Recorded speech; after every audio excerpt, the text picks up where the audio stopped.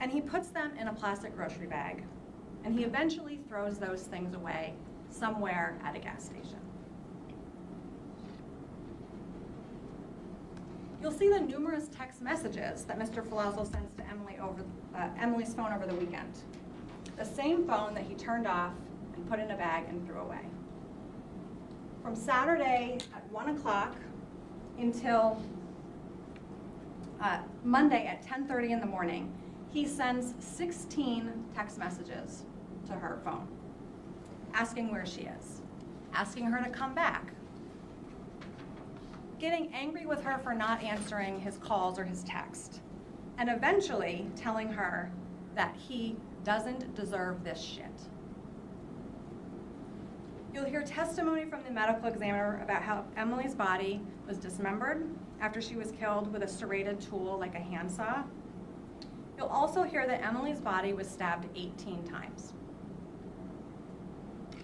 after she was killed. 1 stab to her chest, hitting her heart, 8 stabs to her abdomen, 9 stabs to her back. The medical examiner will tell you that these were stab wounds, not slicing wounds. And you'll hear Mr. Ferlazzo admit to cutting up Emily's body with a saw, putting it in garbage bags, and how he intended to bring her body into the woods and discard it.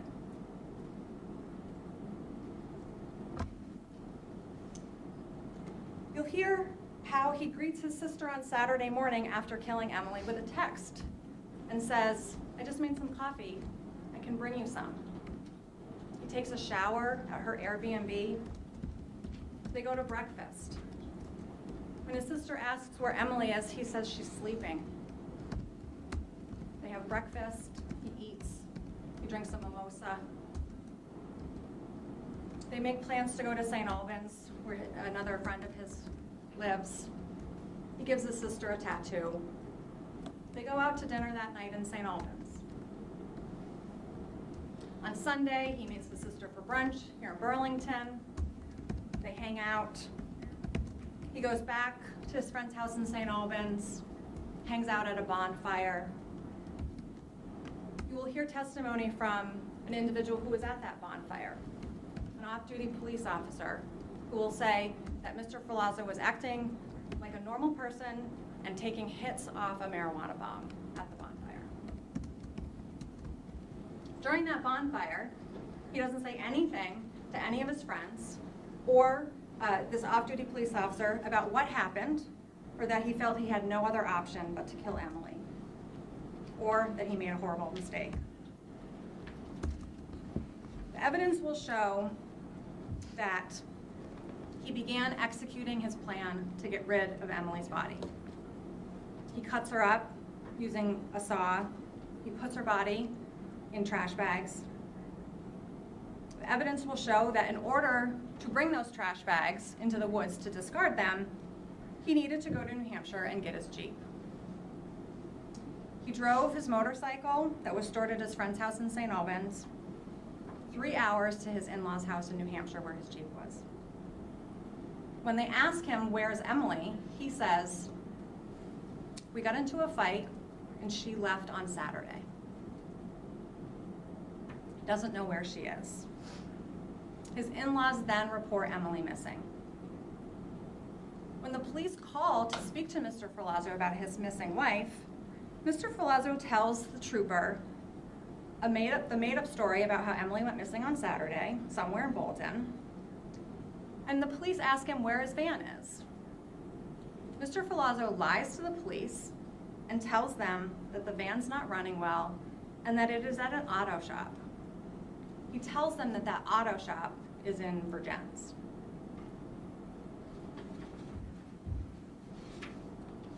The evidence will show that this is when Mr. Ferlazzo's cover-up starts unraveling. The evidence will show that before Mr. Ferlazzo left his in-laws' home in St. Albans, they convinced him to turn on location sharing services on his phone. He started driving from New Hampshire back to Vermont around 8:15 on Monday night. On the way, he texts a friend who lives in Enosburg and says that he's going to be showing up at his house on Monday night at 11:20. While Mr. Ferlazzo is driving from New Hampshire to Vermont, police learn that the van is not in Virgins, and they locate the van in St. Albans. And they post a couple of troopers outside of the van. Mr. Ferlazzo eventually arrives at his friend's house in Enosburg. They hop in his friend's car because Mr. Ferlazzo has said, "I need a ride to go get my van." As they're driving and getting close to where the van is parked at his friend's house in St. Albans, they start to see troopers. Mr. Ferlazzo tells his friend to turn around. His friend confronts him about what's going on, asking him if those troopers are for him. Mr. Ferlazzo tells his friend the police are looking for Emily, that she's in the van, that she's not alive, and that he shot her. When his friend attempts to kick him out of his car, Mr. Ferlazzo starts panicking, acting like he's going to jump out of the car, asks his friend to shoot him, and says he can't go to prison. His friend calls 911 as Mr. Ferlazzo walks off into the woods. You'll hear about how after that 911 call, the police start looking for Mr. Ferlazzo. And you'll hear that about 14 hours later, a detective from the Vermont State Police was at the Maple Fields in St. Albans. You'll hear about her seeing Mr. Ferlazzo getting a drink out of the cooler at the Maple Fields. And you'll hear about Mr. Ferlazzo being approached by the troopers, and that trooper will describe that Mr. Ferlazzo appeared deflated and looked like he had given up. She brought him back to the station, and he sat down with detectives for an interview. 42 seconds into the interview, he confesses to shooting Emily. You will hear that confession, and you will see how detailed, thoughtful, and thorough his conversation is. He has time to think about what he's going to say. He's given numerous breaks. He has time to contemplate. He has time to change his story or correct inaccuracies. At no point during his statement will you ever hear him say that he thought Emily was going to kill him, hurt him, or that she posed any threat to him.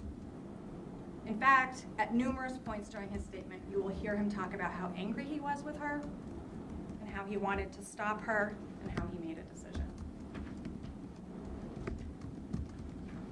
As you're taking in all of the evidence over the next couple of days, I want you to pay close attention to what you hear and also what you don't hear. You won't hear or see any evidence that indicates that this was a lawful or justified killing. You won't see any evidence that indicates that Emily posed a threat to him. You won't see any evidence that indicates that Mr. Ferlazzo couldn't make decisions, couldn't think straight, couldn't form intent to kill. In fact, you'll hear the opposite. After all the evidence is presented, Judge Pack will read you the law. He'll read instructions on the essential elements of the offense and provide definitions of those legal terms. You will be asked to decide whether the state has met its burden of proving these essential elements beyond a reasonable doubt, and we are confident that we can and will meet that burden. The state will meet its burden and show beyond a reasonable doubt that Mr. Ferlazzo was the person who committed this offense, that Mr. Ferlazzo caused the death of his wife, Emily Ferlazzo, that Mr. Ferlazzo's killing of Emily was unlawful, meaning there was no legal justification for it, that he intended to kill Emily, meaning it wasn't a mistake, it wasn't an accident, that he acted willfully, that he acted deliberately, and that he acted with premeditation. And we believe that this evidence will prove, well, beyond a reasonable doubt to every single one of you serving on this jury that Mr. Ferlazzo is guilty of the unlawful, intentional, willful, deliberate, and premeditated killing of Emily. And we will be asking you to return a verdict of guilty. Thank you. Ms. Jantz, do you wish to make an opening? Yes, Judge, I do. Thank you.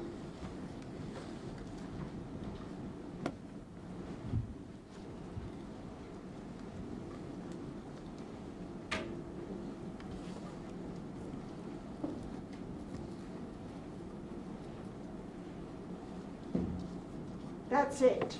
You're dead. That's it. You're dead. That's what Joseph Ferlazzo now remembers hearing Emily say to him, and then seeing her start to pull her pistol out from under her pillow, because these are people who slept with their guns under their pillows. He was afraid for his life, believed she was going to shoot and kill him. That's it, you're dead, she said to him. And he shot her twice in the head. This weekend, prior to this weekend, they had been living with her parents in New Hampshire for about a month.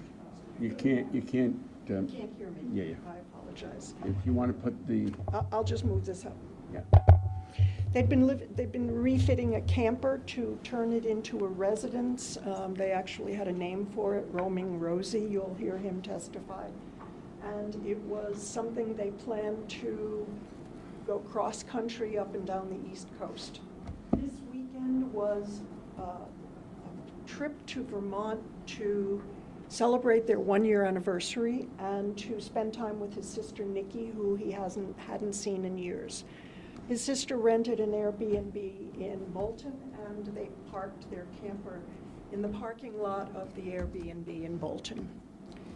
The drive up here from New Hampshire was great.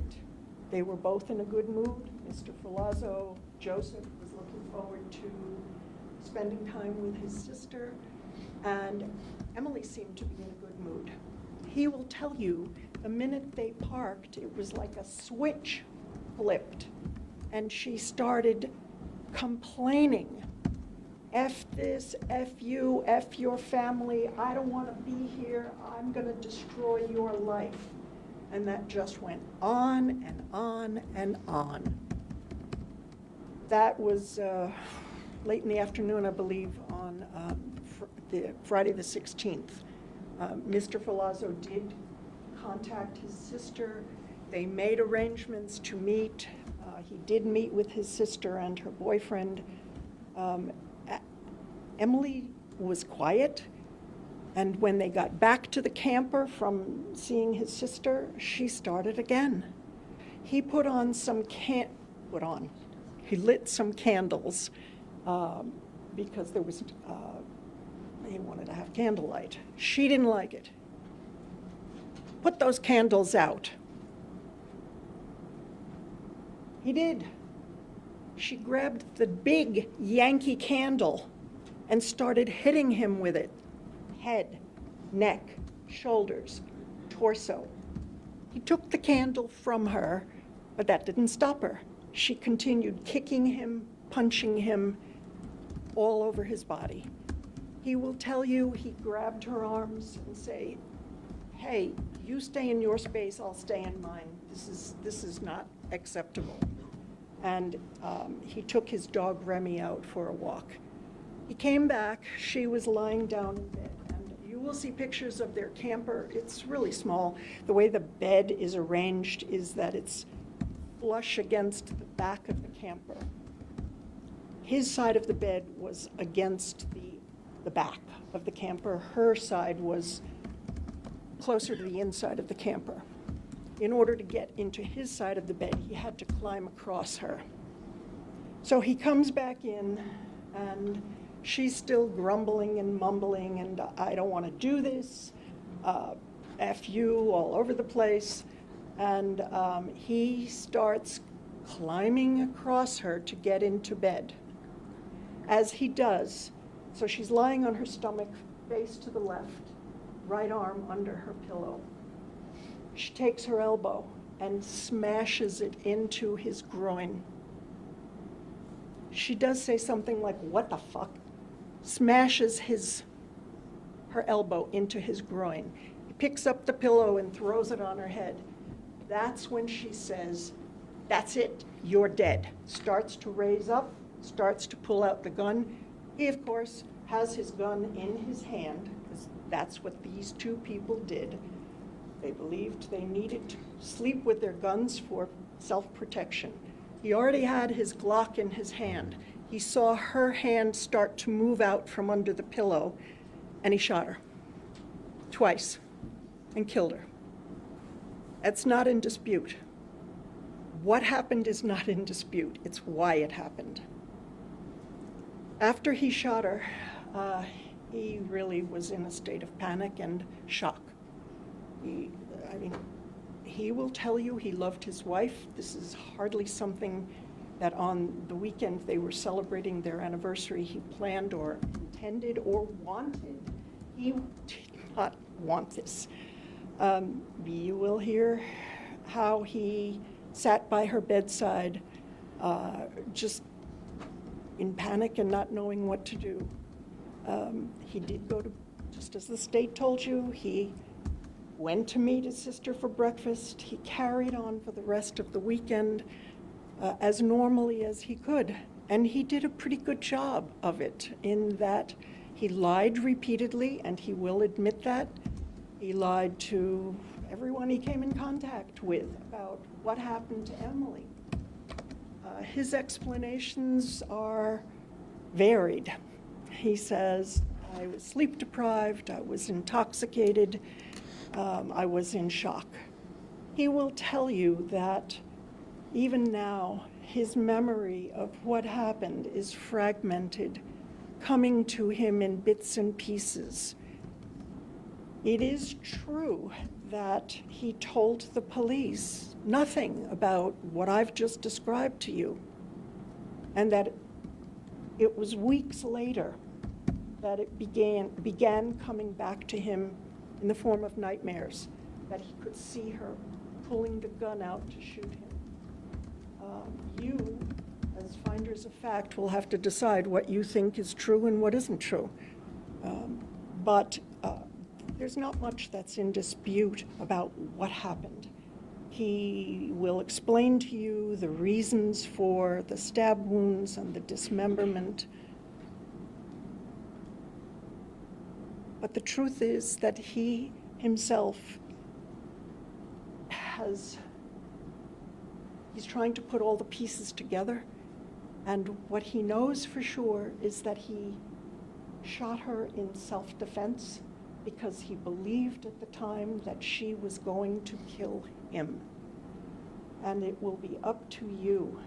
Let me just make sure I didn't forget anything before I ask you to find not guilty.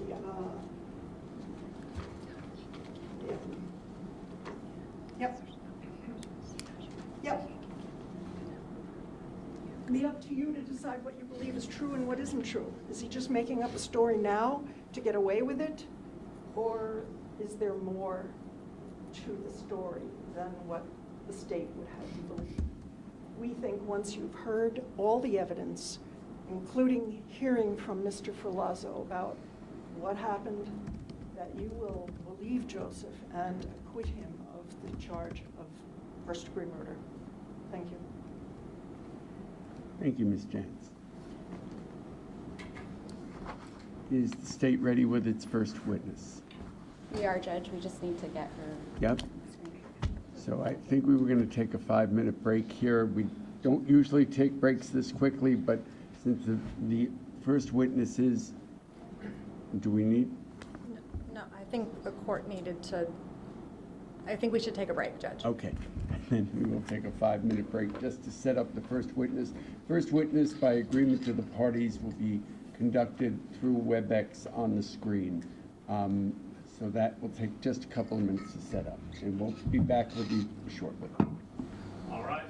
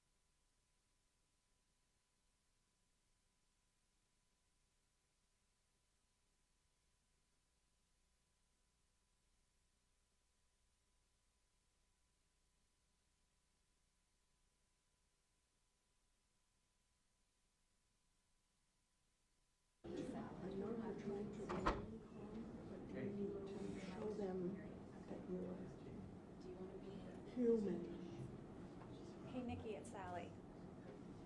Can you hear me? And unmute yourself for a second and turn on your camera. Hi.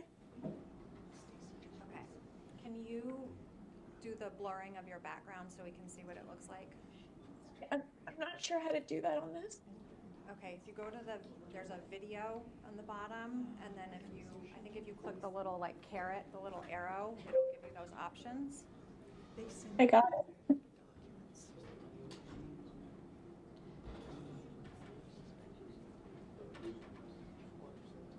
I don't see the option where it says to, oh, never mind, I see it.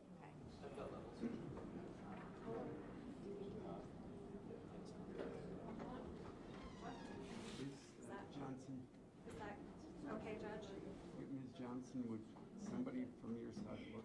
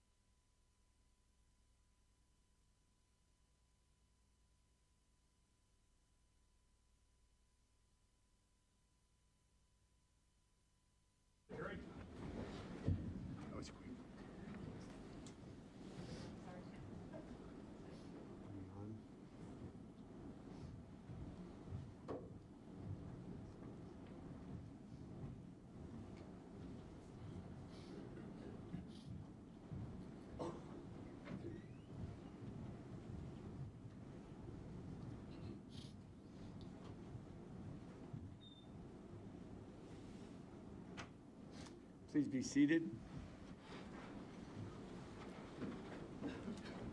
We'll resume the matter now.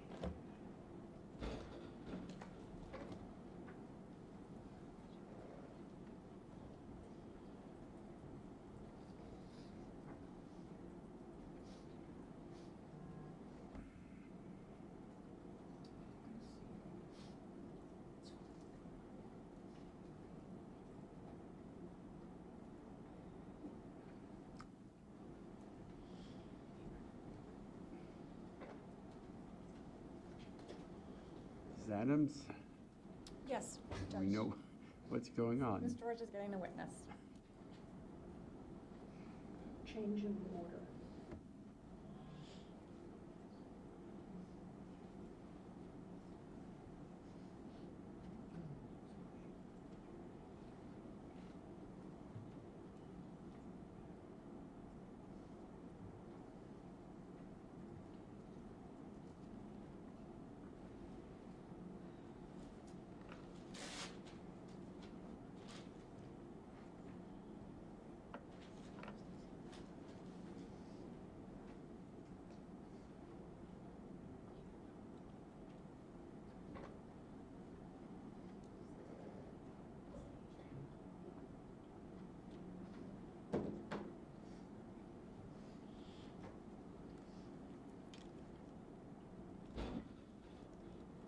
Is someone on their way? Yes, Your Honor, sorry, but we're ahead of schedule, so we have Miss Bass coming in next. Okay. And is she here or? She's here, she's walking, she has a service dog, so she's. Okay.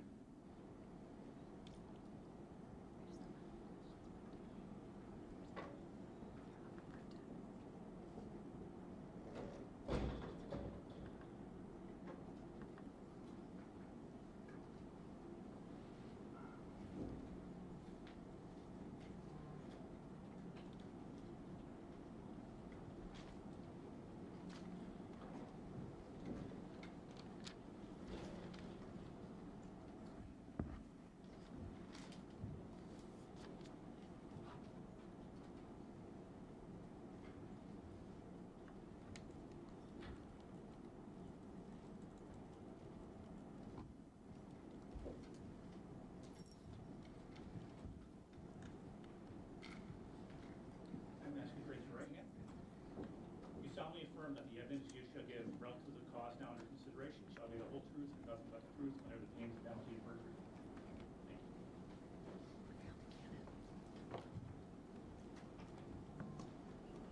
Ms. George.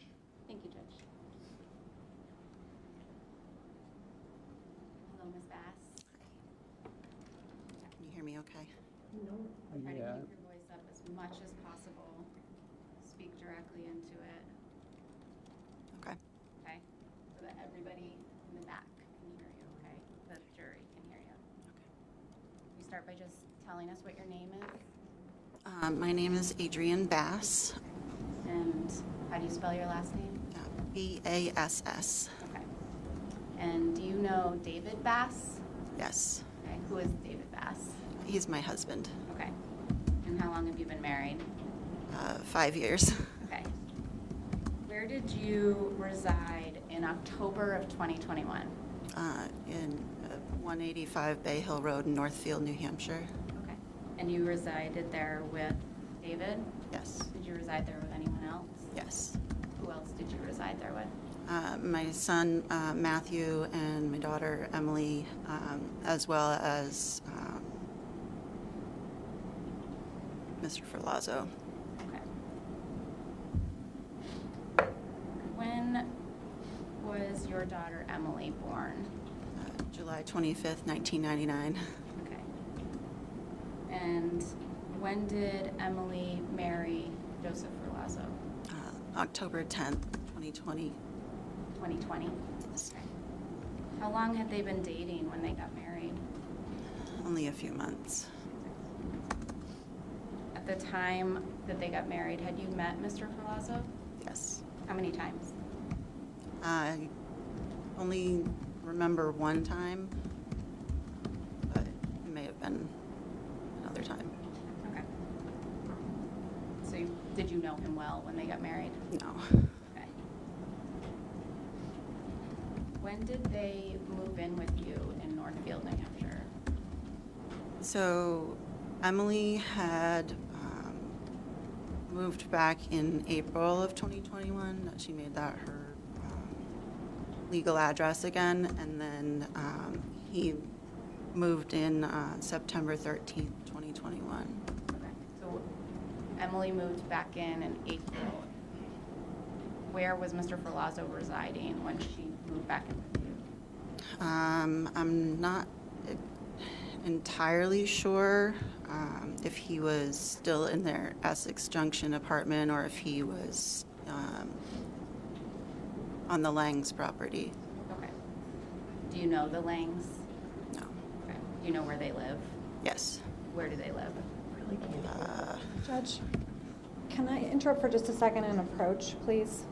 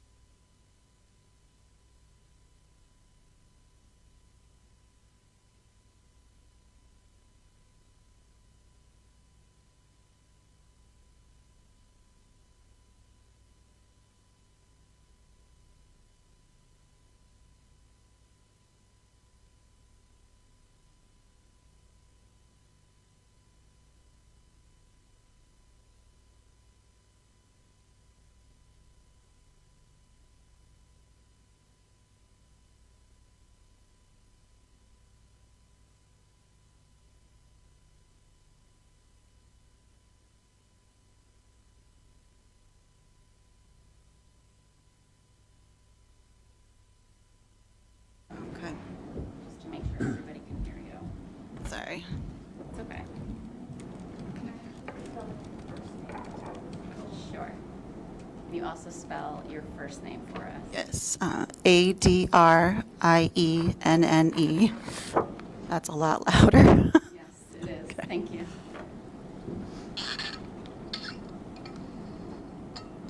Okay.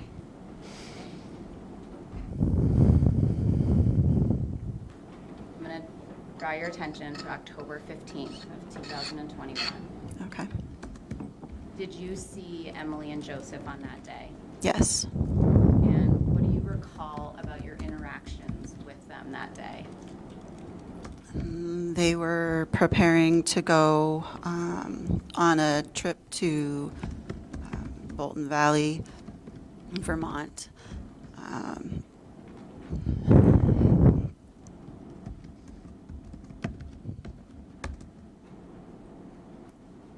And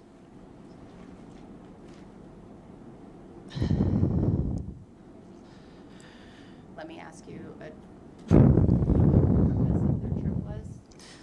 yes, What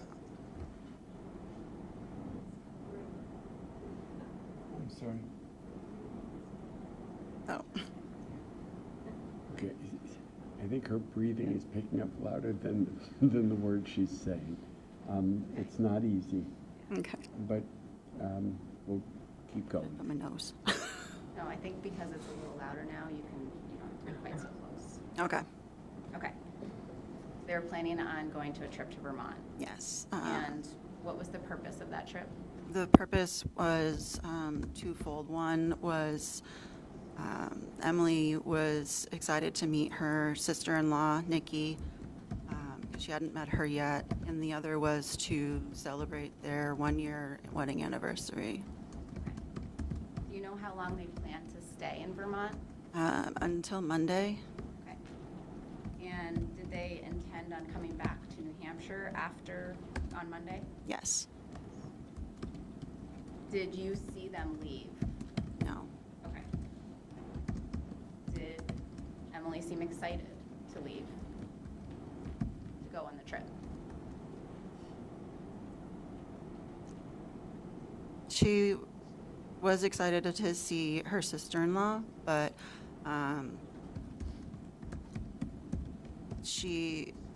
it seemed to be taking longer to get the bus ready. So she seemed, I don't know how to describe it. She wasn't upset, but sort of just, what's going on, when are we going? Okay. So, Anxious to go? yeah. Okay. Did you speak to Emily once they had left? Through Messenger. Okay. Do you recall when the last time was that you heard from her? It was about around 7:45 that night. Okay, and that was through Messenger? Yes. Facebook Messenger?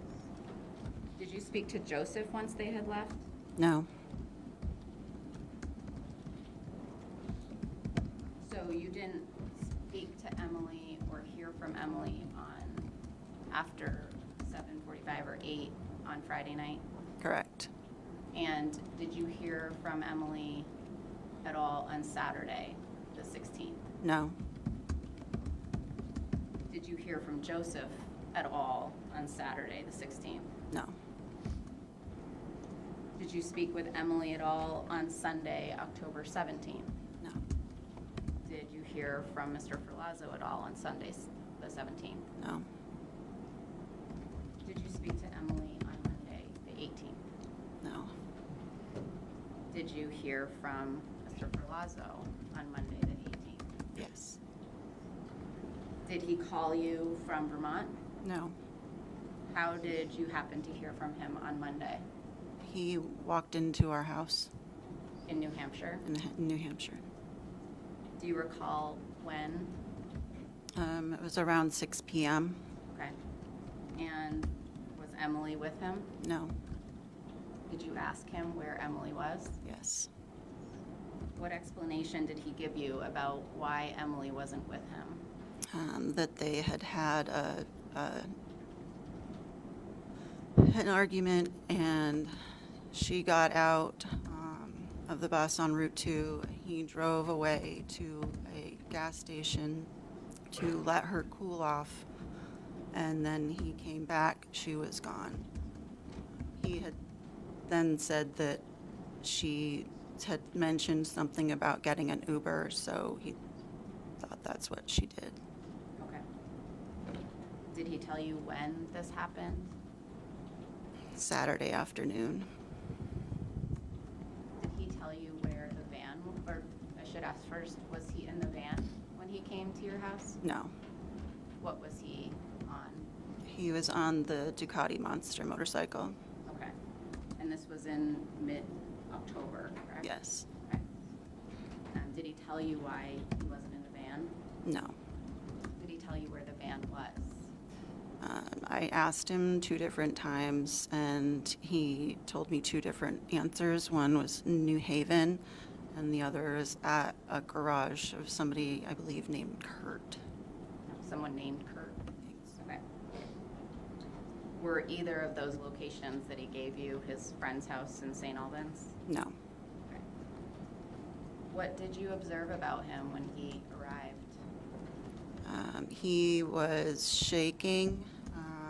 I interpreted that as he was cold because he had just driven from Vermont on his motorcycle.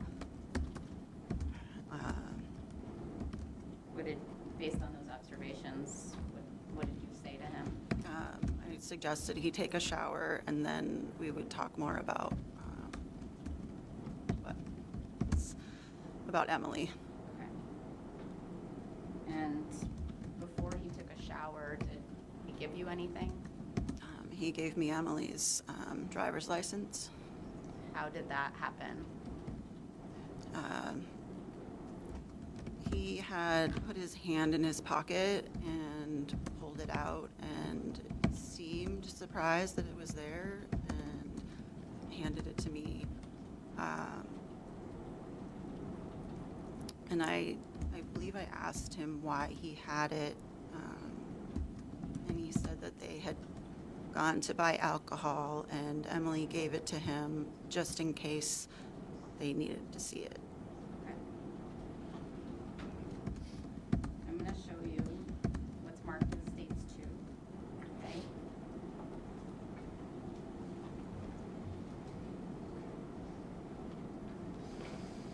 Recognize this?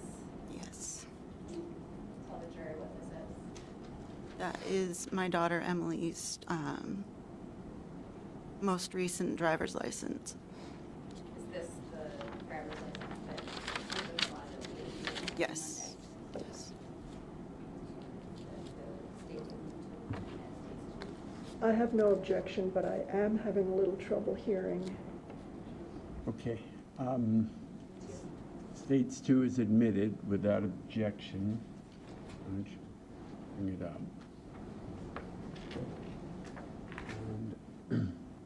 And just do your best to keep that voice up. And Ms. Jantz, if you have continued, let us know so Thank you. we make sure you can hear. Jurors are also having trouble. Obviously, the jurors, you can raise a hand if you're unable to hear in the back as well, because we want to make sure everybody hears all of the testimony.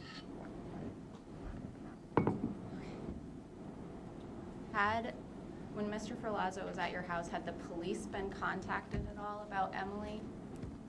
Objection. Unless she's going to testify that he told her one way or the other whether they had been contacted, I don't know how she would know. And it's a leading question. We'll sustain it as asked. Sustain the objection. Were you aware of whether the police had been called? Same objection. Foundationally, we'll sustain the objection. Did Joseph tell you that he called the police? He did not. Okay. And did you call the police? My husband, David Bass, called the police with me. Okay. And what police agency did you call? I believe we spoke to both the New Hampshire State Police and the Vermont State Police. Okay. And did the Vermont State Police ultimately speak to Mr. Ferlazzo? Yes. And was he at your house when that occurred? Yes. How long did Mr. Ferlazzo stay at your residence? Until about 8 o'clock. How long after speaking to the police did he leave your residence? It wasn't very long. What did he do while he was at your residence? He took a shower. He ate the dinner that David had made for us. He obviously spoke to the police. He changed his clothes.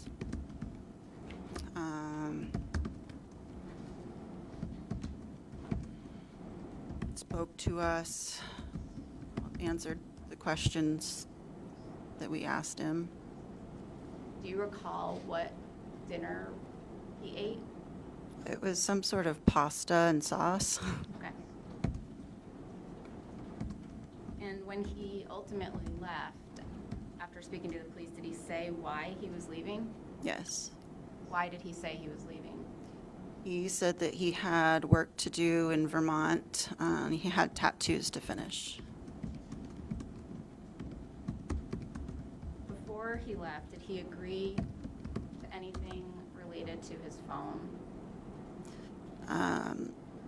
I believe my husband, David Bass, was able to get him to share his location. They shared their locations with each other. My intention was to help make sure that the sentiment was to make sure he got to where he was going safely. Okay. And that was in Vermont. Yes. Did he leave on the same motorcycle that he arrived on? No. What did he leave with? The red Jeep Wrangler. Okay. And that was his Jeep? Yes, And it was at your house? it was. And how long had that Jeep been at your residence? Less than a month. Do you know whether he owned any other motor vehicles? Any vehicles, not motorcycles? He owned the converted bus. And I think, forgive me if you already answered this, do you recall what time he left your residence on Monday? It was around 8 p.m. Okay. And did you ever see Mr. Ferlazzo again after that? No, And did you ever hear from him again after that? no. Did you ever see Emily with a firearm? No. Did you? Judge, these are leading questions. Did you ever see her with a firearm? Is a yes or no leading question. There are certain, I'll overrule you. Thank you. To your knowledge, did she own one? No. Those are all the questions that I have for Ms. Bass. Okay, thank you. Thank you, Judge. Ms. Jantz, do you have cross? Thank you.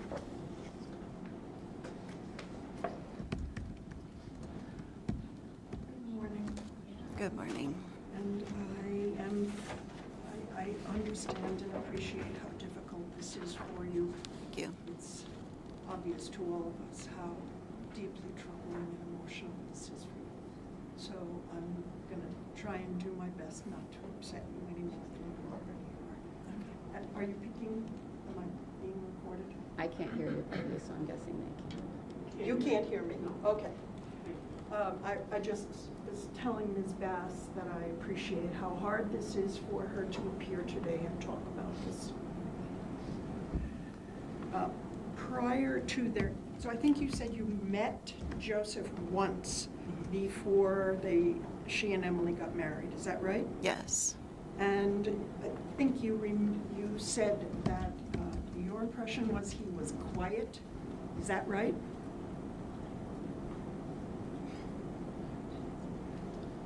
I don't remember if that's what I said. You didn't dislike him, did you? No, not at that point. Did you? You liked him, didn't you? I didn't know him at that point. Well, you knew Emily liked him, right? Yes. And I think you said if she liked him, then you were willing to go along with that. Is that Correct. about right? Yes. So you had, prior to their marriage, you were not, you thought they were happy together. Is that fair to say? Yes. Did there come a point when you thought that they were having trouble as a couple? Yes. When was that? The New Year's Eve, 2021. New Year's Eve 2021? Yes. I'm talking about before Emily's death, which was October 2021. Sorry, October 20. 2020. Yes, 2020. Okay. Thank you for clarifying. Helping me. That's okay. What did you see or observe that led you to the conclusion conclusion that their marriage might be having some problems? So it was a phone call from Emily near midnight stating that she had been in a fight with him and that he had pushed her and she was crying. And then later she went into a room to be by herself away from him. And Something she told you? yes. Okay. And in this same phone conversation? yes. Go ahead. And then she recorded herself in that separate room with him on the other side talking to her. Were they arguing? She wasn't saying anything to him, but he seemed to be upset that she was in a separate room from him. What did you hear that led you to that conclusion? I don't remember exactly what was said. And after that, were there periods of time when Emily was considering divorce? Yes.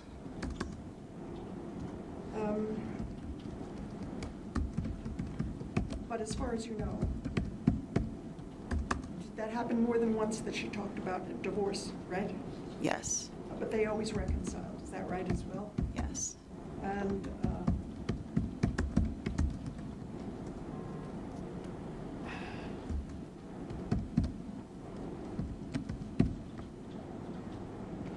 you said that Ms. Joseph gave you Emily's driver's license in connection with the purchase of alcohol. Am I understanding that correctly? Yes. Can you guys hear me? They drank alcohol together, didn't they? I believe so. Vodka and wine? Is that your recollection? I'm aware of the vodka. I'm not sure about the wine or any other specific types of alcohol. And this was when they were living in your house, correct? Yes. Do you know of any other times when they consumed alcohol? And if you do, how do you know? Yes. That night, the New Year's Eve night, Emily told me that she'd had some vodka. Vodka? Was it your impression when they were living in your house that they drank to excess? I didn't see them drink a lot at all. At all? Okay. So how do you know that they drank vodka while they were living in your house if you didn't see them drinking? I didn't see them drinking excessively. Oh, I see. Okay, thank you. Okay. So, prior to the day that they left your house to come to Vermont, you testified on direct examination that Emily was upset that it was taking so long for the camper to be ready. Is that right? Yes. What did you see her say or do that led you to that conclusion? She seemed, how to describe it, not necessarily frustrated, but confused as to why it was taking so long for him to get the bus ready. She said she thought that it was ready, but he kept doing different things in the bus and wasn't ready to go. Okay, so you just said she seemed confused and frustrated. How did she express that? For example, She told me. She She told you. said that she doesn't know why the bus isn't ready yet. I thought we were going to go at this time, and he's still doing things. Was she easily frustrated in your experience? No, it depends on the mood. On the mood? Yeah, what's going on? Is she tired? I'm sorry. I didn't- If she's tired, She would be more easily frustrated. sure. I think that's normal. Yeah.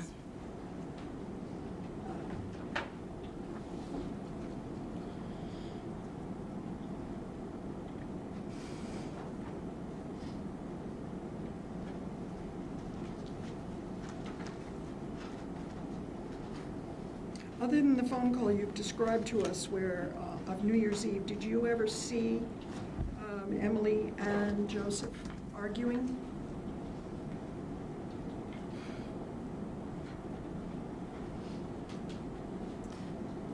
When he or Emily were driving me places, when she was driving, he would do things like grab the steering wheel on her, change the station, poke at her body.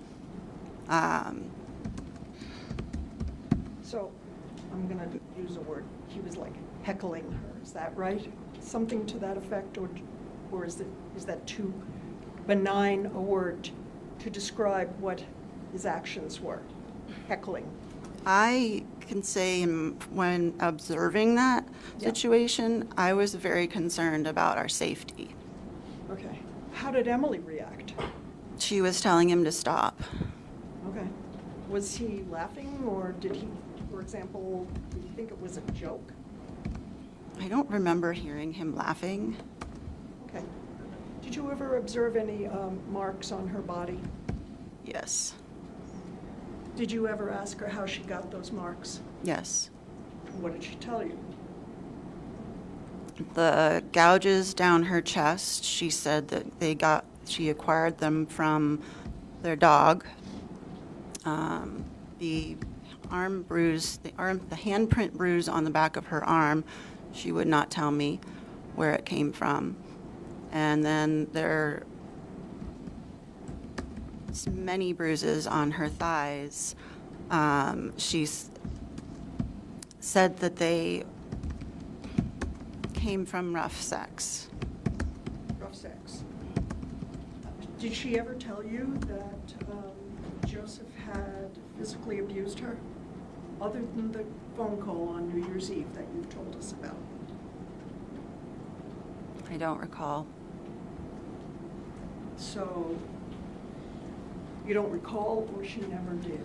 I don't recall. Okay. You'd remember though, wouldn't you? I would think so. Yeah, because you remembered the New Year's Eve call. Because it was New Year's Eve and it was a big deal.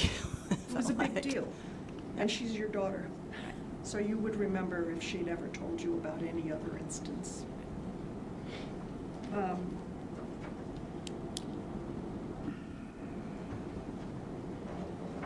I have a moment?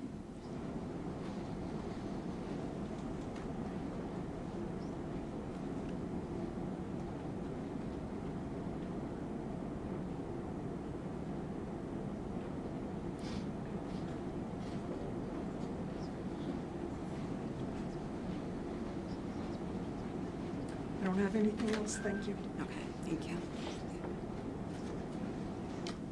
Thank you. Ms. George, I don't have anything else. thanks so much.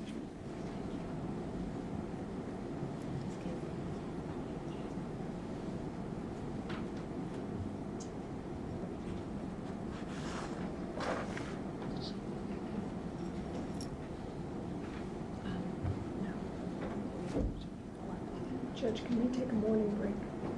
What? Morning break, please? We should. It's 11. You can leave. You need to leave for 2 minutes. I Our next witness is coming at 11, Judge, so. oh, you don't have your next witness yet?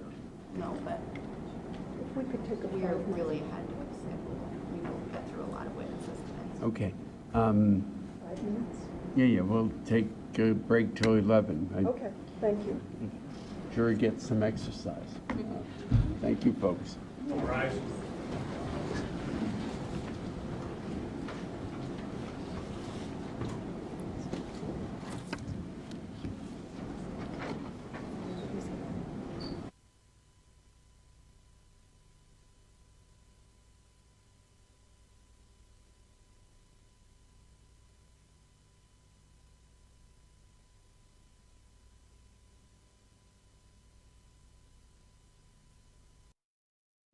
But I didn't have any idea of what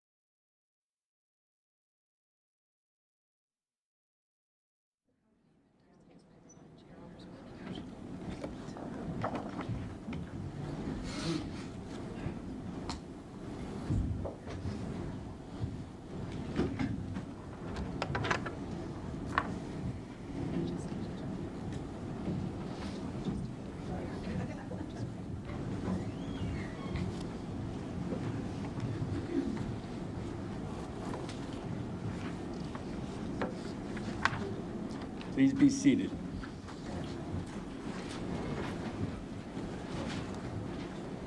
All jurors are accounted for. We're back on the record in State versus Joseph Ferlazzo. The state will call its next witness. All parties are present, including Mr. Ferlazzo. Thank you, Your Honor. The state calls Kaylee Carteret.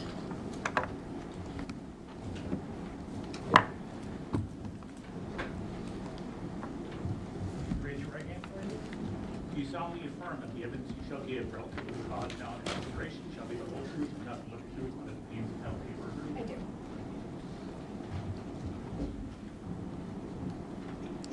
Good morning. Can you state your name and spell both your first and your last name? My name is Kaylee Carteret. My first name is Kaylie. My last name is Cadorettte. And Ms. Carteret, before we get started, I just want to ask you to please keep your voice up because the jurors are having some difficulty hearing us Okay. today. Thank you. Ms. Carteret, what town do you live in? I live in Brattleboro. How long have you lived there? A little over a year. Where did you live before that? St. Albans. Where were you living in October of 2021? St. Albans. What do you do for a living? I'm a police officer. How long have you been a police officer? About 6 years now. What police agency do you work for? I work for Wilmington Police Department. Wilmington Police Department. Have you worked for other police agencies? Yes, I have. And what other agencies? I worked for St. Albans before Wilmington. And were you working as a St. Albans police officer in October of 2021? Yes, I was. Where did you grow up? St. Albans. Do you know people by the name of Sarah and Jason Lang? Yes, I do. How do you know them? They are the mother and stepfather of one of my best friends from childhood, And who is that? Alex Giroux. Where do the Langs live? They live on Meadowbrook Lane in St. Albans. Have you been to their home? Yes. Do you recall being at the Langs' home in St. Albans on October 19th of 2021? Yes. Do you recall what day of the week that was? It was a Sunday. Why were you at the Langs' home? I was there just to spend time with Alex and his parents. Do you remember what time you arrived? I think I arrived around 7 p.m. And when you arrived, who was there? Alex was there, Sarah was there, and Jason was there. At some point during the evening, did somebody else arrive? Yes. And who was that person? Joseph Ferlazzo. Did you know Joseph Ferlazzo at the time? At the time, no. Had you met him before? I found out later that I had met him briefly before.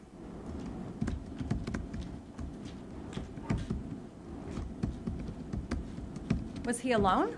Yes. Do you see the person who you saw that evening in the courtroom today? Yes.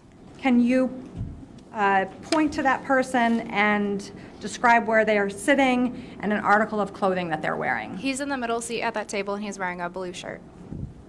Your Honor, if the record can reflect that the witness has identified the defendant. So reflected.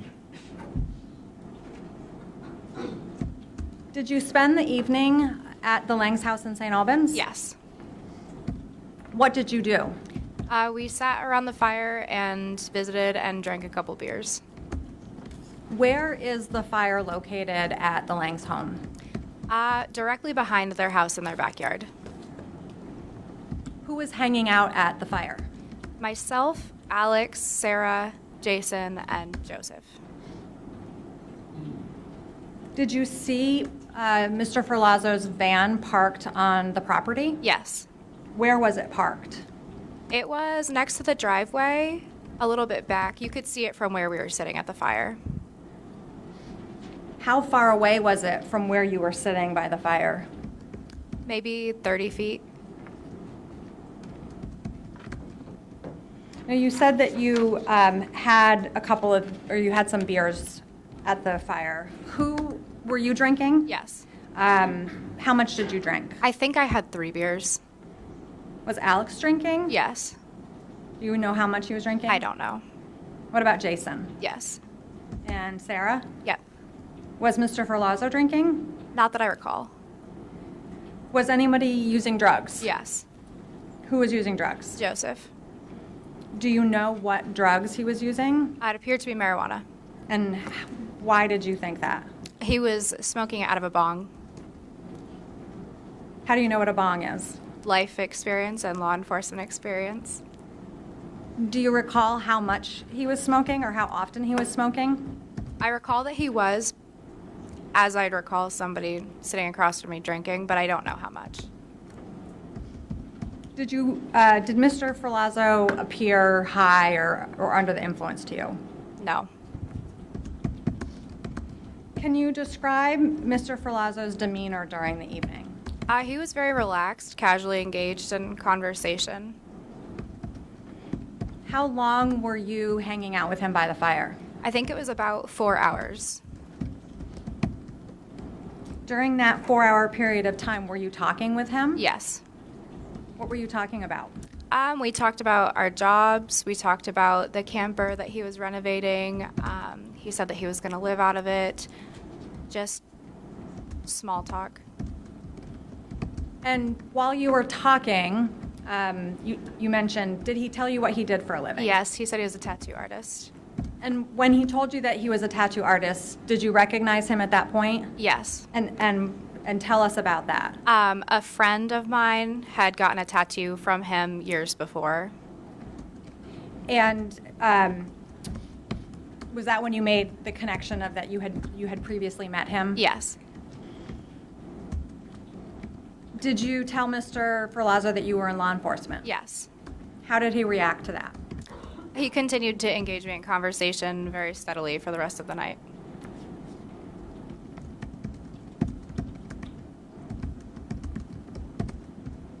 Around what time did the evening end? I think around midnight. And how did it end? Myself, Alex, Sarah, and Jason went into their house, and Joseph went off in the direction of his camper. As you were retiring for the night, did Mr. Ferlazzo say anything to you? Yes. What did he say? A comment was made where he related something to Emily. He said, "Oh, Emily likes that." And I said to my friend Alex, "Oh, I didn't know that he had a wife." Had he not spoken about a person named Emily in the 4 hours before? No. Did he tell you that he was married? No. Did he tell you that his wife had walked off on Saturday and he hadn't heard from her? No. Did he tell you that he had been texting his wife's phone and she hadn't been responding? No. I don't have any other questions, Your Honor. Okay. Any cross, Ms. Jones? Yes, thank you, Judge.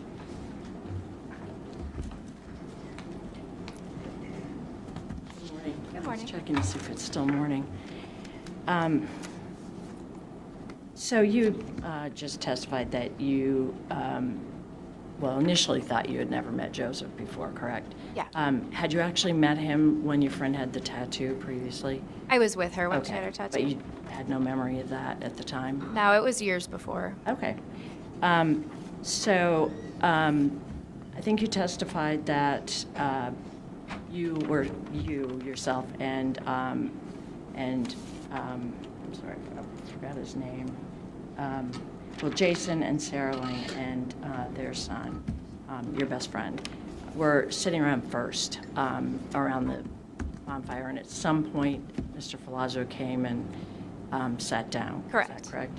So it wasn't a situation where it was just you and Mr. Ferlazzo having, the two of you having a conversation. It was sort of a group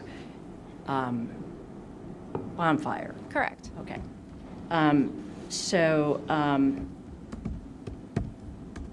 Do you recall giving a deposition on June 13th, 2023? Yes. Approximately, yeah. So you stated in your deposition that the conversation was very small talk type.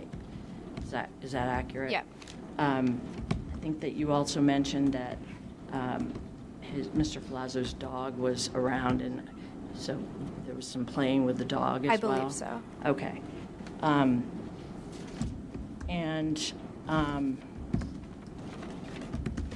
Then at some point he left, and you folks remained in the Lang's house, correct? Correct. All right. So I think that you had mentioned that and do you recall giving an interview with Detective Truex? Yes. And I believe also in the deposition you stated that he seemed normal, and you had also mentioned that he hadn't mentioned his wife, but yet you were talking about small talk things. Yes. So, having not really interacted with Mr. Ferlazzo previously, you wouldn't really necessarily have a baseline or no way of knowing how Mr. Ferlazzo behaves typically in various situations. Is that fair? That's correct. Okay. So his normal behavior or abnormal behavior, there's nothing to compare it to. He was calm. Okay. All right. I think that's all I have. Thank you. Thank you. Any redirect? No redirect, thank you. Thank you.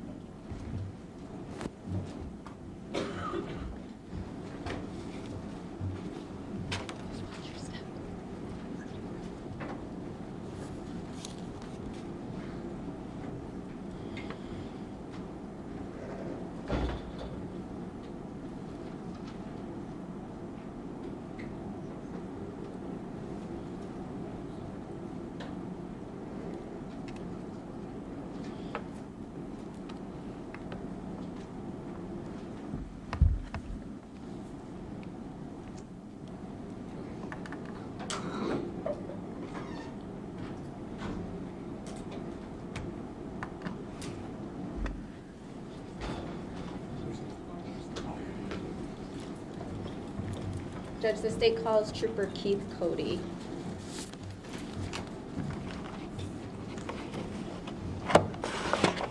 Raise your right hand, first.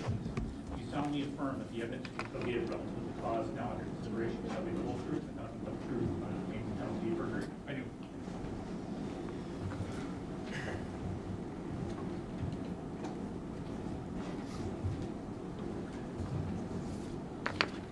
Yeah. Okay, thank you. Good morning, Trooper. Good morning. Can you state your name and spell your last name, please? Yes, it's Keith Cody, and my last name is spelled C-O-T-E. Okay, and how are you employed? Trooper with Vermont State Police. And how long have you worked for the Vermont State Police? Since April of 2021. Okay. How long have you been in law enforcement? Since November of 2012. Okay. And where did you work prior to becoming a trooper? In the St. Albans Police Department. Okay. And aside from general training that all sort of certified law enforcement officers receive, do you have any specialized training in law enforcement? Sure, so I've attended a desert snow drug interdiction course taught by Nebraska State Police.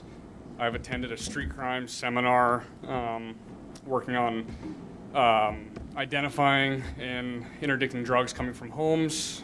I'm a member of the search and rescue team within the Vermont State Police.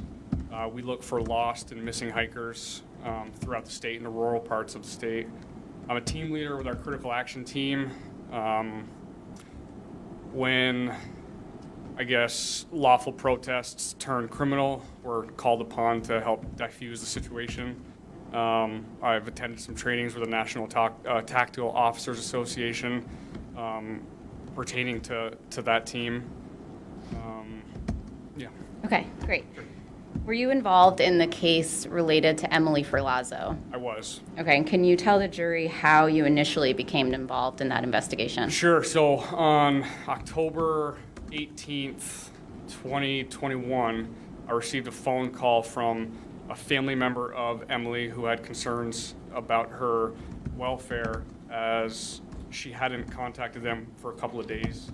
She'd had no social media activity. She hadn't contacted any of her close friends, and this was out of the ordinary for her. This behavior was not normal. Okay. And can you say again who had contacted you? Yes, it was Emily's stepfather, David Bass. Okay. And where were they located? They were in New Hampshire at their residence. Okay. And did they have any other information about what might have happened to her? Did they provide you any other information? Sure. So prior to David calling, Emily's husband, Joseph, had returned to New Hampshire on the date that they called, stating that they had gone their separate ways, I believe on Saturday, the 16th. Emily had told Joseph that she was going to get an Uber taxi back to New Hampshire, yet she never showed up as to when Joseph got there, and their plan was to meet in New Hampshire on Monday. Okay. So what was your understanding of where Joseph was when Mr. Bass called the state police? At their residence in New Hampshire. Okay. And at some point then, did you speak with Mr. Ferlazzo? Yes, I did. When did you speak with him? So Mr. Bass gave me Joseph's phone number. So when I hung up with David, I called the phone number. David answered Joseph's phone, and I said, oh, this is Trooper Cody again. Can you put me on the phone with Joseph? So it was moments after I finished my phone call with David. Okay. And was that conversation with Mr. Ferlazzo recorded? Yes, it was. Okay, and how was that recorded? Through my, so the phone was over my cell phone, and I recorded it on my department-issued body camera. Okay. And did you identify the person that you were speaking with as Joseph Ferlazzo? Yeah, so when Mr. Bass answered the phone, this is Joseph's phone, I said, can I please speak to Joseph? He then handed the phone to Joseph, and I said, hello, Joseph, this is Trooper Cody of the State Police, and we began our conversation. Okay. And approximately how long did you speak with him? 9 minutes and 20 seconds, approximately. Okay. And how did he sound while you were speaking with him? Calm, perhaps a bit unconcerned about Emily's whereabouts. Okay. So we're going to listen to the recording, but in summary, sort of what did Joseph tell you about Emily's whereabouts? Sure. So Emily and Joseph had put together a makeshift camper RV that they were traveling in, that they could live in. And they traveled for the weekend to Bolton to visit a family member of his.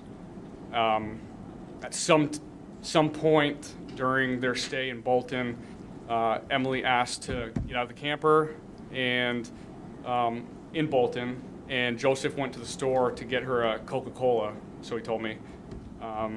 When he returned, Emily was gone. He told me he drove up and down Route 2, up and down the Bolton Valley Access Road, and was unable to find her. And again, that she had told him she wanted to be on her own, and she was going to take an Uber back to New Hampshire. Go ahead. Oh yeah, sure.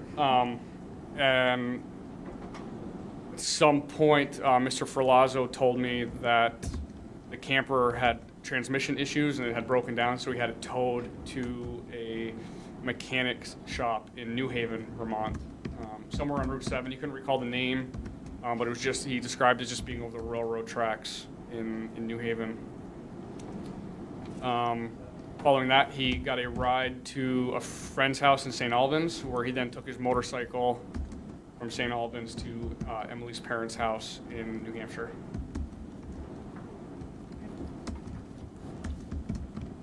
So I'm going to, have you previously seen what the state marked as States 3, your Axon video of Yes, I have. conversation? Yep. And have you reviewed that before today's testimony? Yes, I did. And is it a fair and accurate depiction of the conversation you had with him on that day? Yes. Okay. Judge, the state would move to admit States 3. States 3 is admitted without objection.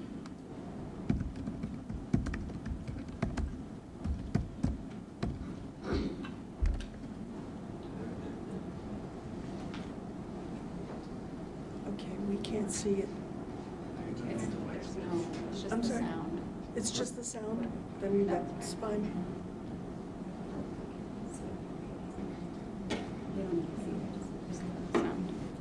Okay. There's just some questions about being able to see it, but before we start it, is there anything visually that is important for this video? No. Okay. It's just your body camera with your phone, correct? Yeah, my body camera's, I was sitting in my cruiser, my body camera's mounted on the center of my chest here, and I had my cell phone on speakerphone, just holding it like this, so all you see is the steering wheel, and you might hear some radio conversation from my cruiser. Okay. The state's gonna play it.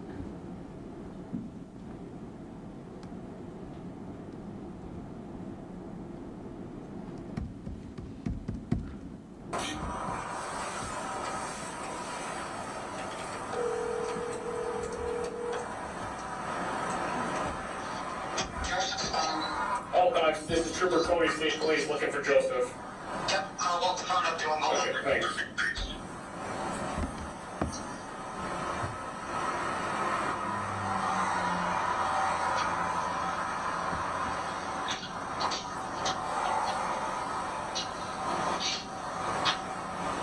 No, I'll go for you. What? Hello? Hey, Joseph, this is Trooper Cody, Vermont State Police. Hello? Hey, so, I just got off the phone with your father-in-law, and it sounds like there's some concern about maybe where Emily may be. Yes. Okay, what can you, it sounds like you, what do we know at this point, I guess? Or what can you tell me? She was with me, and then she said she was gonna get an Uber. So she asked me to drop her off in the parking lot, and I dropped her off. She was wearing like white sneakers and like ripped blue jeans and like a black top, it's like a long sleeves and like a lightweight. And yeah, I went to the gas station, grabbed her a Coke, and when I went back, she had already been picked up. I'm looking for her, I couldn't find her, and then I haven't been able to make contact with her since. And that was like Saturday afternoon. So where did you drop her off? In Pullman. Whereabouts? Or what, like up in There's a parking lot at like at the base of the hill. okay. Yeah, there's like the road that goes up to the ski resort. Right, yeah. So the little parking lot right at the base of that hill, you're saying? Yes. Like almost right on the corner of the main road there, Route 2? Yeah. Okay. And that was Saturday in the afternoon? Yes. Okay. And then you went to the gas station, the one, just down the street there? Yeah, I went down the street, got some gas, and grabbed a Coke, and she wanted maybe a soda. Yeah, I went to bring her a drink, and she was gone. So I don't know who picked her up. She didn't tell me, and her folks said that she's not with her friends. Okay. So after you just noticed she was gone, you just decided to just leave, I guess? I drove up and down the road looking to see if she started down the road, and I drove up and down to both ways, and I didn't see her walking. Okay. So you figured the Uber or somebody picked her up? Yeah, she said she was getting it over. Okay. But she had her cell phone with her at that time? Yes. And like her purse or wallet or something with some money? Yeah, she had like a wallet with cards in it. Okay. And now about what time was this? Did you drop her off, would you say? Maybe like a little afternoon, like 12:30. Like 12:30. Okay. Somewhere around there. Okay. And then, so I understand you're an Emily's fan. You guys were traveling in like a camper van? Yes. Okay. But it broke down somewhere, you said? Yeah, the training smoke, so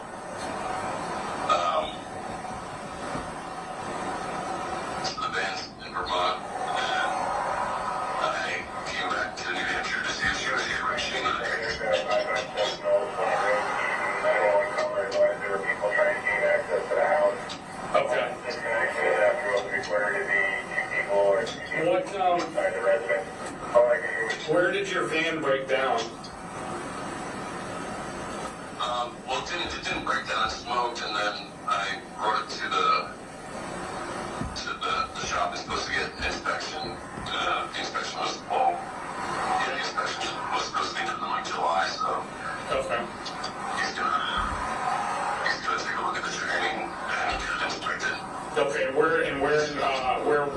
what shop is that? I don't know the actual name of it. It's in New Haven. It's in New Haven. Yeah, like right over the railroad tracks. Oh, yep, okay. Right on the main road, right on Route 7 there? Yeah. Okay.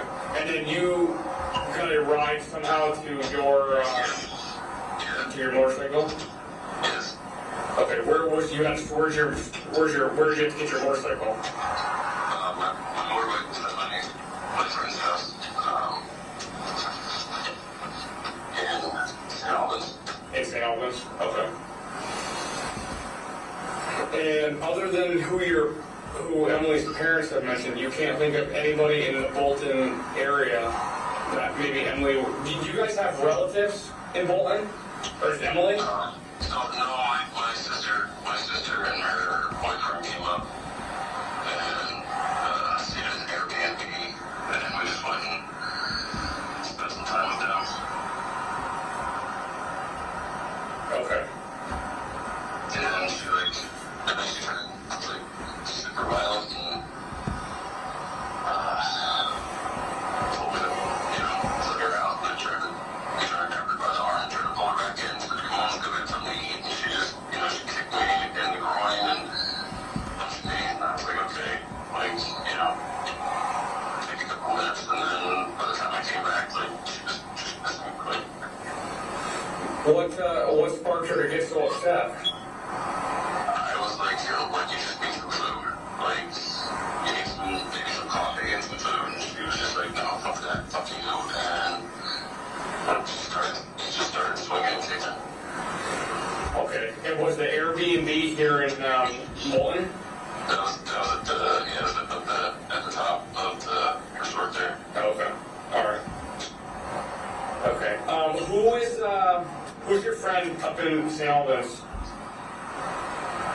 My friend Sarah Lane. Sarah Lane. Okay. Do you have a phone number for Sarah? Does Emily know Sarah? I mean, have you checked in with Sarah? Yeah, I saw Sarah. She hasn't seen her.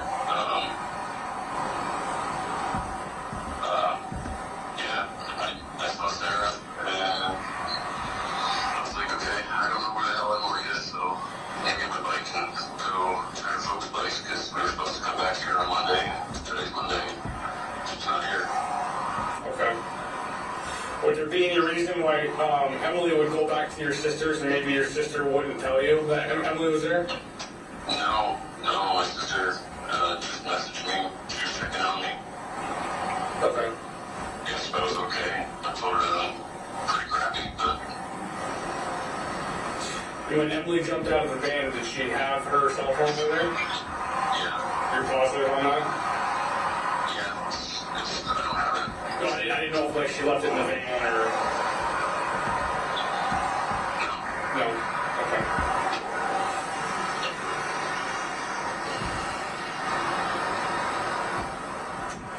All right. Well, I will. I'm gonna ask more questions. I'll probably call you back here if I see if I can try to come up with something here. Maybe we try to find out where she is, or if she's just trying to, ignore. That's fine. But I'd like to at least figure that out. So, if you think there's anybody that I should try calling, just let me know. Okay. All right. Thanks, Joe. Thank you. Bye. Bye.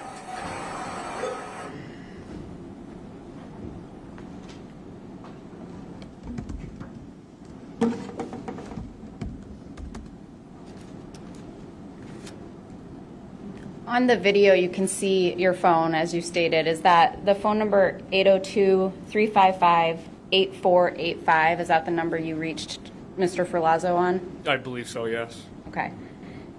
And were you ultimately able to speak to the friend he said that he went to see in St. Albans, Sarah Lang? Yes. Okay. And when did you speak with her? I spoke with her. I found a number for her moments after speaking with Joseph. Okay. And based on that conversation, did you ask a St. Albans police officer to go to her residence? Yes, I did.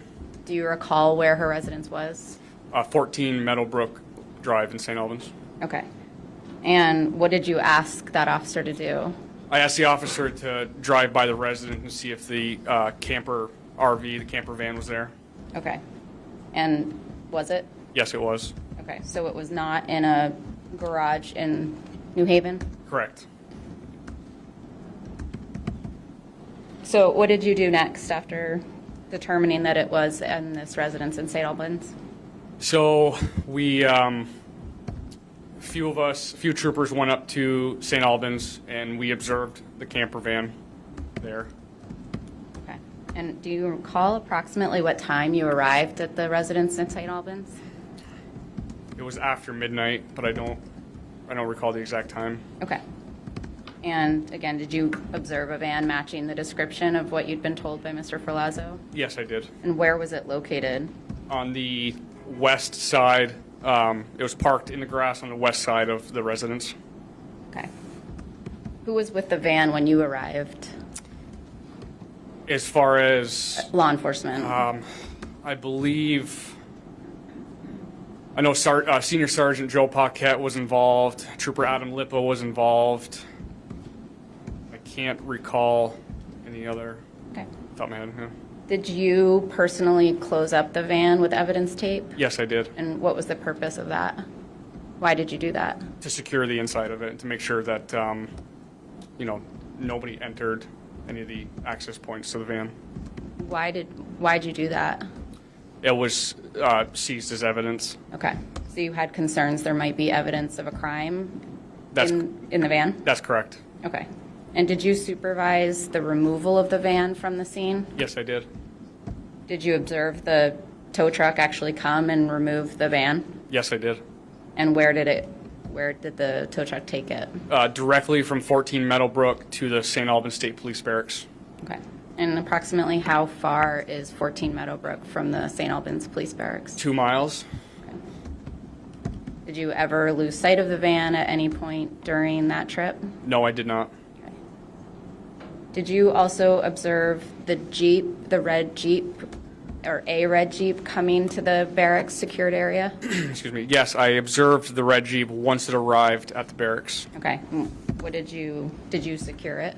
Yes, so the Jeep the van was too big to put into our indoor sally port.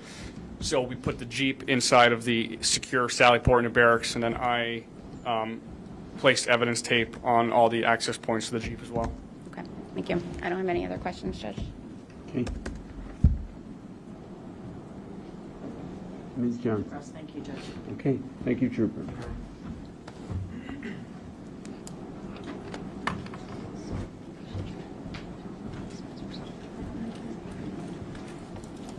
Yeah, of course. So, Judge, I think our remaining witnesses are coming at 1. Okay. It looks like we're going a little quicker than we had anticipated, so that's the good news. And so we'll take our lunch break now till 1 o'clock. We'll try and start promptly at 1. Thank you. All right.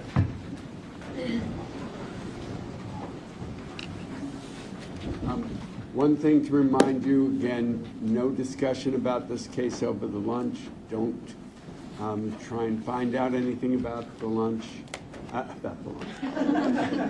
about the case while you're at lunch. And other than that, enjoy your lunch.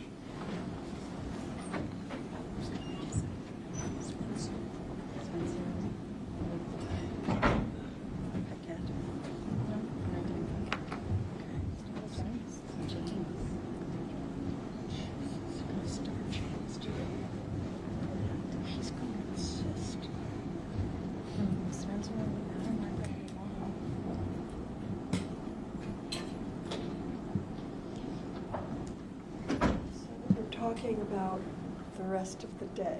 All right, why don't we talk about the rest of the day?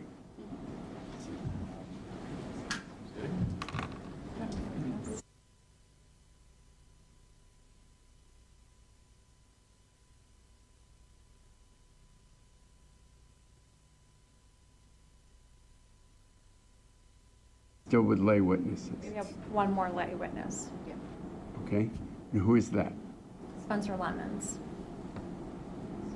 So, and who are the two troopers? Adam Lippa and James Voorhees. Okay, so we will be able to fill the afternoon? Well, that's what we wanted to talk with you about, Judge. Detective Voorhees is, as the court knows, the one who is the lead detective and the one who's interviewed Mr. Ferlazzo. My preference is to have his testimony in one day, and that won't be possible today. We could start him and finish him on Monday, but my preference would be for us to do him all on Monday. He's probably your longest witness. Yes. Or at least one of them. Second longest, yeah. You're otherwise probably, given what I just heard, talking about wrapping up at 2 o'clock. Maybe before then. Well, Spencer Lemons will be half an hour at least. Yeah, that's why I said 2 o'clock. Because you're going to play the 911 call. I recognize that it's cutting today short, but as the court pointed out, we're way ahead of schedule. I hadn't planned on starting Detective Voorhees' cross-examination today. I know we can do the direct. Yeah, we won't do I don't see how we can. Why don't you approach for a moment? Okay.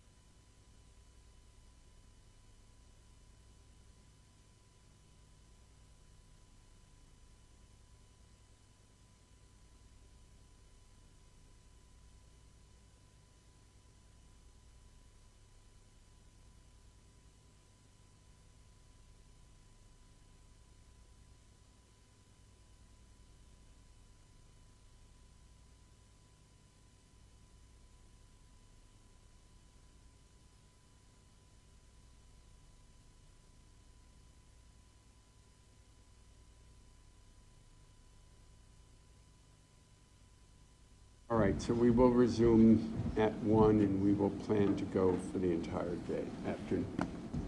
Spencer is next.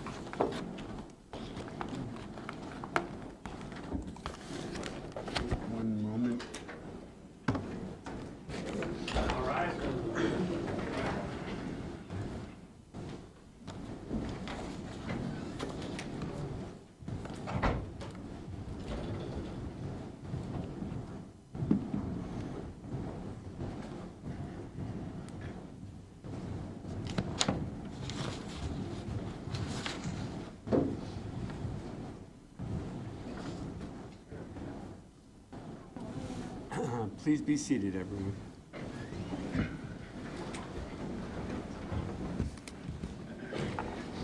We are back on the record in the matter of State of Vermont versus Joseph Ferlazzo Jr., 21 CR 8967. Mr. Ferlazzo is present with his attorneys, and the state is with its attorneys. The jury is all back from lunch, and just a quick question. Anybody learn anything about the case while on lunch break? Anybody discuss the case with anyone or hear any information of any kind regarding this matter? I'm seeing all shakes of the head no from the jurors. Is the state ready to proceed? We are, Judge. The state would call Spencer Lemons.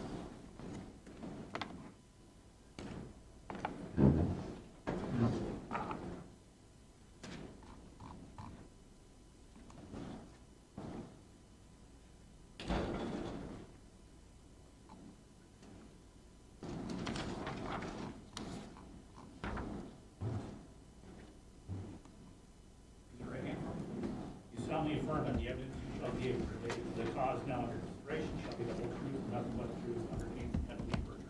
I do.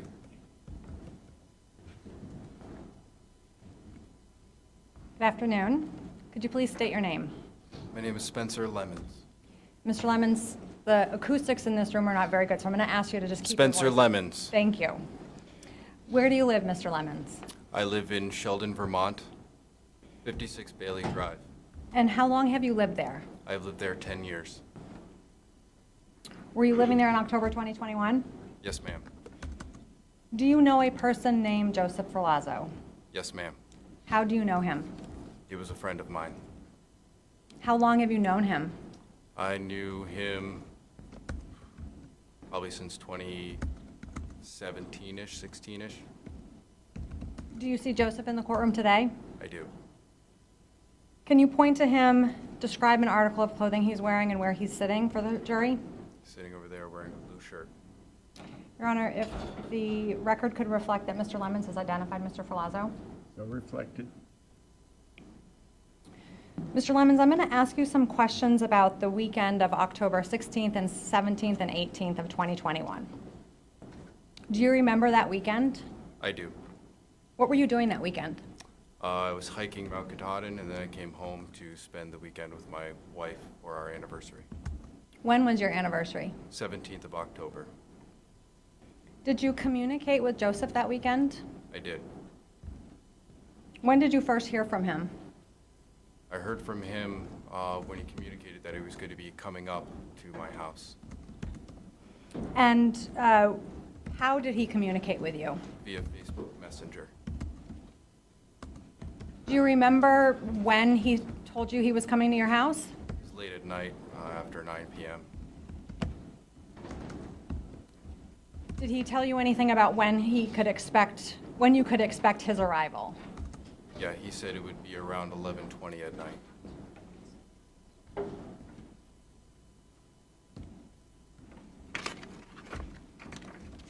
Did Mr. Ferlazzo arrive at your home? Yes, ma'am. And what time did he arrive? About 11:20. What vehicle They was he can't driving? Okay. Both sides or mainly the witness? Sorry. Okay, try, just project. Yes, sir. What vehicle was he driving? He was driving a red Jeep. Did he come inside? No. What did he say to you? He said, "Let's go pick up my van." Did you know where his van was? He said it was at someone's house called the Langs. Did you know where that residence was? No, ma'am. Had you ever been there before? No, ma'am. Did he tell you why he wanted to get the van? He said he wanted to get the van up to my house because that was the original plan, and he wanted to get it done now.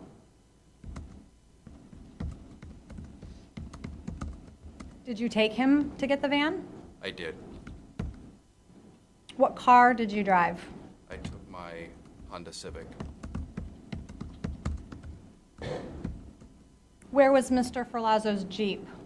It was parked at the end of my driveway on Bailey Drive. Did Mr. Ferlazzo go with you? Yes, ma'am. And what was Mr. Ferlazzo's demeanor like while you were driving in the car? He was quiet. Did you ask him why he was quiet? I did ask him if there was anything going on, and he seemed a little distraught. He said, I just want to get to the bus. And so I had him point the directions out to me as we went. Okay, keep your voice up. He pointed the directions out to me as we went. Okay. And generally speaking, where were you traveling to? We were traveling to St. Albans. And about how long would it take to get from your home to St. Albans? About 30 minutes.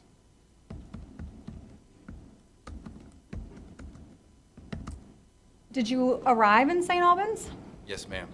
And what happened when you arrived in St. Albans? We went in St. Albans. He gave me directions to where to go, and we arrived at where his bus was parked, and I assume that's the Langs. What did you see when you arrived where the bus was parked? I saw several patrol SUVs parked outside the residence. And when you say patrol SUVs, do you mean police cars? Police vehicles. Do you remember how many you saw? 3 or 4. What did you think when you saw those police vehicles? Alarm bells went off in my head, and then he said, just go to the end of the road. It was a dead-end road, and he said, turn around. And then I turned around, and he instructed me to drive past the police.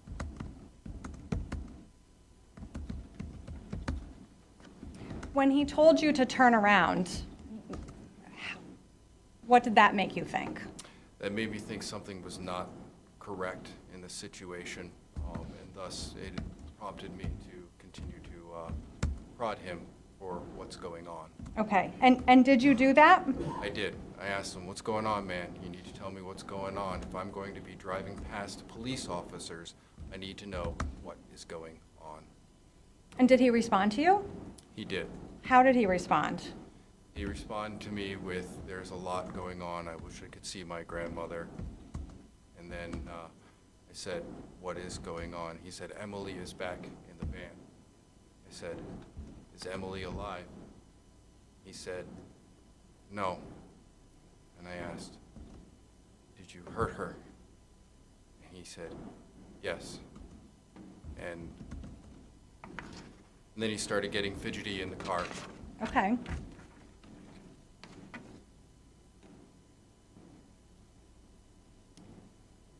Can you describe what Mr. Ferlazzo was like when you say he started to get fidgety?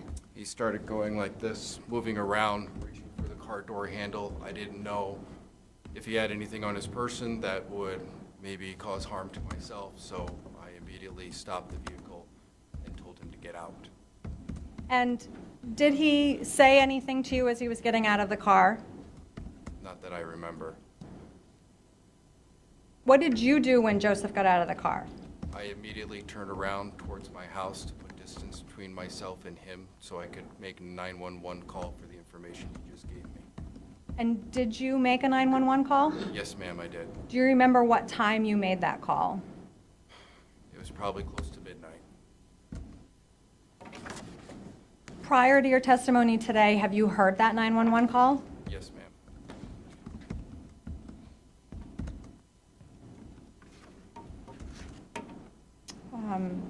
So, Judge, at this time, the state would move for the court to read to the jury stipulation number 1, which I have for you.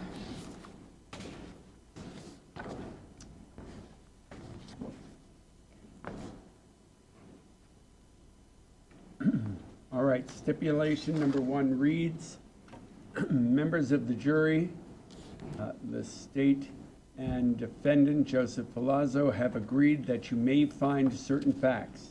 This is called a stipulation. On October 19th, 2021 at 12:03.08 a.m. Spencer Lemons called 911. That call was initially answered by the E911 dispatch board. The E911 dispatch board connected the call with the Vermont State Police Dispatch Center. Chain of custody is not being challenged. As with any evidence in this trial, you must decide what weight you will give this stipulation. And that is also marked as State's Exhibit 116? Yes. All right, and it is that we will admit State's Yes, 116. no objection, Judge.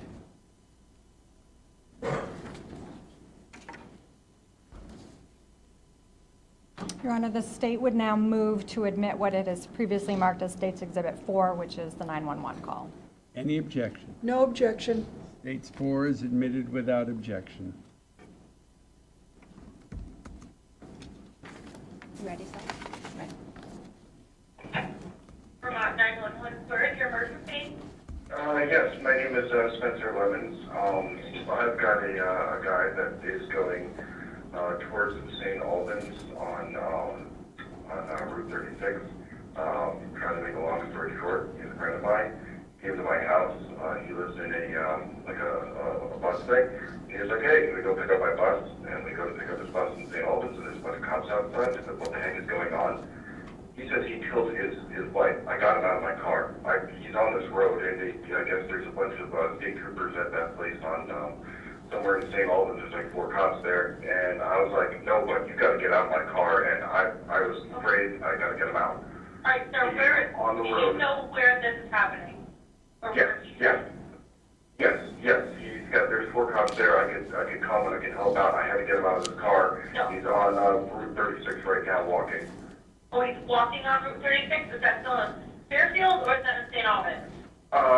Just over Fairfield Hill, just before, what is that? I'm trying to see the name. Carriage? Is it the Carriage House?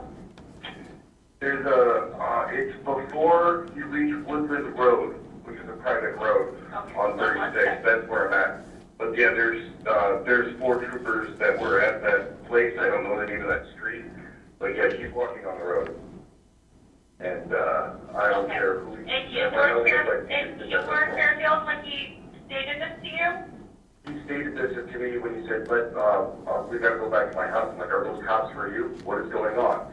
And I said, "What is going on?" He says, "My wife was in, he said, I did something really bad." I said, "What did you do?" And he said that his wife is inside that bus. And I said, "Is she alive?" And he goes, "No, I don't want to go to prison. Just get on my car right now. I'm calling the cops." Okay. All right, and so when he told you that, were you in Fairfield or were you in St. Albans, do you know? I'm in Fairfield right now. That's where he was. I just kicked him out of my car on 36 because I don't know if he's got a weapon or anything. Okay, so you don't know if he has a weapon? Okay. And what is I his do not name? know. His name is Joseph Ferlazzo, Ferlazzo. F-E-R, I'm sorry, can you say that again? Ferlazzo. And his first name is Joseph, Josephh. Okay. He was staying with someone called the Langs, Langs, and that's where his bus was parked at. And that's where I thought I was taking him to get his bus. I did not know. Oh my God. It feels like a bad movie. Okay, hold on a second. You said near Woodland Road? Woodland? Yeah, I'm on near Woodland Road, which is a private road, right off of 36. Can you spell that for me? Woodland Road. Okay, and is that one word or 2 words, do you know? I'm just trying to map it. 1 word, and his Jeep is parked at my house. Okay, and where is your house? My house is 56 Bailey Drive, Enosburg Falls, Vermont. That's where I'll head. There is 0 cell service there, though. Okay. But all this is taking place in about Fairfield? 2 minutes of right now. Yeah, Fairfield is right here, and then the directions to get to his Lang's place. Do you know where those 2 gas stations are off the exit? What is it, 19 off the interstate? Yeah. There's like if you continue down that road as if you're going to go to Stone's Auto, and you bang a left on the main street, It's like the first left after that, there's like another little gas station. It's down past that road. Okay.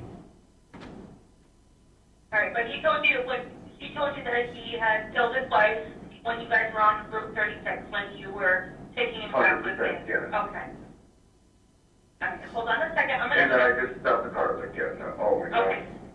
All right, and did he put up a fight when you asked him to get out? No, he was like, he's like, man, I don't want to go to prison. Don't take me back there. I said, and then he just started getting fidgety, and I don't know if he's got anything on him. I mean, yes, I am armed, but I'm not looking at any confrontation, so I'll just get out of my car. Okay. All right, hold on a second. Because I got a family and wife and kids. I don't need this crap around me. Okay, no, I completely understand. Do you know what his wife's name is? Her name was Emily Ferlazzo. I'm guessing was. I don't know. God. Emily, E-M-L-Y. Okay.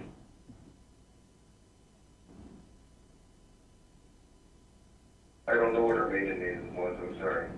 No, that's okay. Okay, hold on 1 second. We're gonna transfer over, okay? 44. Yep.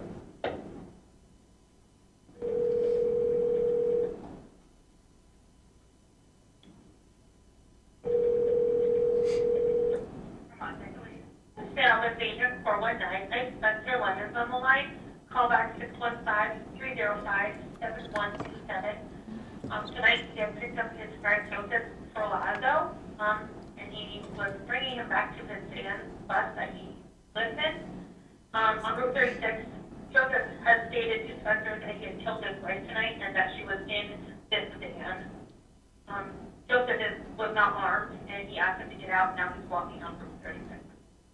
Joseph is on Route 36 in Fairfield? Yeah, he's just walking. He's walking on 36. It's just before Woodland Ave, over Fairfield Hill, like maybe a minute out of town. Okay. On Fairfield Hill. Okay, and do you know what he's wearing, Spencer?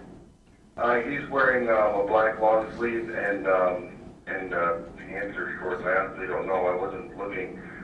He stopped by the house because for a while we planned on him moving his bus there with his wife, and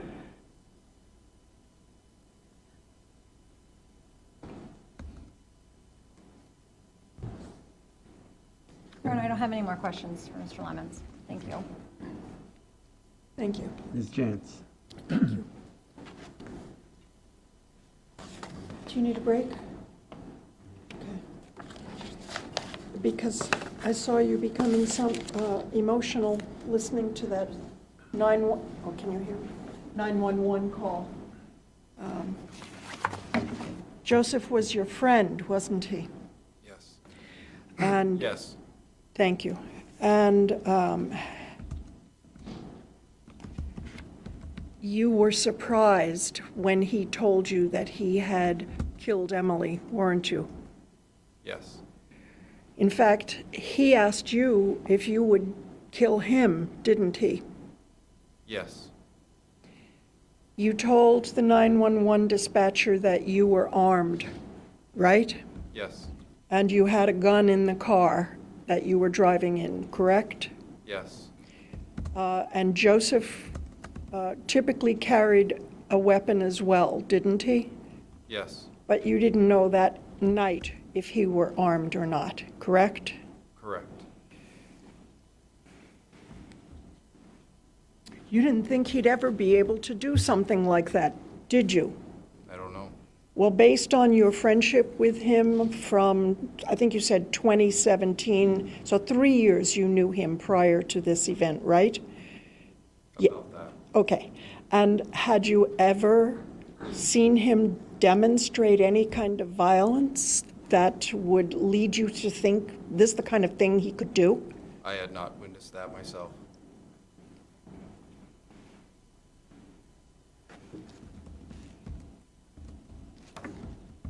Would you say he was very distraught when you told him to get out of the car? It seemed that way.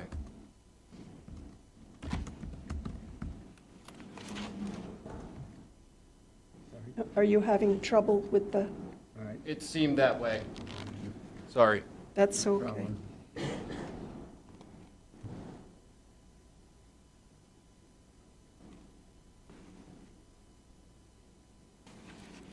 In fact, you told the police in an interview that the guy doesn't like violence. Isn't that right? I don't remember. Okay.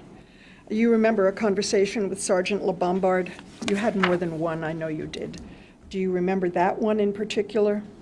That was 3 years ago. It's hard to remember. Okay. But you've already told us that you hadn't observed violence, Joseph exhibiting violence over the 3 years you'd known him, right? I had not witnessed it. Okay. May I have a moment, please? Yes.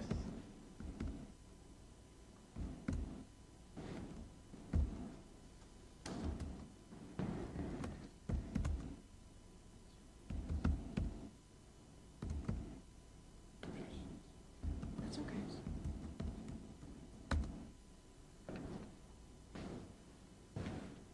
Thank you. I have nothing else.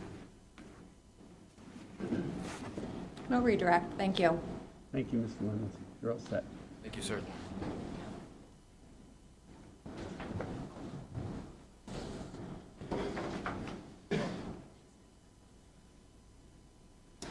Your Honor, the state calls Trooper Adam Lippa. Okay.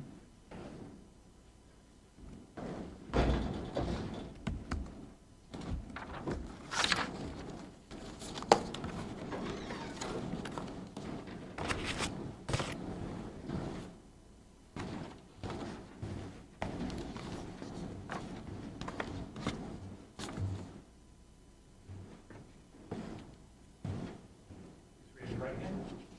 Solemnly affirm that the evidence you shall give related to the cause now under consideration shall be the whole truth and nothing but the truth under the penalty of murder. I do.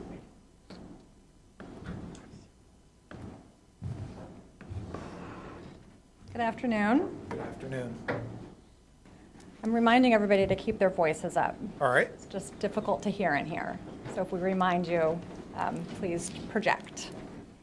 Could you please state your name? Adam Lippa, Could you spell your last name for us, please? Lippa, How are you employed? through the Vermont State Police When did you begin working for the Vermont State Police? in July 2018. Have you worked for other police agencies? Prior to that, I worked for the Burlington Police Department from January 2015 until I started with the state. What station have you been assigned to since you became a trooper? The St. Albans Barracks. Were you working for the Vermont State Police on October 19th of 2021? I was. Was that in St. Albans? Yes, ma'am. And at that time, were you asked to respond to Meadowbrook Lane in the city of St. Albans? Yes, it was actually the late evening of the 18th, but Okay, same time frame. thank you. Who asked you to respond to that location? Sergeant Paquette. What information were you given, if anything, about why you were going to that location? I was asked to see if there was a white minibus there and advised it may have been used in a crime, but there was not yet probable cause to seize it. And around what time were you asked to do that? I was asked at about 10:45 p.m. on the evening of the 18th. Did you go to that location? I did. Do you remember what time you arrived? It was about 11 o'clock that night. Was the minibus there? It was. Did you see anyone in it? I did not. Did you see anyone outside of it? I did not.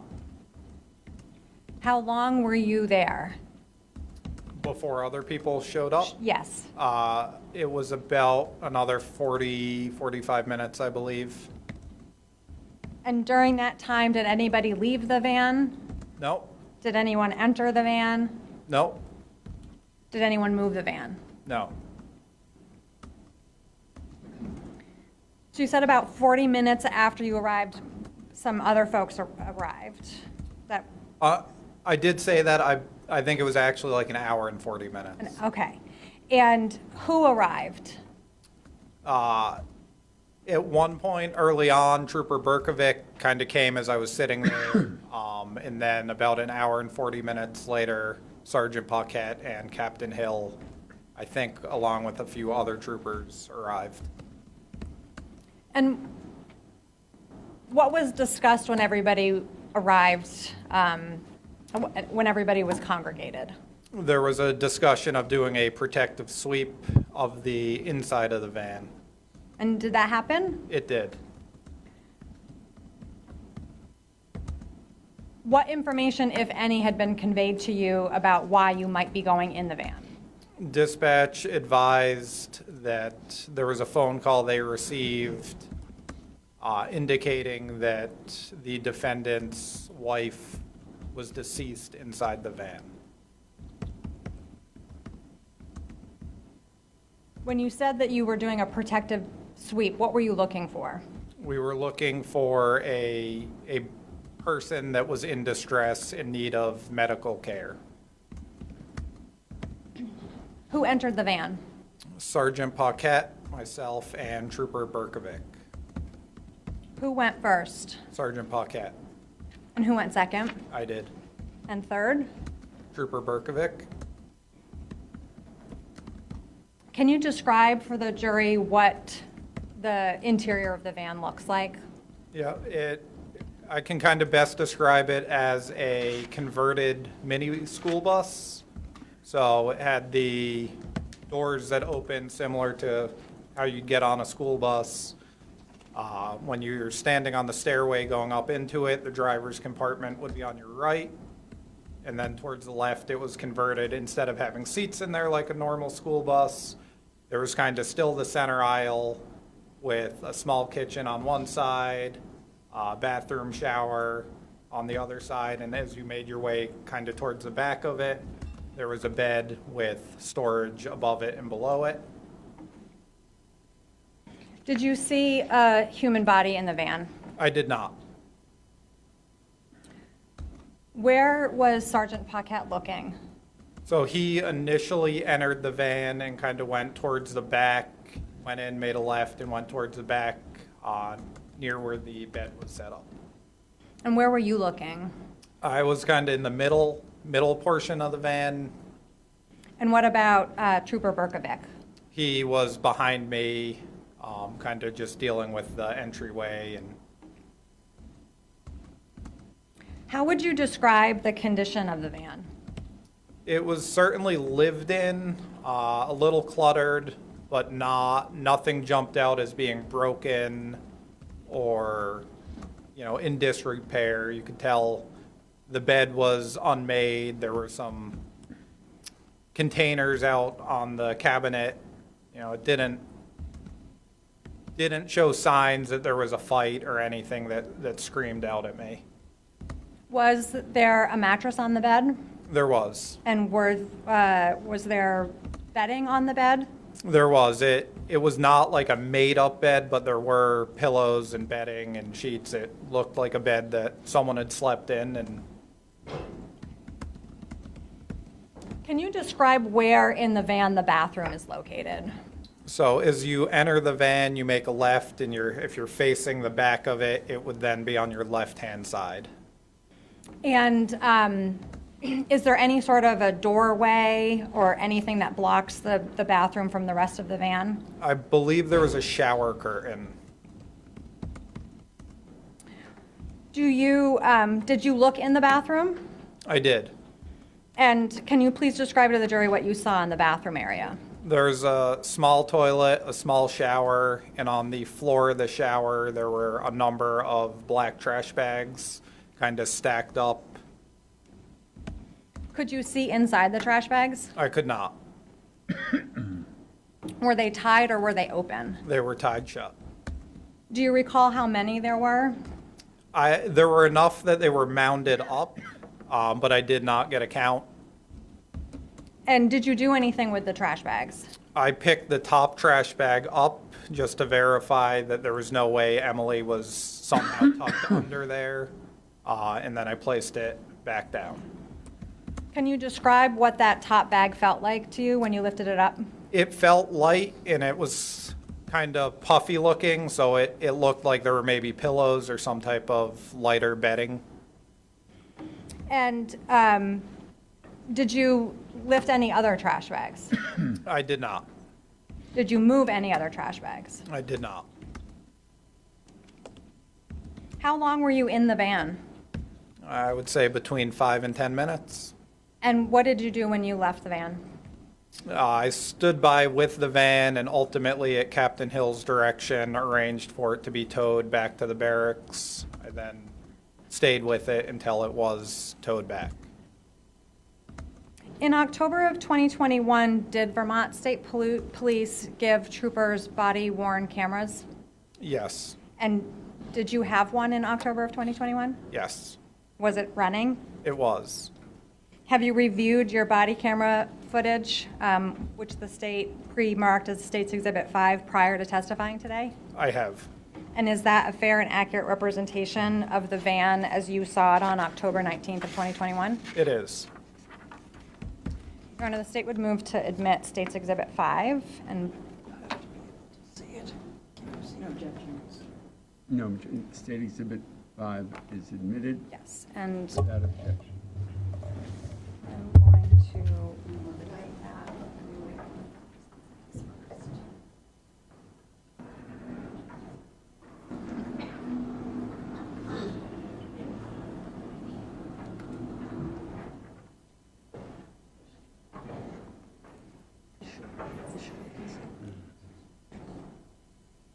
Well, we can't see it now.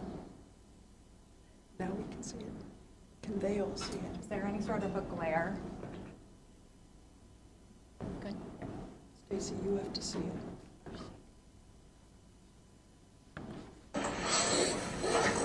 We're open over here.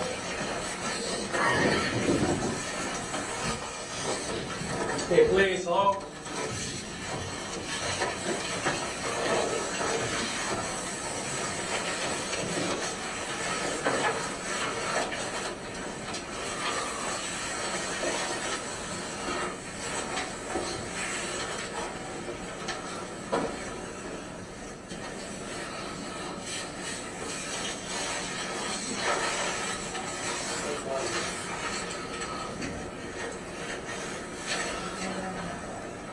Large trash bags.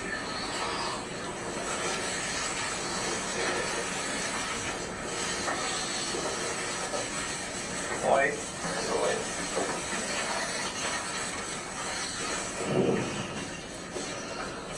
Top ones.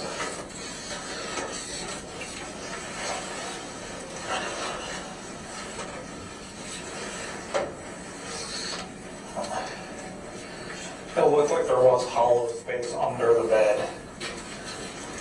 So I don't know if these are all individual drawers.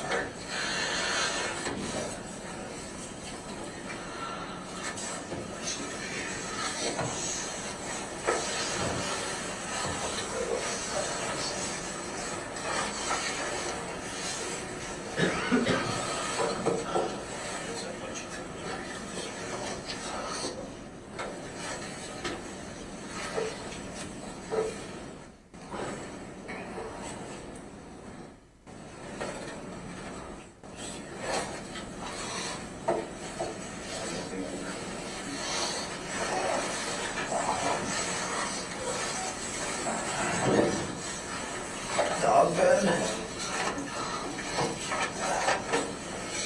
Nothing in that bag. But not heavy enough to have body parts in it. Yeah.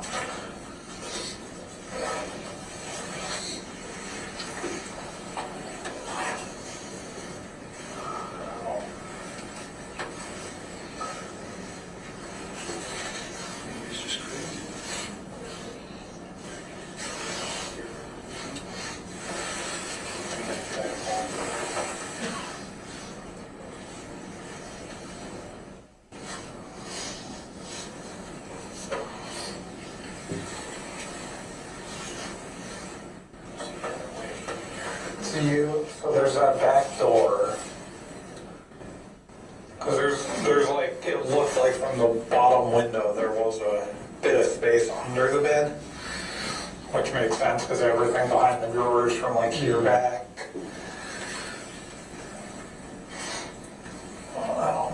It's just that upper little latch. Yeah, but I'm wondering about opening the back door to look underneath. Okay.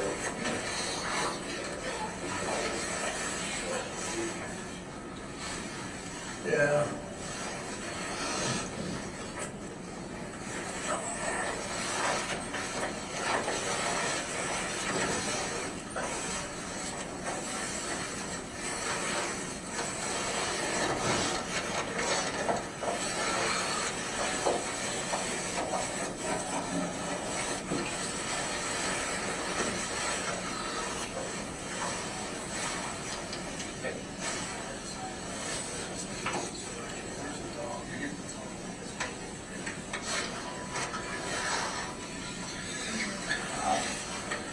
You're seeing everything in there, and there's nothing of. Duck Creek.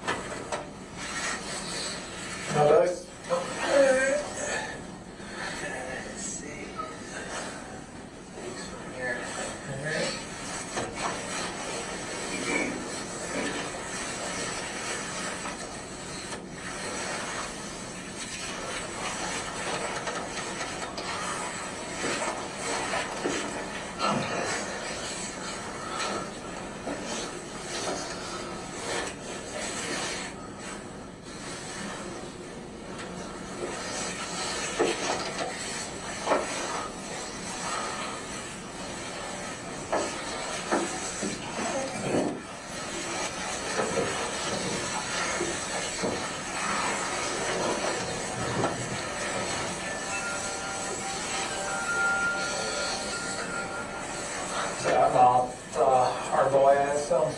No, it is pretty well.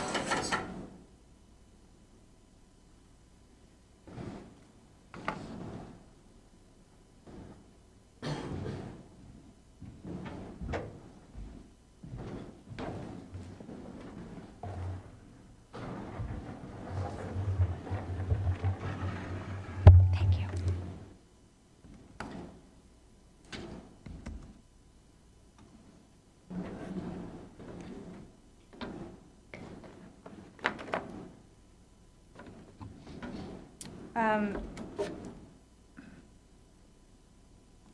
Trooper Lipa, I'm showing you what I have marked as stage 6, 7, 8, 9, 10, and 11. Could you take a look at those and tell me if you recognize them?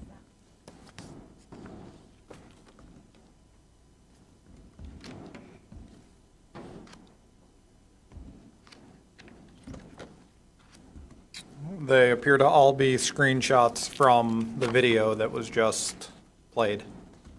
And are those screenshots a fair and accurate representation of your body camera? They are.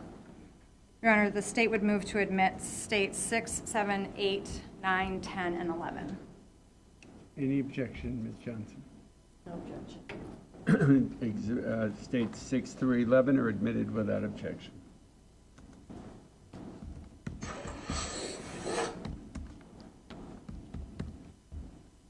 Your Honor, I have no other questions for Trooper Lipa.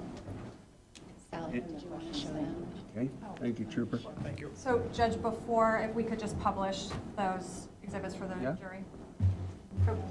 You want to publish them I've got by hand or on the? They're right here, yeah. Okay.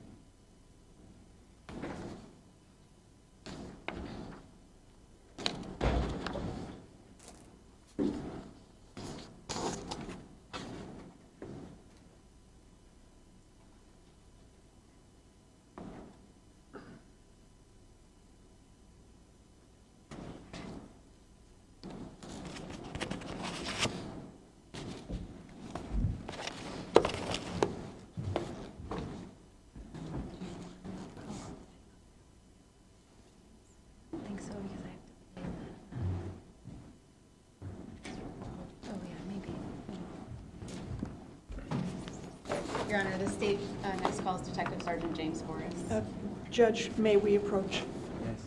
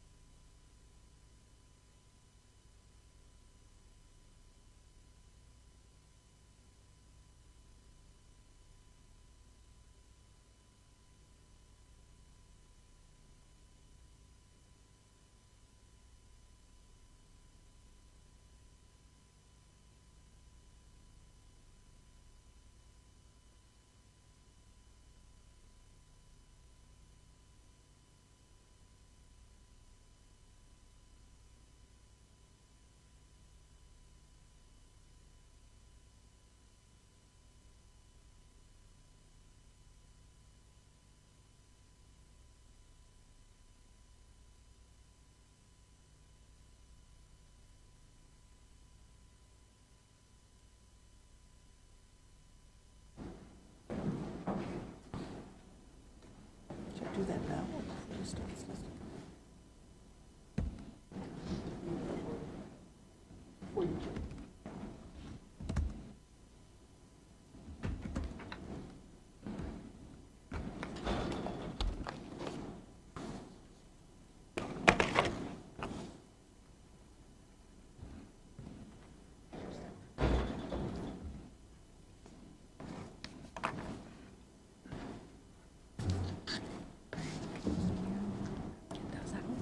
Please raise your right hand.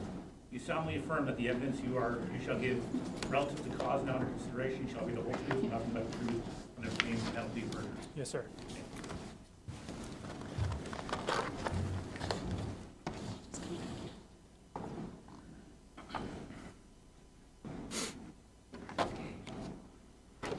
Good afternoon. Good afternoon. We are learning that the acoustics in this room are not great, so try to keep your voice up so that the folks in the back of the jury can hear you. Yes, ma'am. Can you state your name and spell your last name, please? James Voris, V as in Victor, Ooris. And how are you employed? I am employed by the Vermont State Police How long have you been employed by the Vermont State Police? since January 2014. Okay. And were you employed by them on October of 2021? Yes, And were you a detective sergeant at the time? yes, And are you still? yes, Okay. At some point, were you assigned as the case officer for an investigation related to Emily Ferlazzo? yes, I was. And what does it mean to be a case officer? So to be a case officer, so I'm assigned to the major crime unit. So as a case officer, I'm responsible for the organization of a case. As a detective sergeant, I'm responsible to conduct interviews, collect evidence, review evidence, author search warrants, just the general investigative actions. Okay. And is it fair to say that you sort of collect all of that for the case? Yes, so there'll be several or numerous individuals that work on a case, and I collect their reports and their work product. I compile it into a case file and provide it. Okay. And have you reviewed all of the evidence in this case? I believe so. Okay. And did you prepare evidence for the court for this trial? Yes, I did. And what does that entail? So specifically with the physical evidence for this trial, I just recently packaged it in clear evidence bags so it was visible without having to having it removed from the paper evidence bags it was in. Okay. And do you recall some of the stuff you did that for? I do.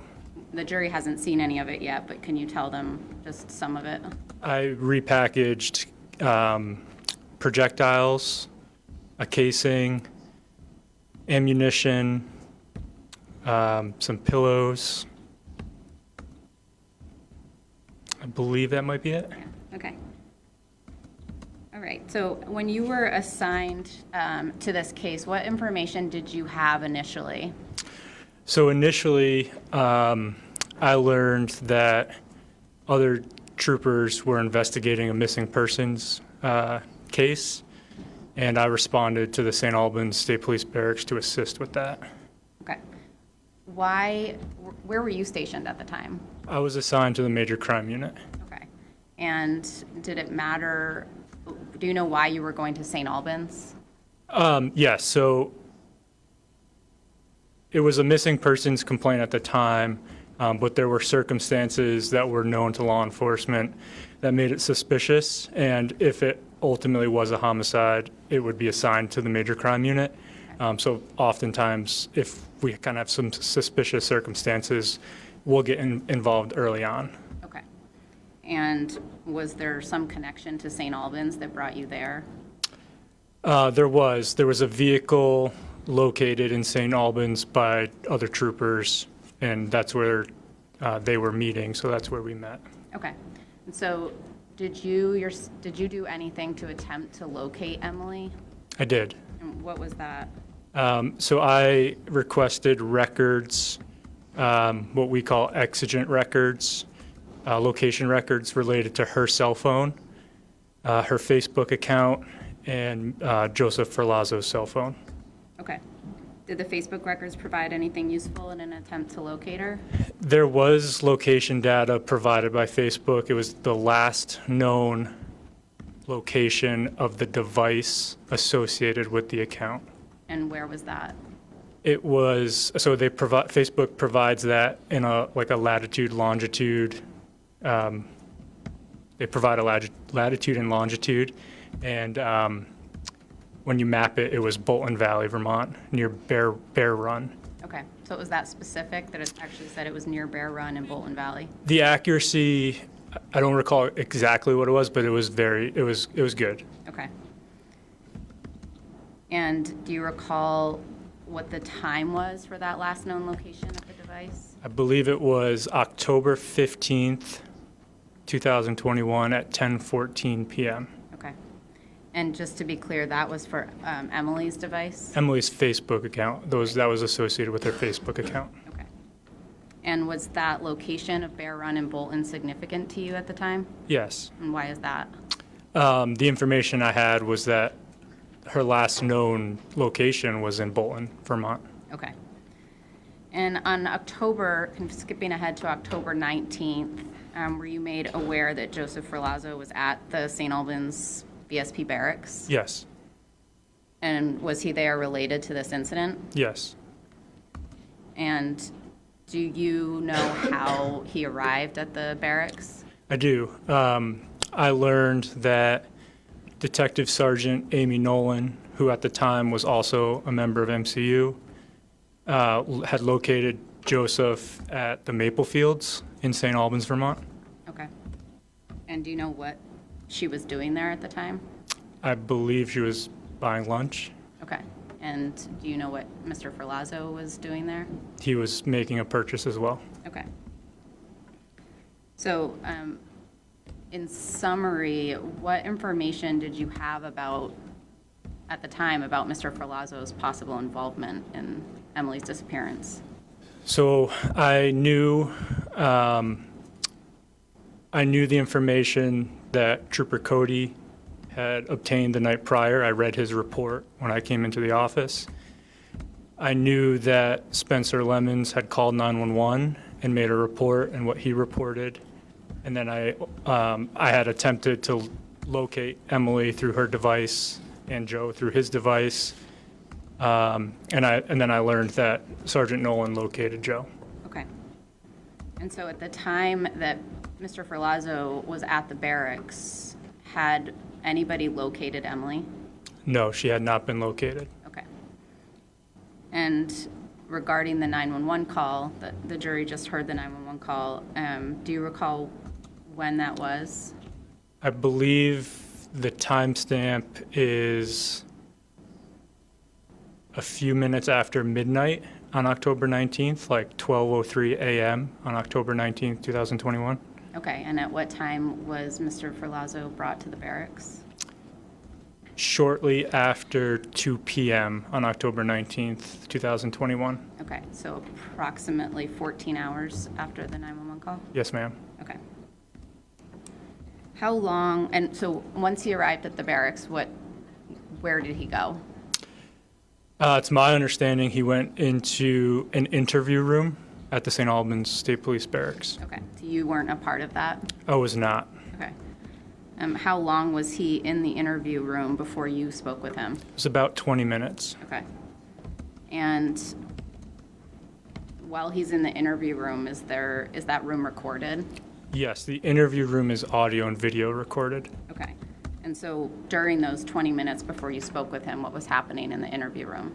Mr. Ferlazzo was in the interview room. There was a uniformed trooper, I believe it was Sergeant Michael Philippek, that was in there with him. Sergeant Philippek searched Mr. Ferlazzo, and then they just had general conversation for about 20 minutes. Mr. Ferlazzo was brought some food, he was brought a beverage, he was brought a blanket. Okay. And was that all at his request? I believe so, yes. Okay. So when you went into the interview room, had anybody spoke to Mr. Ferlazzo about Emily? Not to my knowledge.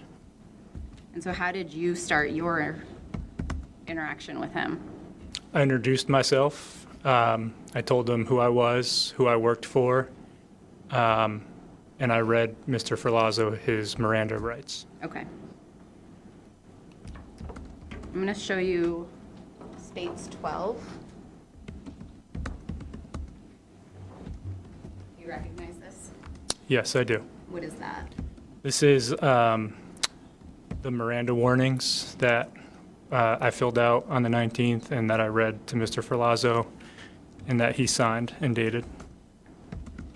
And this is a fair and accurate depiction of the Miranda warnings? Yes, ma'am. Okay. Move to admit States 12. Any objection to States 12? No objection. States 12 is admitted without objection.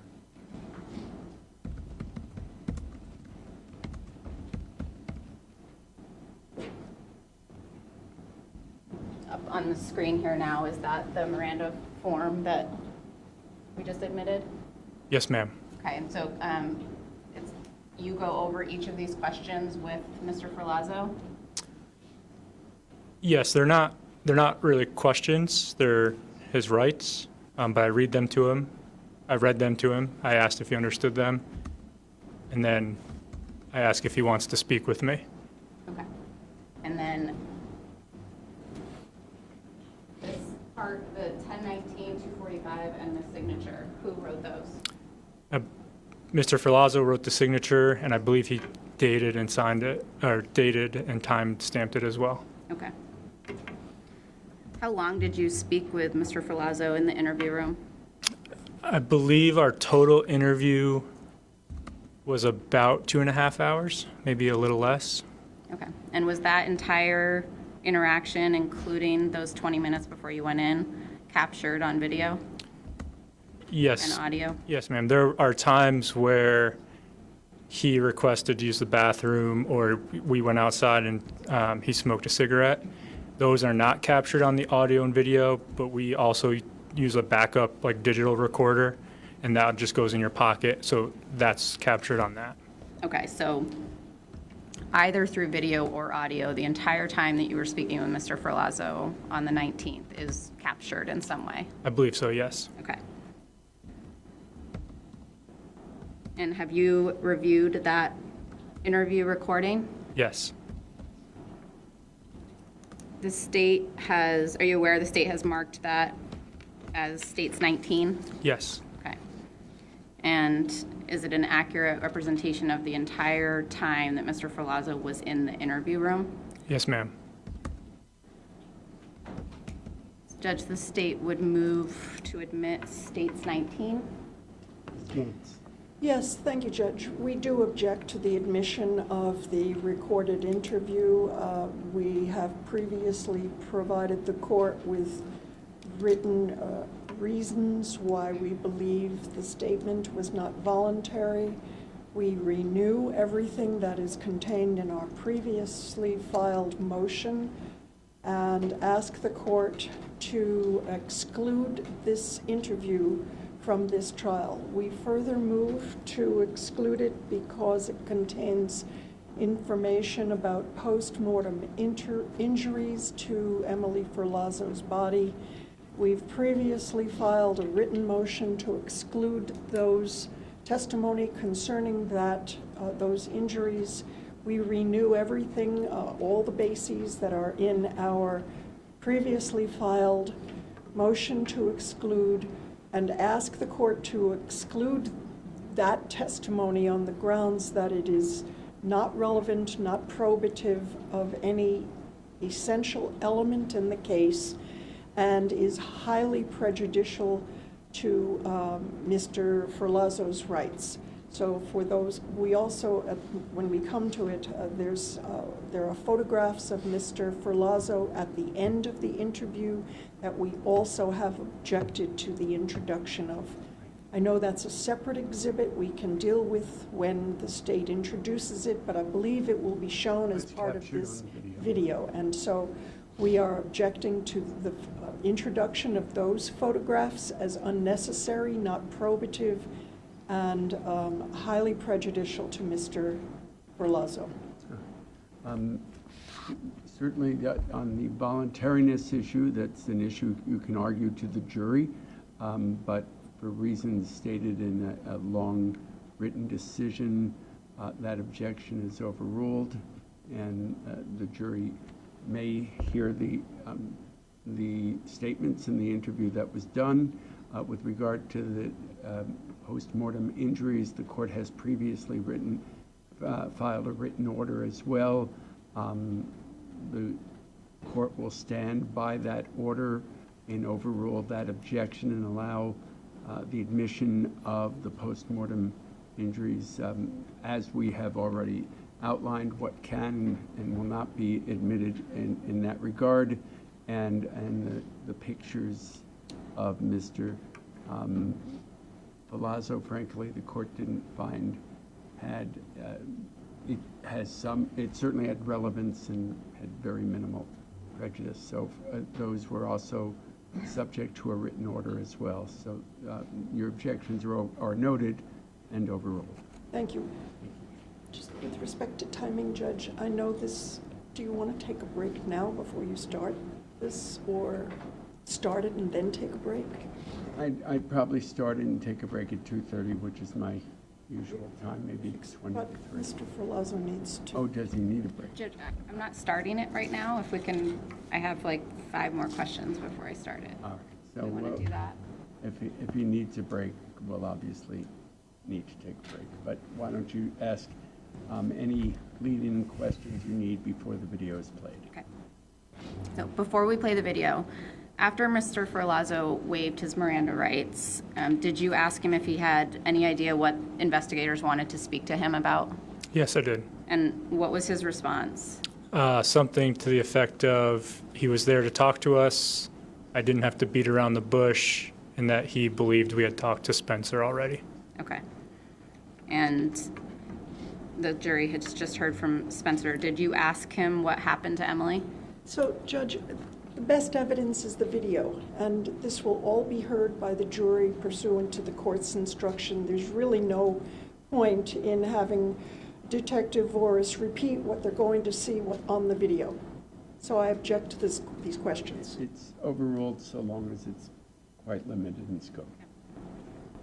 I'm sorry, can you repeat that? Yes. Did you immediately ask him what happened to Emily? Yes. And what was his response?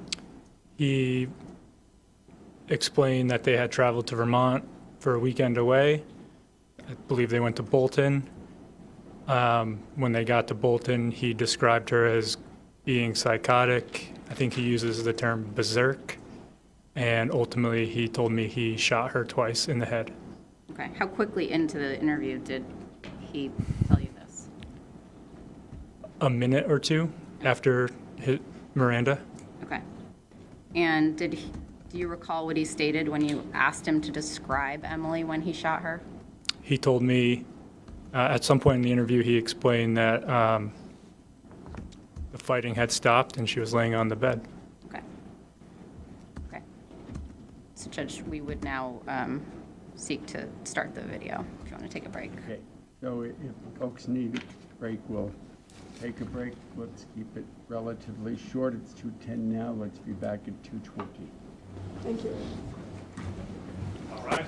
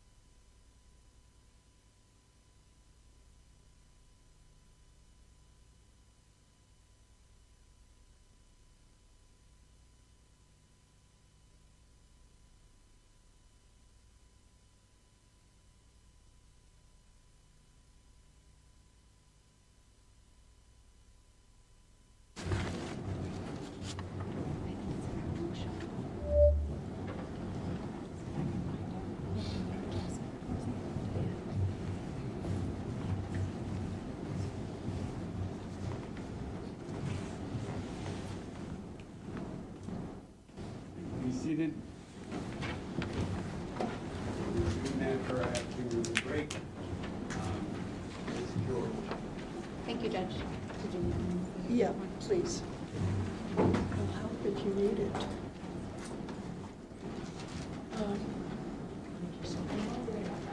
Yeah, no, I know. I can come over. Can you see Joseph? Okay. Can you all see?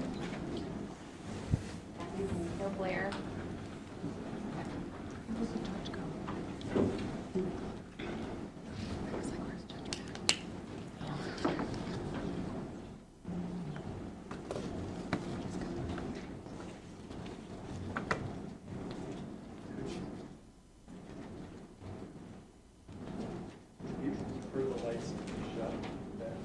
I think so. Yeah, shut the lights. Is that better or worse?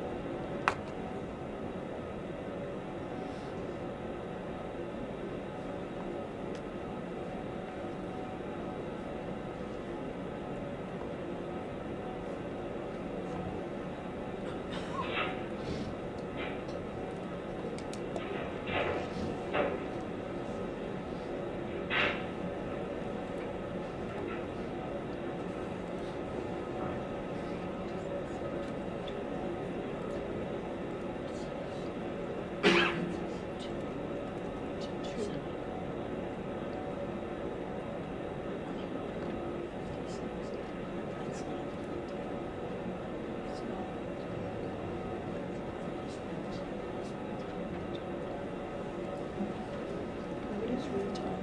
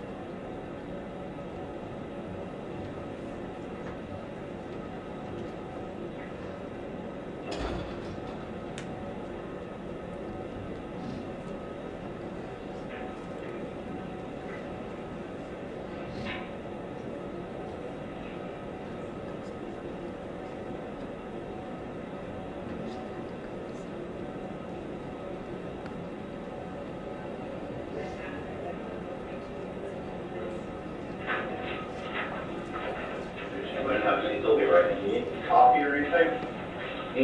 I'm gonna go get him some food. He has Okay. John's gonna search again. Make sure, can I let that or do you want me to patch it on the outside? I'm kind of cold. So don't take it up, don't take it up. Okay.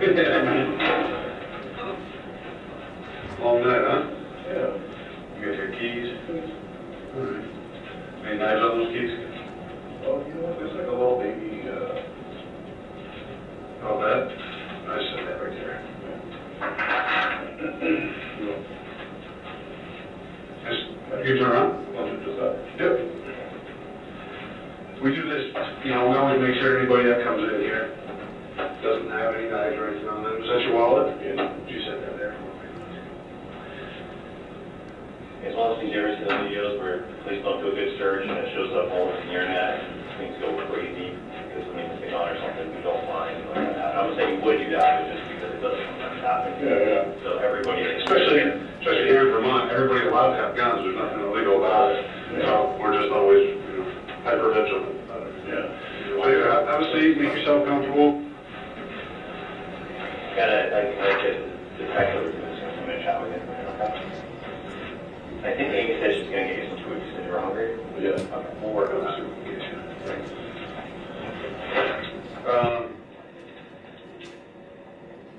Get Rachel on this. You just try to confiscate it. I'm not going to keep anything. There's something illegal about it. So we're finished popping off this. Yeah.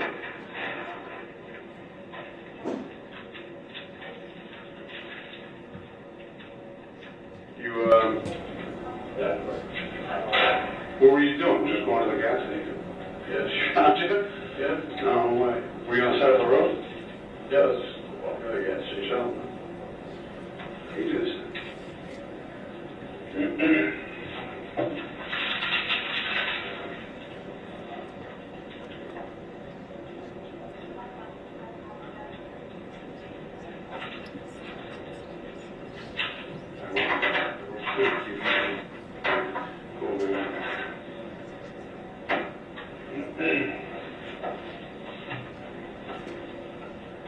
What time is it? What day is it?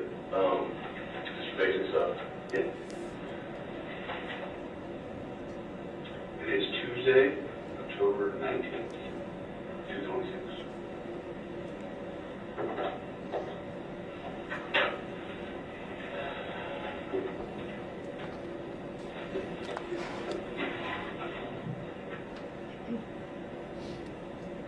From Essex? I was living in Essex for a year. On Park Street? Yeah. How about that? I said, how about that?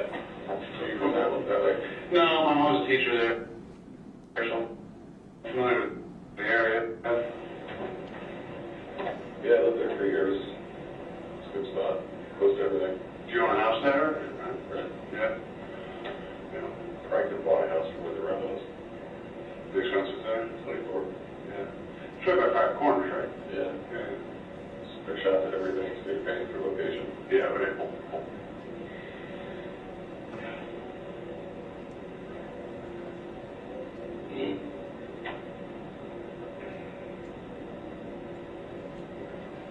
What time do you shift start? We start at 8.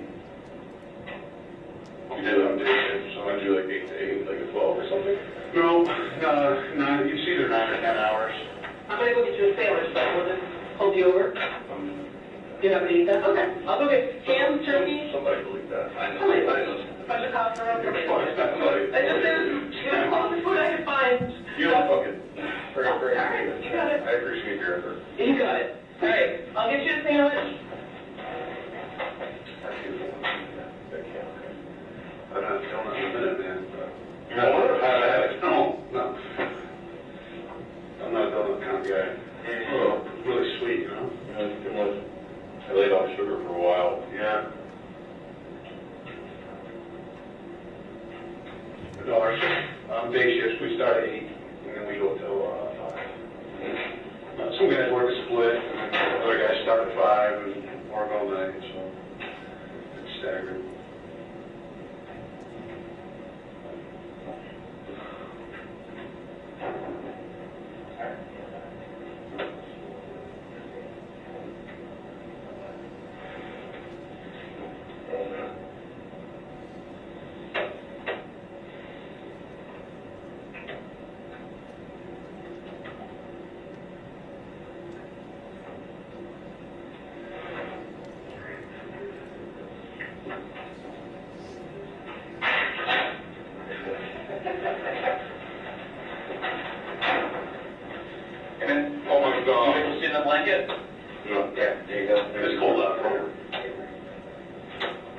Yeah, Paul is finally here. Oh, yeah. Shivering. Here you go. Yeah, well, me. I'm glad they dealt one out.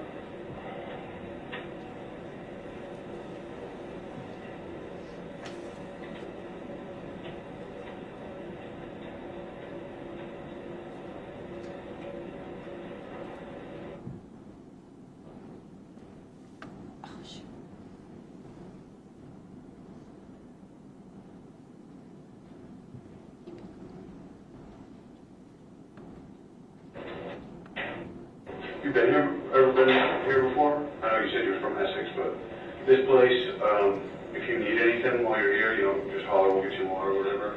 There's a bathroom out through that door.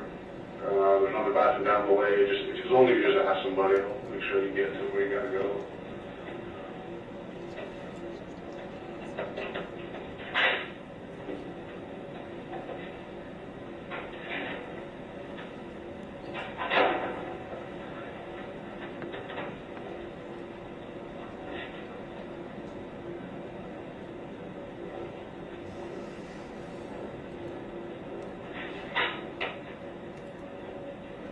How's that going? I said, it's not well. It's not well.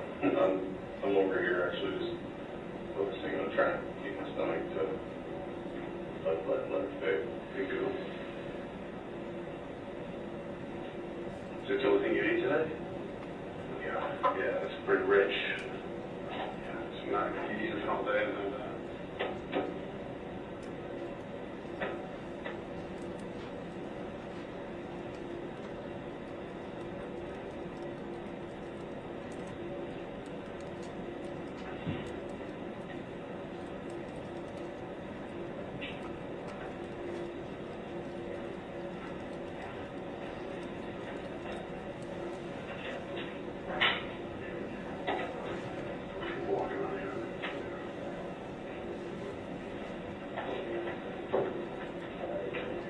for what?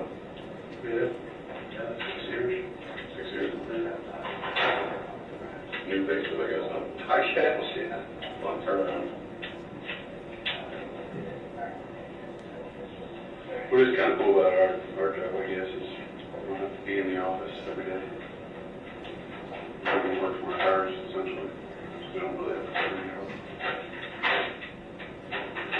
Yeah. So sometimes I'll go like weeks without actually having any. Yeah.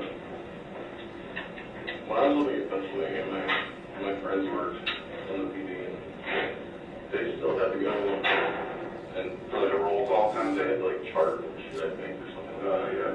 Yeah. Every PD's, the state's a little different. Yeah. Because like even like they're not doing really anything. Burlington PD, they got to go in and like actually clock in, like physically. With like paper and like it. It's like digital, yeah, but it's digital now, yeah. Like, I think they use their badge or their ID or something, they have to like scan it in, so it's all recorded on site.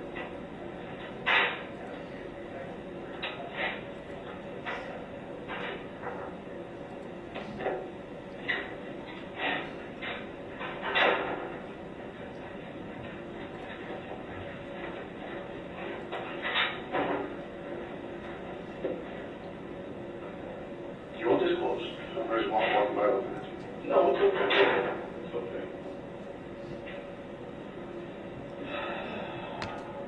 I try to be nice when I'm in my office trying to work.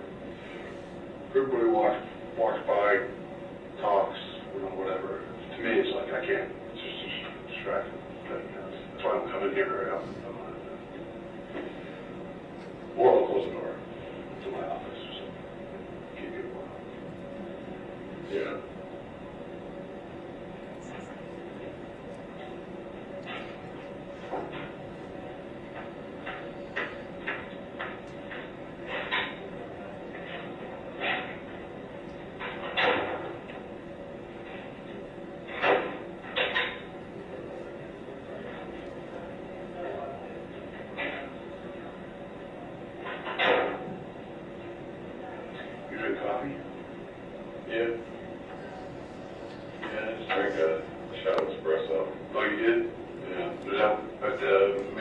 there? Yeah.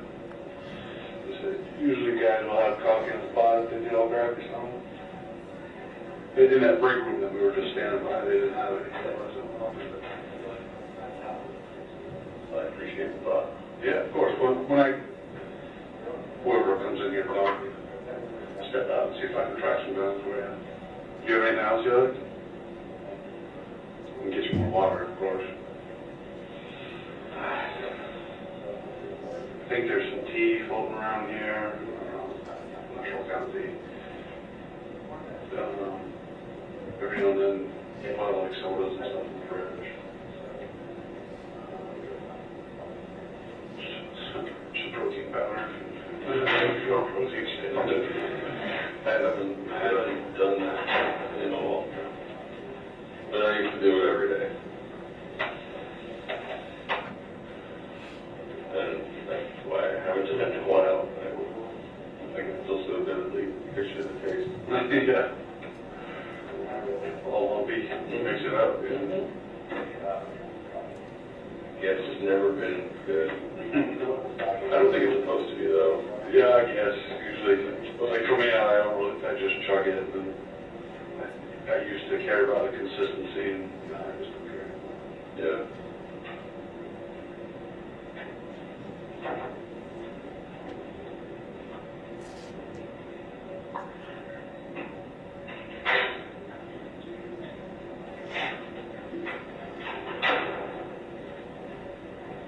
Who was I supposed to talk to? I don't know. JP. There is a JP here, is that what they said? Yeah, he was going to talk to me. Huh? I'm not sure. They're having a whole powwow over there. Are they? I mean, I see people in and out. Good, I'm not sure if you can talk with you. They're probably just putting it all together and then just kind of sitting in front of it. I'm not sure. That's probably what they're going to. They're probably just prep work. I don't know. Obviously, those are conversations I'm not part of because I'm here with you, so I have no idea.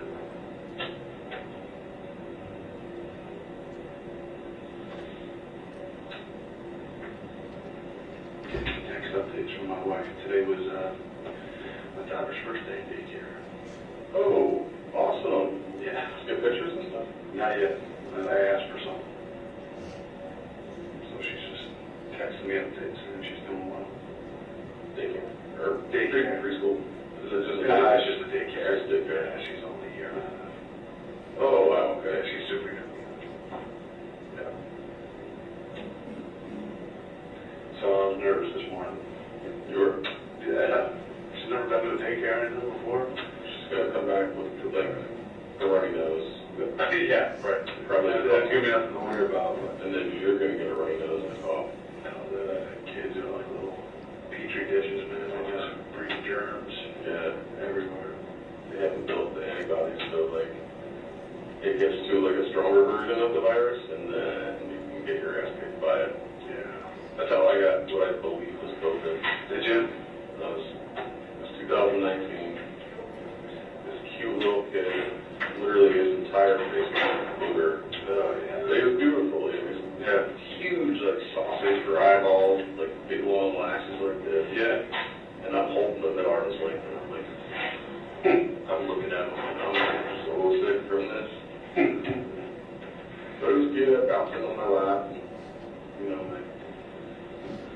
my ex was like, oh, I gotta get this room clean with this kid. Just give me the kid. Sure enough, you got sick. So sick. Yeah. I think it was COVID. It was like did you lose like smell and taste and all that? Not really. Yeah, so not really. It was kind of like your run-of-the-mill sort of flu. Yeah, yeah. I were coughing for like 3 weeks. Yeah. You know, that was getting old pretty quick. That's what a lot of people say. It's just a bad cold or bad flu. Yeah, or any like lost taste or lost smell. Yeah. I get a little bit from like my congestion, but like I think that's pretty typical. Like any sinus. Just like anything, man. Yeah. Like, yeah. One of of my family friends had it, and same thing. I didn't even know. I just thought I had my nose. The sniffles. Yeah. It was fine. But tested positive. Yeah. But felt fine. Just slept a little extra for a week and was good. Yeah. Seems to be pretty more common than not. The bad cases are pretty few and far between.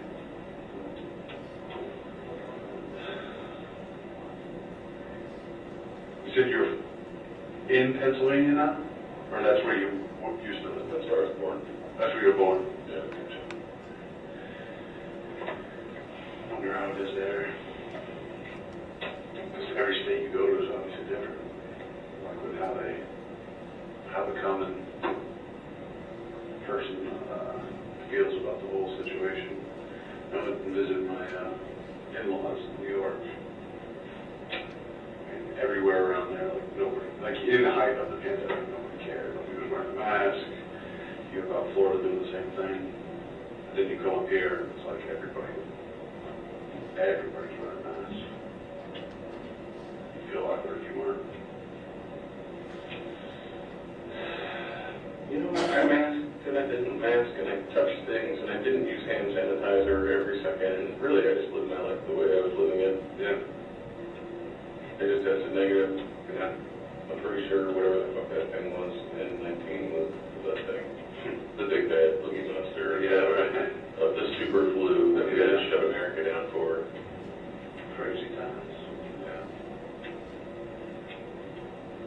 Honestly, like, I mean, I guess picture yourself being America and you have like $1 trillion debt that somebody's calling in. What's the easiest way to like break the economy? Just break it. Yeah, it's broken. It's broken. Yeah. But then you can't argue that. But then on the low, like everybody's like spending their savings. But then it jumped back up. Yeah. I imagine that's got to be pissing some people off. Probably. Cool. Joe? You the guy? Is it Joe or Joseph? Which do you prefer? Do you have a preference? Whatever's easier for you. Whatever you prefer. I'm James. James. Nice to meet you. Nice to meet you. All right, Seth. How are you? Dude, that's okay. I thought I was James. Okay. I'm just happy if it's hangs right there. I don't need it right now. All right. Just so you. Yep. Appreciate it. Take your finger. It's just, we're just going to shut the door just for privacy purposes. I'm sure you saw there's a few people walking around. Oh, that's good. Do you need anything? I see you got water. Somebody got you some food? Yeah, I'm good. Okay. Yeah. All right. So, like I said, my name is James. This is Seth. We work for the state police. We're detectives. We've been trying to get up to speed on what's going on today, and it's our understanding that you might be able to help us understand a few things. We are happy to listen. Our ultimate goal is to find Emily, and we're hoping that you can help us with that. Before we get going, I just want to be fair to you. Obviously, we're here in a state police barracks, right? And I just said we're the state police. So I just want to make sure that you're aware of the rights that you have. So I would read these to you. We're here in St. Albans, Vermont. Are you from Vermont? Not originally. Not originally? I've lived here since 2012. Okay, that's longer than me. Today is 19th of October. Up in this area the whole time, or? No, just sort of bouncing around. I tried to Richmond and Essex. Richmond, Essex area? Yeah. All right. Down over here. I'm going to read these to you, and I'll just ask that if you understand them, you tell me yes. If not, we'll go over them again, okay? So the first one says that you have the right to remain silent. Do you understand that? Yeah. Anything you say can and will be used against you in a court of law. Right. You have the right to talk to a lawyer before questioning and to have a lawyer present with you during any questioning. Make sense? Of course. If you cannot afford to hire a lawyer, one will be appointed to represent you at public expense before any questioning, if you wish. In Vermont, that is called a public defender. Make sense? If you decide to answer questions, you may stop the questioning at any time. Make sense? Yes. Do you understand each of these rights I've explained to you? Yes. Do you want to talk to me now? Yes. Okay. So this next section is just the waiver. It says, I've been advised that I have the right to remain silent, to be represented by a lawyer, to talk with one prior to questioning, and to have one present during questioning. Knowing my rights, I agree to waive them and talk to you now. No threats or promises have been made to me. So if you agree to that, I'll say you sign right here. Oh, sorry. Oh, you're going to date it. Thank you for that. Time. It's 2:45 p.m. All right. So, Joe, is it fair to say that you have an idea of what we want to talk about? Yeah. All right. Can you? I'm here to talk to you. Like, you don't have to be there. Okay. I'm sure you already talked to Spencer. I fucked up. Plain and simple. Like, I had a fucking lapse. And it's something that I can't undo. So here we are. All right. Well, why don't we, I think what would be helpful for me is just have you start from the beginning of what happened, and start from the beginning, and we'll listen. And then, maybe at the end we'll have a few questions, but we'll go from there. Is that fair? Yeah. All right, so I'll turn it over to you. So, kind of what happened?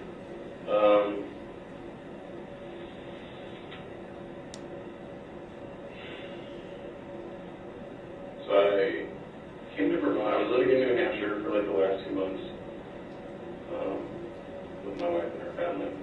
And I came to Vermont. We were supposed to have like a weekend away, like vacation, do some camping, like have some fun. And like as soon as I like put the vehicle in park, like my wife went completely berserk, like completely psychotic. And I shot her. As a result of that. And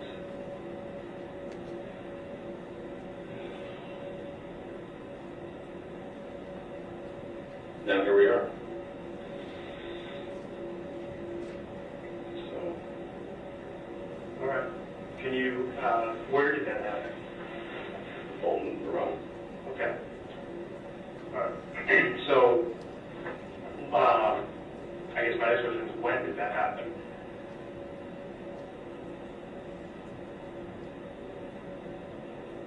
Saturday. Do you know about what time? Saturday evening? All right. No way. No. Saturday morning. I think I was It was like, yeah, it was Saturday morning. Okay. I got my day screwed up. Okay. I appreciate you clarifying that for me. I really legend. I've been home for days. My mind isn't right now, so. So tell me about like how your wife, you said, to Emily, correct? Mm-hmm. Tell me about like, you and Emily getting to Bolton, like when you got there, how you got there, the vehicle you were in, that kind of thing. We drove the Chevy. I guess we got there Friday night.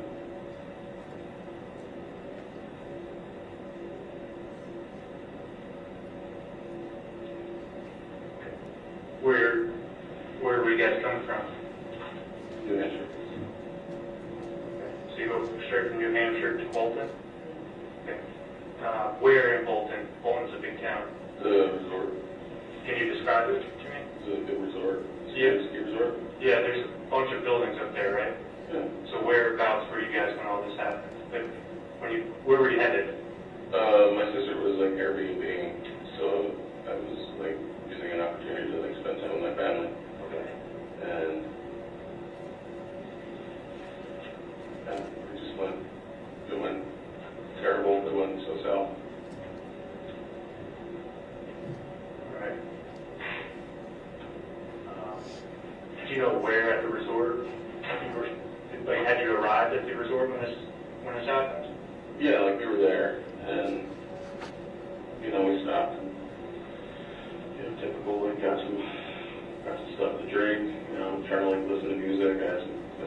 candles on, you know, have some wine. And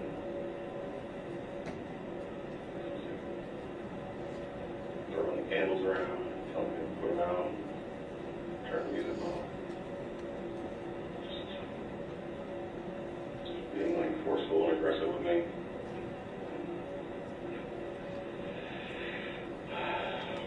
It just turned on punching and kicking and like, just a lot of hurtful things. I can't even remember like, all of them, but all I know is I was just dumbfounded that, you know, I make all this effort until they try to do something nice. Just get treated like shit. When we were talking about the candles and the wine stuff, is that the Airbnb you're talking about, or is that in your RV? In the RV. Was it parked up at the resort? Yeah. Okay. Was it near the Airbnb that your sister was at? Yeah. I'm not super familiar with the area, so is there just like a parking lot? Yeah. Okay. And is that where this happened? Yes. Okay. And so, when you say there was a lot of kicking and punching, like who was kicking and punching? I don't kick and punch. Like you don't. I don't. Okay. Like I've never heard up until now. I don't. Like I don't engage. Okay. You know, like I am the punching bag. So. And I didn't want to be punching bag anymore. So was Emily punching you? I just had like a moment and like I don't know, like I just. Where was she punching you? In my arm and like kicking me and running, like, you know, just like body blows and, you know, she's shorts. And was this kind of the punching and kicking, was that occurring inside the van? Yeah. Or do you call it a van? Is that what it's called? Yeah, whatever you try to like. Okay. Whatever you like, in the vehicle. The vehicle. That's better. Works for me. Okay. So the vehicle's parked up at Bolton near the Airbnb, and kind of the situation between you and Emily is occurring inside of the van. How does that turn into, I heard you say that you shot her, so explain how that incident continued.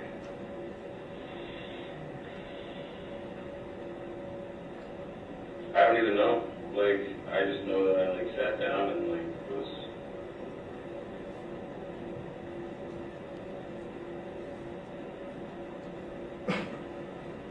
Like something inside my head, just like, I remember feeling really warm, and I remember feeling blurry, and I don't know, something inside me said enough is enough. Okay. And what did you shoot her with? A pistol. Okay, do you know what kind of pistol? It's a Glock pistol. A Glock? Whose Glock is it? It's my Okay. Where is the Glock now? It's in the bus. It's in the bus? Okay. Can you describe Emily when you shot her? And what was she doing?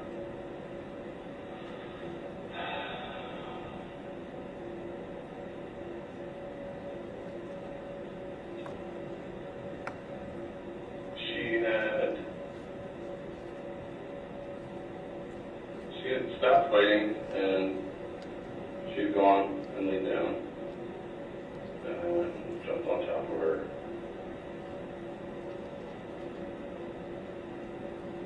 And I shot her in the head. How many times? 2. Okay. What did you do next?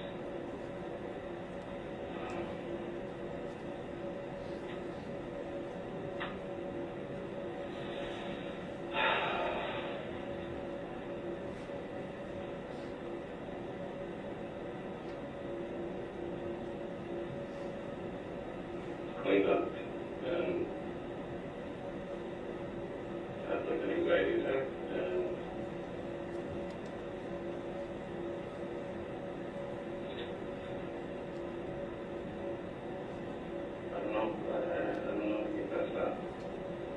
Okay. Describe what you mean when you say you cleaned up. Blood coming over her head, so I put a bag over it, so actually blood. And there's blood on the pillows, so just bagged everything up. Okay. What kind of bag? Just a trash bag. Like a trash bag? Okay. All right. Are those still in the bus? Okay. Where is Emily? She's in the Where in the bus? bathroom. She's in the bathroom. I haven't been in the bus. So can you describe the bus for me? Like, what's the layout? You walk through the doors. Bathroom and the kitchen and the bed. Okay. Would it be easier if you drew a little diagram showing us instead of us? Because the bus, I did see it from the outside. It's pretty big. Here, I'll see it.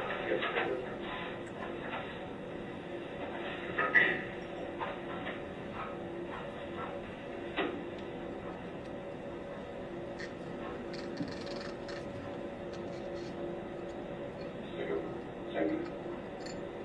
Also, top, bathroom, shower, toilet,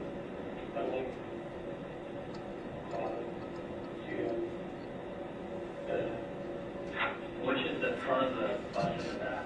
This is where the steering wheel is. Would you mind just, maybe just for reference for us, just labeling what you drew here? So you said this is the bathroom? And I thought I heard you said this circle is Emily, and that's what you depicted? Okay. Could you label that for me too? And then the bed. So, just so I understand, so the incident where you jump on top of her and shoot her, that occurred? Before you get too far, you want to just put your name on that just so we drew it? And it's still 19, perfect. Too much fun data for me doing.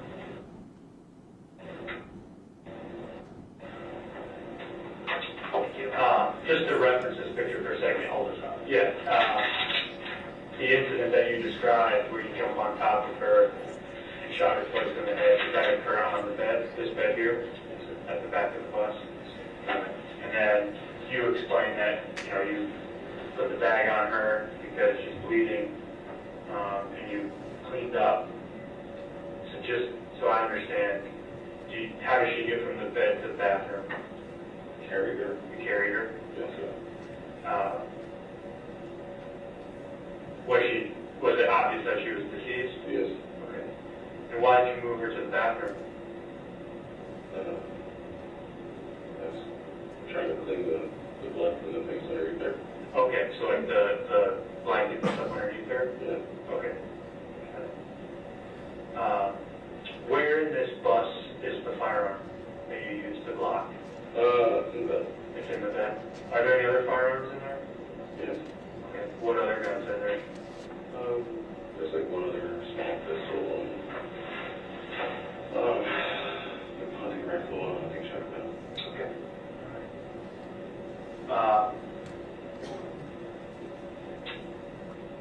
And then I think one thing I would like to clarify is the time that this happened. So do you know about the time you arrived at Bolton Valley on Friday when you came from New Hampshire? 8 p.m. Friday night, roughly? Maybe earlier. Okay. I would say give it a window like 7 to 8. So you arrived between 7 and 8. And what time did the shooting happen approximately?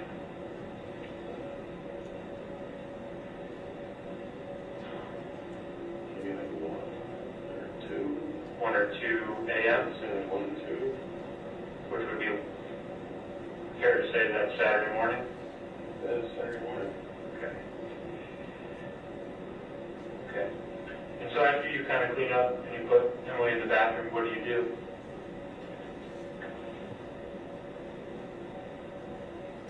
I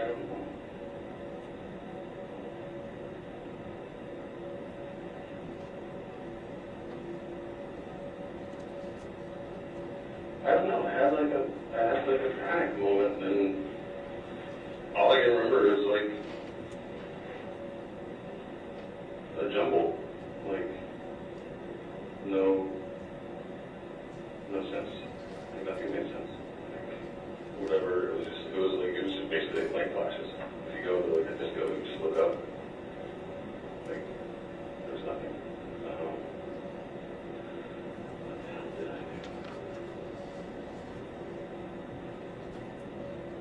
do? I eventually, probably, I don't even know if I slept.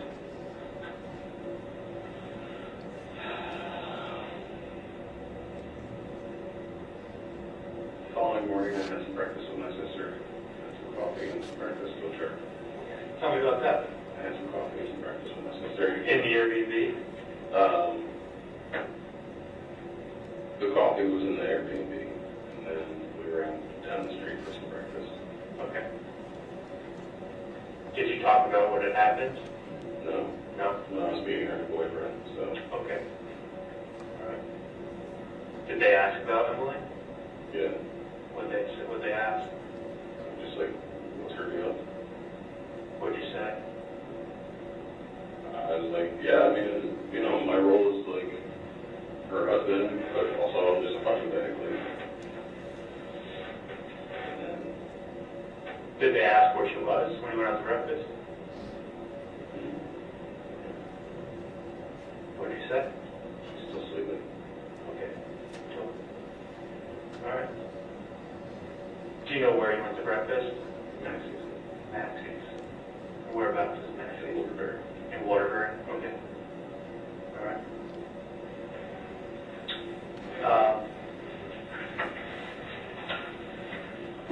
So after Maxie's, how did you get to Maxie's? She drove. Your sister? Okay. And does the bus remain at Bolton? Say, yes, I'm sorry. Yes, sir. Okay. All right. Oh, thanks. So you go to breakfast with your sister. What happens next? I came back and I left.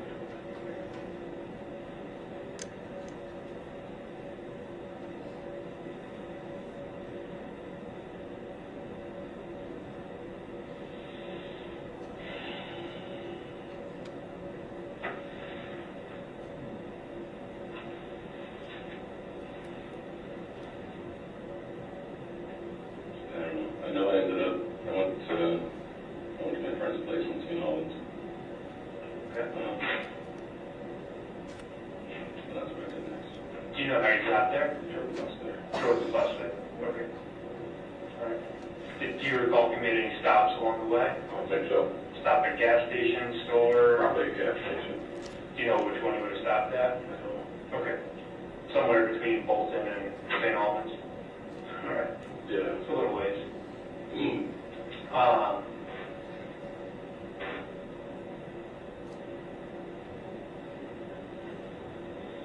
What's your friend's name? Sarah.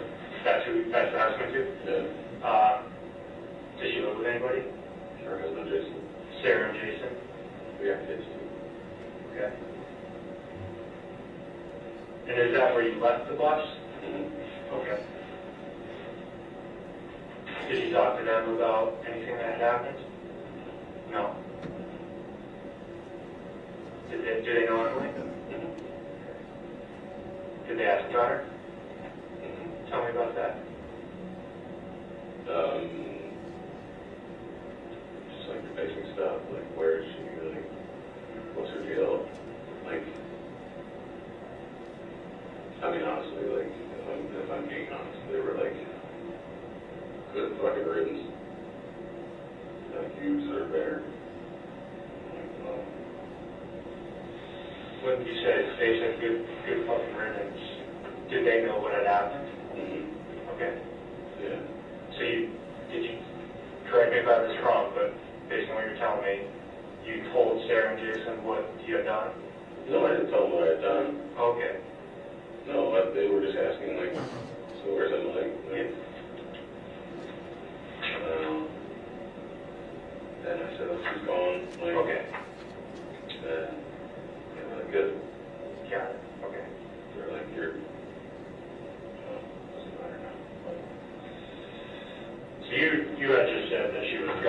didn't indicate what had happened. I didn't tell him. Okay. I'm ashamed of myself. Like, I never thought I'd be here. You know, like I started my life like just believing that like you give love, you get love, it's mutual, it's reciprocal. And, you know,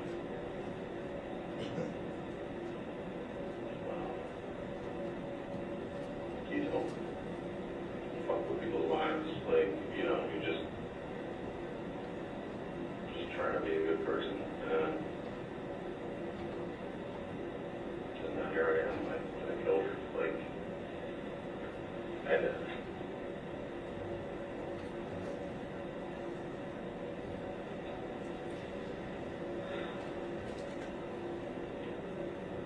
So after Sarah and Jason's house, and I apologize, like I said, you know, coming into this today, trying to learn some of the information, if I might have it wrong. Is there another friend in the area that you go to at some point this weekend? I saw Spencer. Spencer. Is that who you're talking about? Yeah, I think you mentioned him earlier. Yeah, I talked to Spencer. I told Spencer what I did. Okay, tell me about that conversation. I guess it's like the kind of conversation where you're driving along and you're just chilling with your best friend, and then you just tell them. Even though, like, you don't want to tell them, just tell them, just to get it off your chest. Do you recall, like, what or how you told him, or what you told him?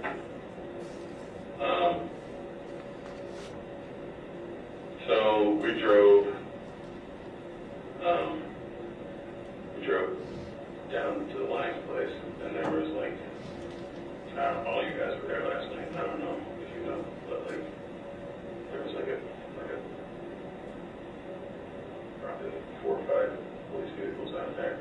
So I was like, yo, turn around. Like, I'm not in a good space to do this right now. And then we were talking, and I told him, and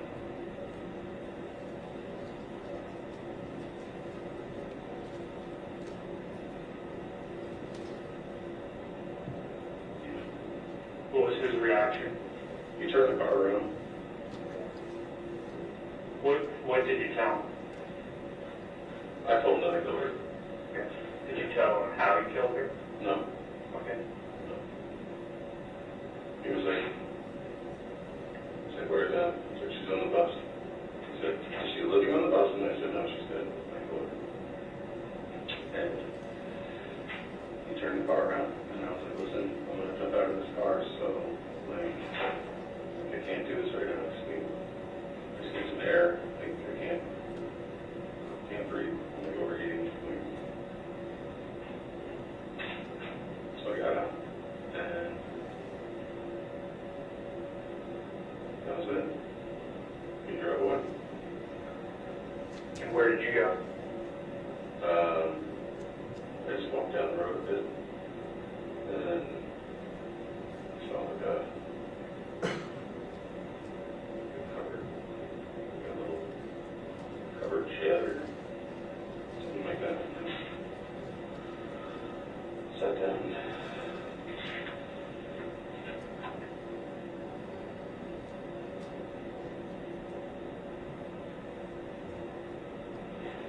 Yeah.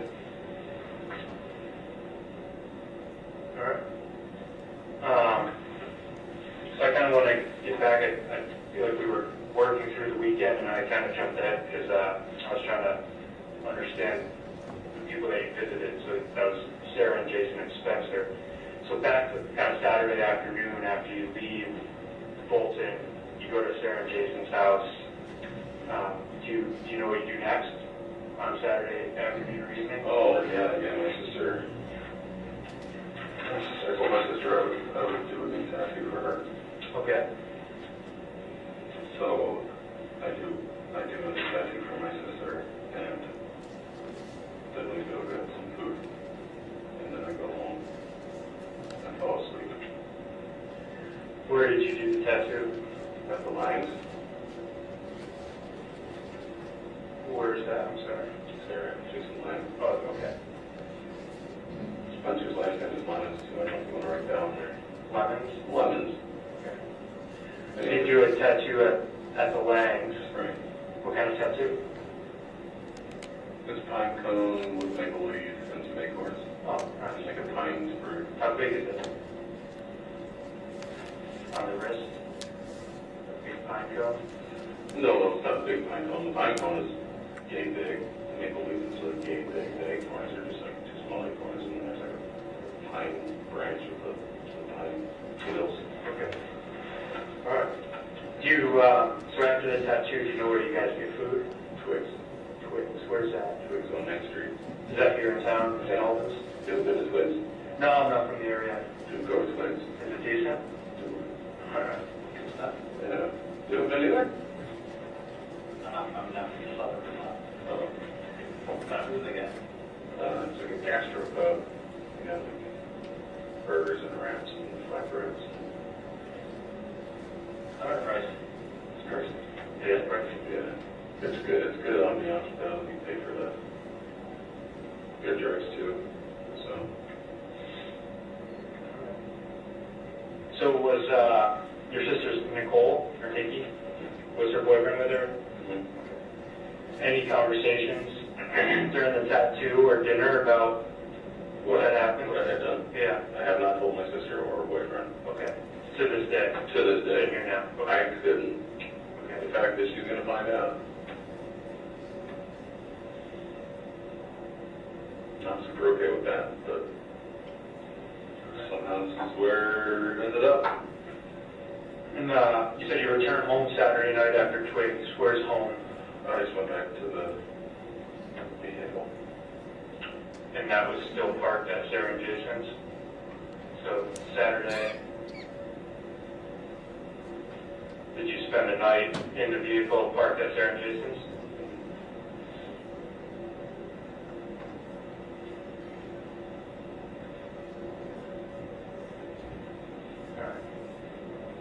And kind of moving forward to, do you know about what time you returned home and went to bed Saturday night? Between 8:30 and 9:30. And this whole time, is Emily still in the bathroom on the bus? You're shaking your head, yes? Yes, sir, yes. Okay. Sorry, I forgot. No, it's okay. I just want to make sure that it's very clear. Yeah. You know, that I'm not interpreting something that you're saying to me. No, I'm sorry for not being forthcoming enough. I'm just really tired. So it's okay. I appreciate that you're willing to have this conversation, so. So 8:30 to 9:30, you return to go to bed. Where do you sleep on the bus on Saturday night? In the bed? Okay. Tell me about waking up Sunday, what you do on Sunday.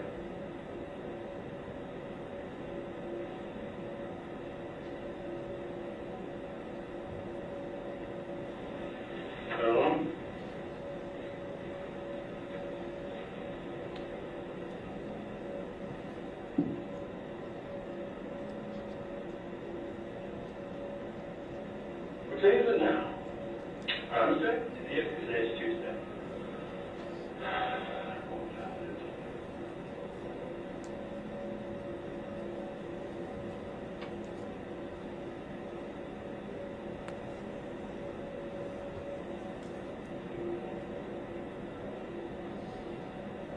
Fell into a hole, I guess. What do you mean?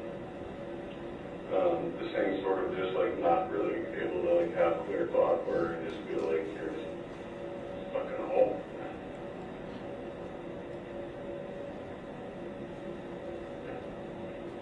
So you're not, so fair to say you're not sure what you did on Sunday? Right. Right. Do you know where you slept on Sunday? In the bus at Sarah and Jason's? Okay. All right. And then yesterday, Monday, tell me about yesterday.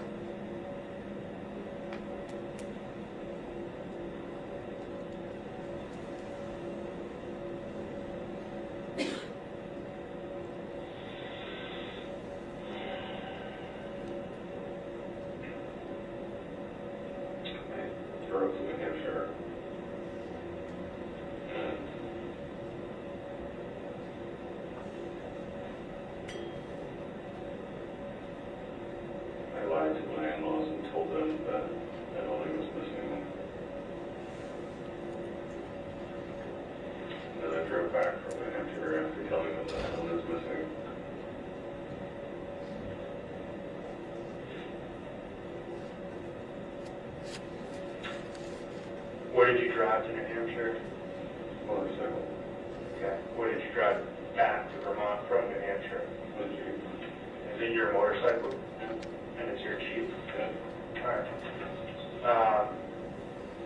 Did you make any other stops in New Hampshire other than Emily's parents and talk to them? No. That was the only place you went? Right. Okay. Where was your Jeep? At their place. Was that their place? Yeah. Okay. When you returned to Vermont, what did you do? I went to Spencer's. All right. Tell me about that.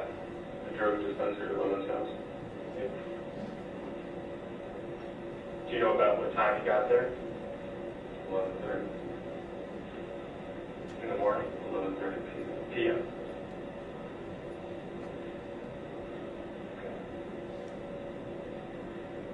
And is that when the conversation that you described earlier occurred? Yes. We drove from Spencer's house to Sarah's house. Okay. And then saw a brigade of police. Whose vehicle did you drive from Spencer's? Spencer was driving his vehicle. His vehicle. And it's like a sedan or something. Honda or Toyota or something. I don't know. And then I told him I did. And then they out.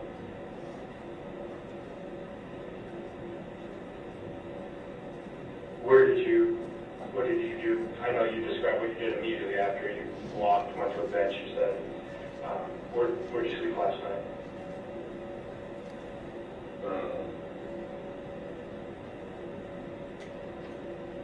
I found the tarp to just roll myself up under a rock. Well, not like under a rock, more like between a rock and like a tree stump. Do you know where? Somewhere around here. Like in this general area? It was dark. I started to start to wrap myself up. I was freezing and shivering. Found a place that was it was crazy windy. 40 degrees. I was just trying to stay warm. Okay. Wandering aimlessly. Well, I appreciate you telling me all that and kind of doing the time span from Friday when you got to Vermont, so kind of how we ended up here today. Do you have any other questions? Yeah, is that okay? What I'd like to do is really focus in on Friday itself and the incident with you and Emily, and kind of go over that with a little bit more detail. Is that fair? So my understanding from what you told me is that you got into Vermont between 7 and 8 p.m. So tell me everything from 7 to 8 p.m. once you arrive in Bolton, all the interaction that you and Emily had. You know, I know you said that, you know, there was kicking and punching, but any conversations you remember, specific, you know, kicks and punches that you remember, where she was hitting you, that kind of thing. Tell me all about that. I mean, I guess I can't really remember anything specifically because, like, I'd be like, hey, you want to go for, like, a walk? And she would just come out with, like, fuck you, fuck this place, like, this is pathetic, you're pathetic, like, I can't fucking stand it, like, I'm getting the fuck out of here, I'm so done. And then it was just that, and more of that, and more of that. Every time I opened my mouth to, like, try something, anything, just more of, like, I can't do this, I'm not doing this, like. What didn't she, like, what, she can't do what? What didn't she want to do? I guess be with me, like, do anything with me, like, dance in the aisle, like, hang out, like, talk about anything, like, nothing, like, just, I opened my mouth and she would immediately shut me down with something hurtful. I started lighting candles because I wanted to light, and then she decided that she did not want candlelight and that I should sit in the dark. And then she was like, trying to turn the candles off, and, you know, like, the candle had like a bunch of wax into it. You know, she grabbed it, and I tried to grab it back from her, and then she hit me, sides, my arms, my chest, I think my neck. And she kicked me in my groin with her heel. So describe her hitting you, like, do you recall what hand she was hitting you with? No, I don't know. Okay. Do you recall if it was an open fist or a fist or a fist? It was a fist. It's like a punch. Okay. All right. Punches and kicks. How many times do you think she hit you? I don't know, I probably got maybe 4 or 5 punches and one decent kick and one not so decent kick. Okay. And what made her stop? The candle went out. Okay. So the candle goes out. Yeah. And what does she do? She went and lay down. Okay. She was just like, I'm so over this shit. So she goes to lay down on the bed? Right. Okay. Well, when did that, what you're describing, when did that start? Did it start when you guys got to Bolton? Literally was a thing at park and just went from being happy road trip to. So what was the ride like from New Hampshire to Bolton? Fun. So it's I'm telling you, this is how it was, and then through the thing at park, and then this is how it was. Literally 180. Do you have any idea what precipitated that? No. No. So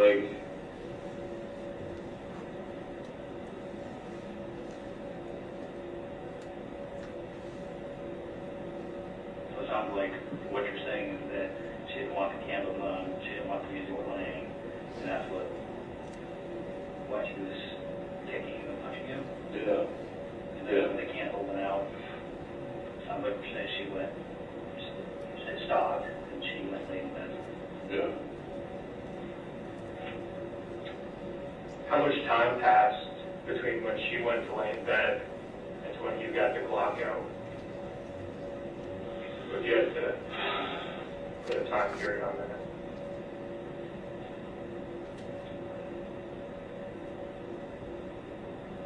Maybe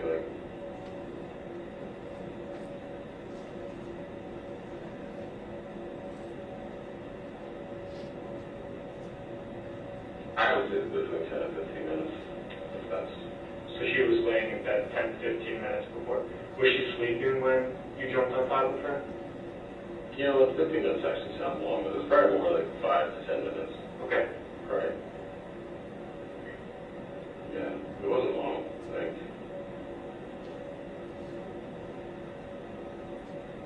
Was she doing anything? Was she awake? Was she sleeping?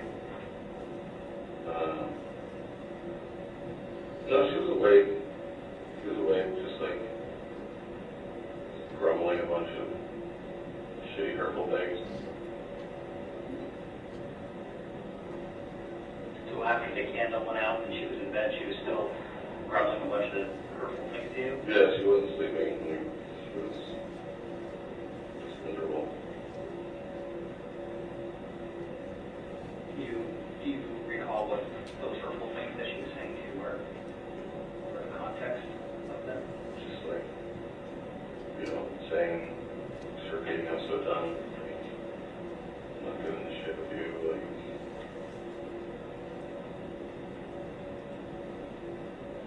And while she was in bed, where were you with the boss? Oh, I was sitting right here on this little couch. I heard touch on that. Sure. I think we had asked where the clock was currently, but where did you get it from? It was in the closet. Where's the closet? This is the closet. Okay. It was in the couch. Okay.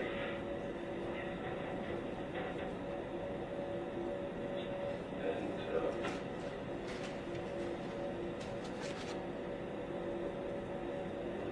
I just got up and grabbed it and shot her.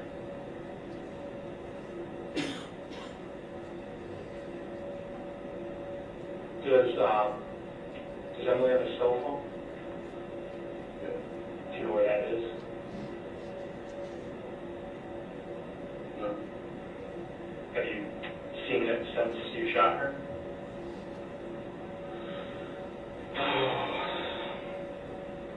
And I tossed a couple of things in a bag and I put the bag away. Okay. So it's probably in the bag. All right, well, tell me about that bag that you threw away. What else might be in that bag? A pair of shoes. A pair of glasses.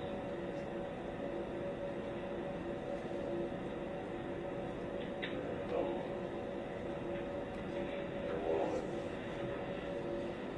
Where did you throw that away? I think when I went to get gas.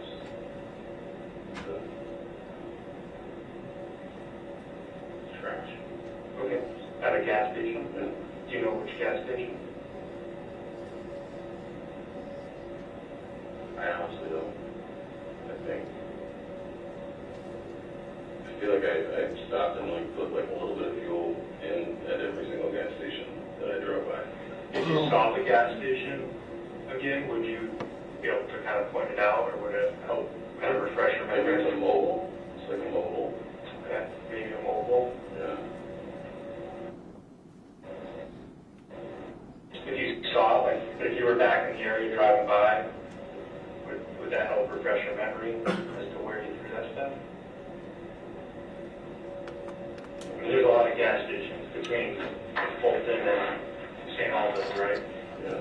So, so it's something we might be interested in looking for. It might be hard to find without a little help from you. Yeah. I think it's a mobile. It said mobile. Do you know a town? Maybe it's Richmond. Maybe a mobile in Richmond? Yeah. And which, I'm sorry, which garbage can would you have used? The one that's at the pump. Oh, the one right at the pump. Is that just paper or gas, Joe? The card. Like a debit card or credit card? Yes. Is it your card or was it Emily's? Mine. Yeah. What bank?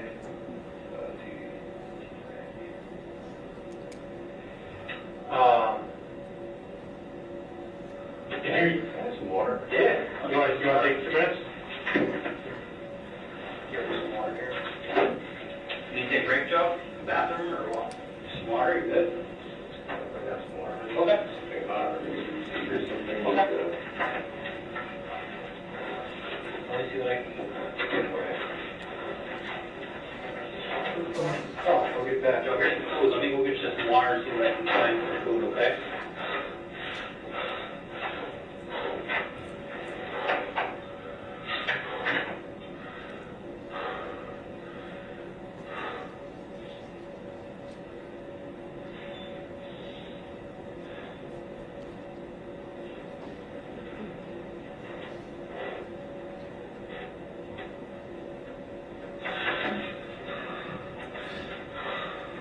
You doing okay, Joe?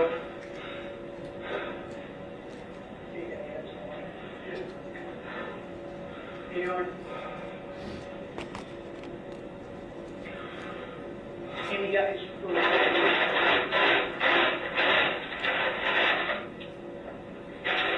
Oops. No, thank you. James is gonna do some more.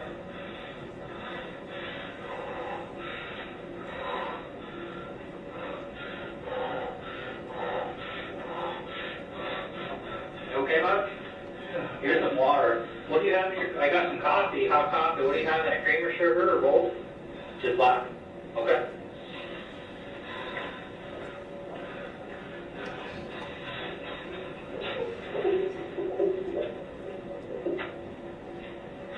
I gotta pee. Can I go pee? Yeah.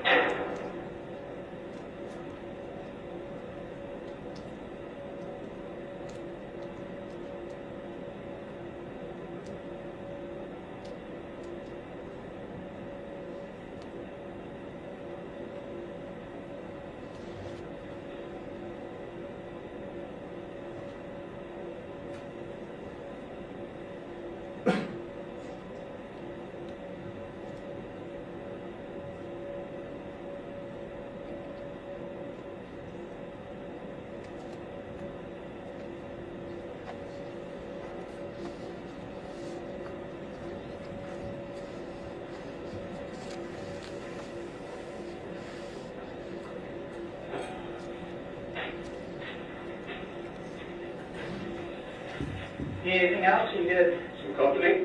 Yeah, I'll stand right here. Absolutely. You come sit?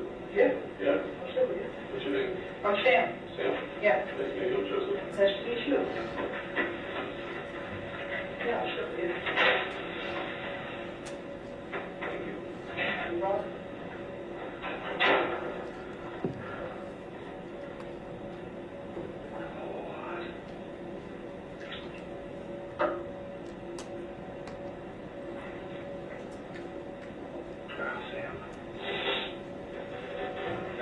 How long have you been in Vermont? I've been in Vermont my whole life. Yeah. Yeah. I've been in state police for almost 24 years now. Oh, wow. Yeah. That's awesome. Yeah.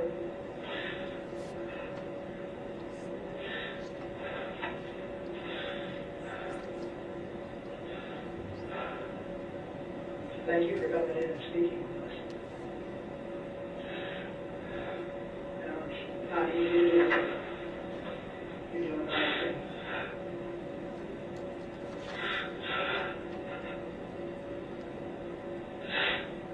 I never thought in a million years, dude. I never thought anybody could push me to that.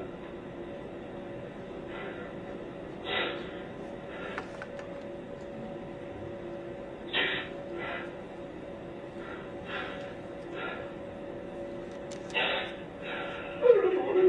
You're gonna take me somewhere, right? What's that? You're gonna take me somewhere so I can't do that again? Okay. Yeah. Just want to make sure you're okay. No. No, I'm not okay. It's going to take time.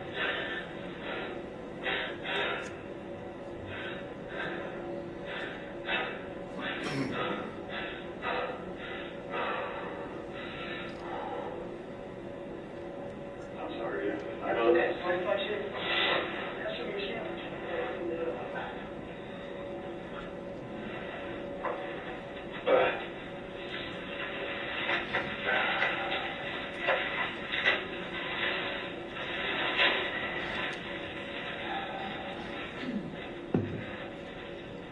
So you're a tattoo artist? Is it? That's cool. How long have you been doing that? For 20 years. Oh, geez.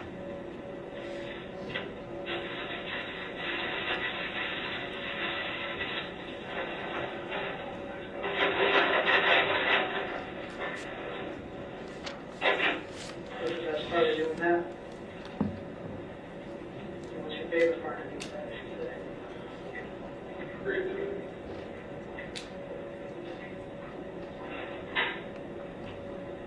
What's your favorite part of doing this? Just trying to do the best we can for people's families. Probably.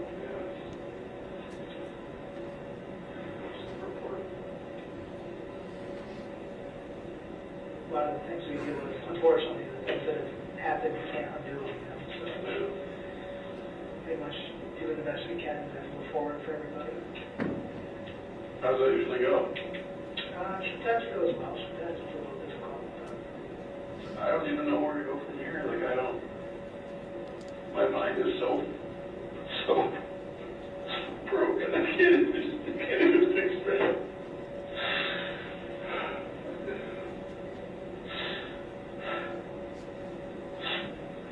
Take it one day at a time. Yeah.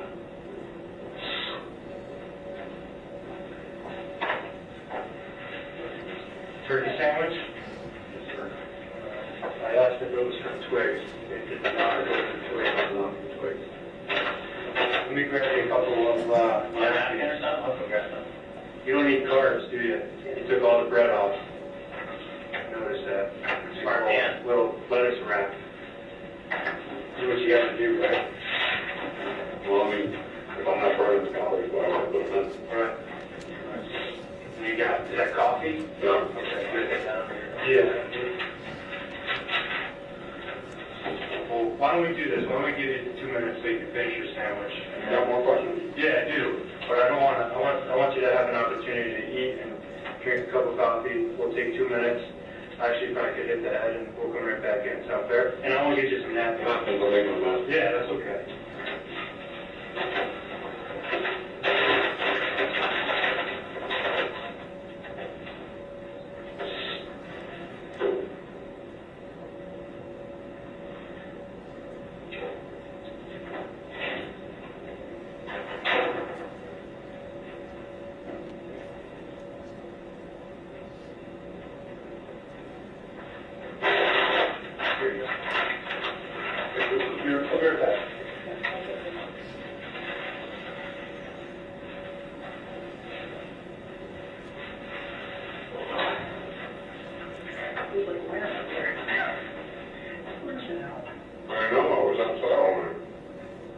stayed outside all night?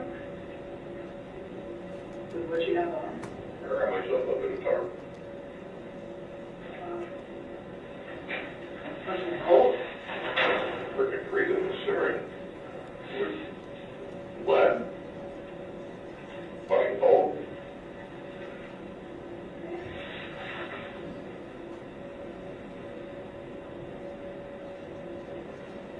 Can I take my shoes off? If you want to. Yeah. That's fine. Why not take your shoes off? I just, Just relax. I feel so shitty, like everything that's gonna make me feel anything. Yeah. I'm sorry, this is weird. Not weird at all. I'm not okay, and I don't know how to be okay, so I'm gonna start trying little stuff. Maybe something.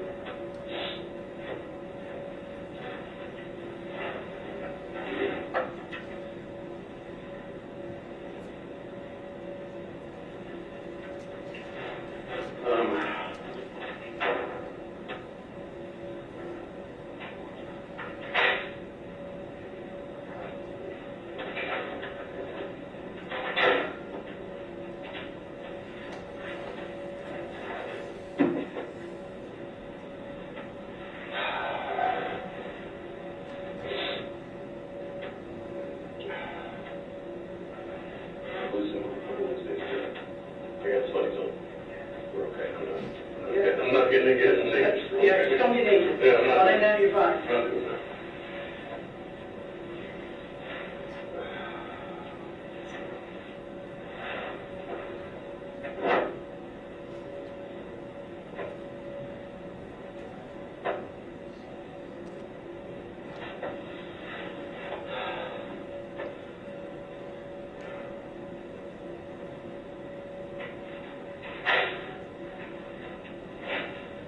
Are you married? No. Do you do all the artwork on yourself?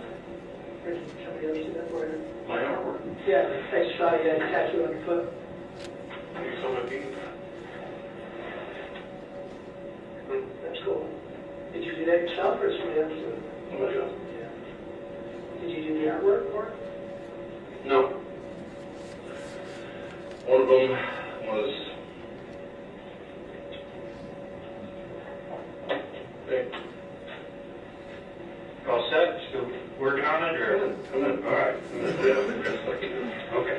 Yeah, I'll let you guys get business done and then we'll talk after. Thanks, man.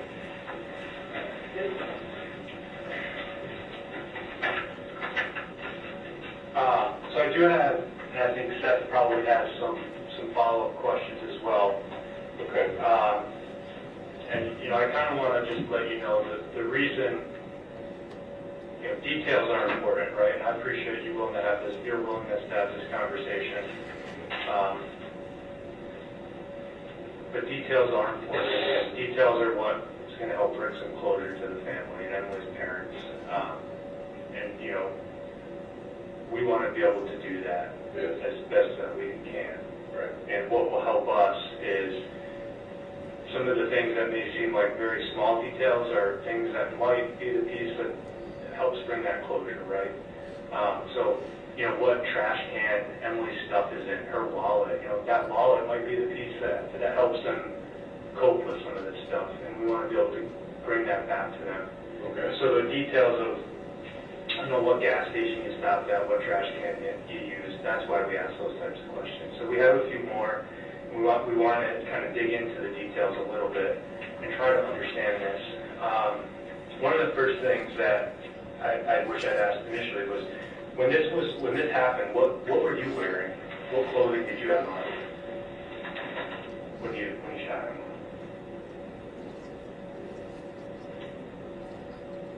I don't know. Maybe just like a t-shirt. Okay. Just like a t-shirt. Was it that t-shirt? I don't think it was his t-shirt. Okay.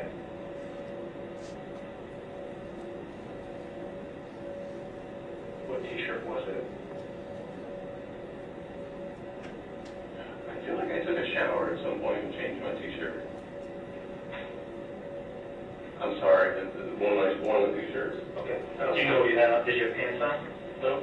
No pants on? No, I don't have to, I don't. Underwear? Yeah. Okay. Because earlier you kind of described that, you know, it was messy and there was some blood. Did that get on you? No. Why did you take a shower? It's cold. Okay. Do you know where the clothes, the t-shirt, and the underwear that you had on that day, do you know where those are? Probably in the hamper. Okay, on the bus. Did you throw those out? Like, no? Okay. So is there anything other than Emily's cell phone, her shoes, her glasses, and her wallet? Anything else that got thrown out? No? Okay. Because one of the goals that Seth and I will have is to try to track that stuff down, because I'm sure you can understand that, you know, that's probably going to be meaningful to some people. Dave, we're just saying. Just out of curiosity, what was the ISU was right? Just out of curiosity, what was the purpose of getting rid of them? What? The shoes, the glasses, and stuff. Oh, I don't know. It was on the bed. It was like there was shit everywhere, and it was. Shit, meaning in blood? Like, no. There was some blood. Well, okay. I'm sorry. I don't mean poop. There was like the contents earlier described. Glasses, things, right. All closure things. Those things are what I'm referencing. Gotcha. Those are other things mixed in with those items. Sure in there.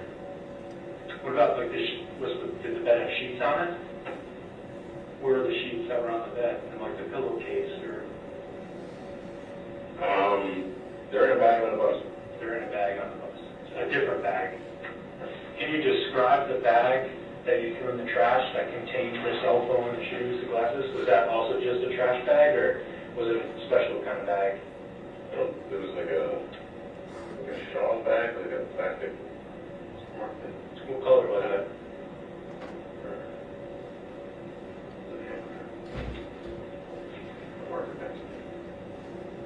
It was like a white bag. A white bag? Either a Hannaford, a Shaw's, or a Market Basket bag? Yeah.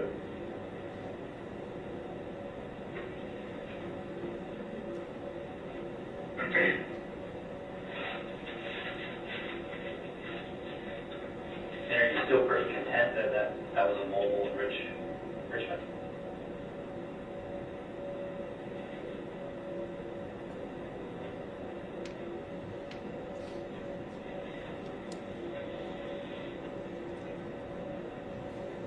Well, let me ask you this. By chance, did you keep any of your gas receipts? So that way we can take a look and see what you find at the start. Where the hell did I go? Oh, I did. Yeah, I think I stopped at that gas station right there in Scotland, Asia. Yeah. What was the plan with Emily's body? Like, if the police hadn't shown up last night at the Langs at the bus, what was your plan?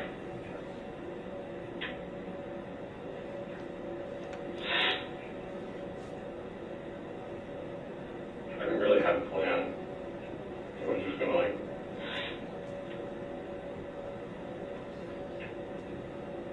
take it into the woods and drop it off. Where? I don't know. Like I said, I had no plan. I was just gonna take it into the woods and drop it off.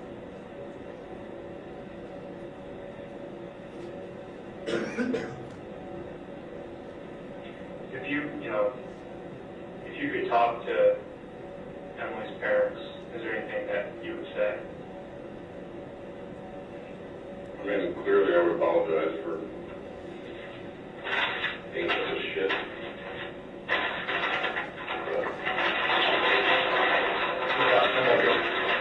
What about Emily? What would you say to Emily?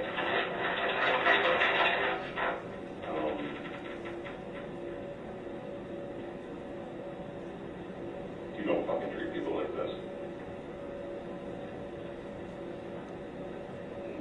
I mean, your mom and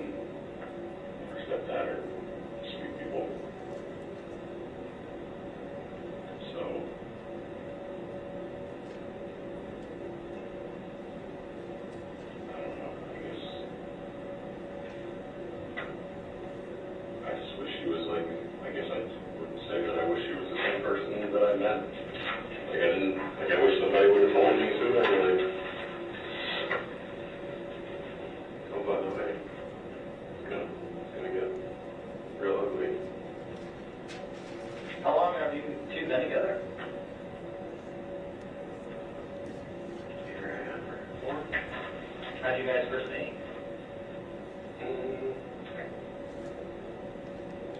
I was teaching her friend how to pierce. And Was she into like tats and piercing too? Did she do that stuff? she didn't do it, she just got like tattoo piercing. Yep.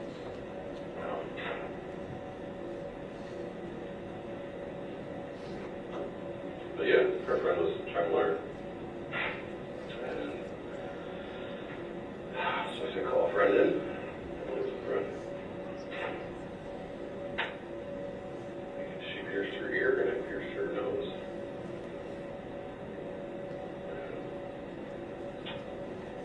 How soon after, when you guys first met, did you guys like start dating or acting out or whatever? I think 2 years. So you guys have known each other for a while. Well, like we met just that once. Yep. And then,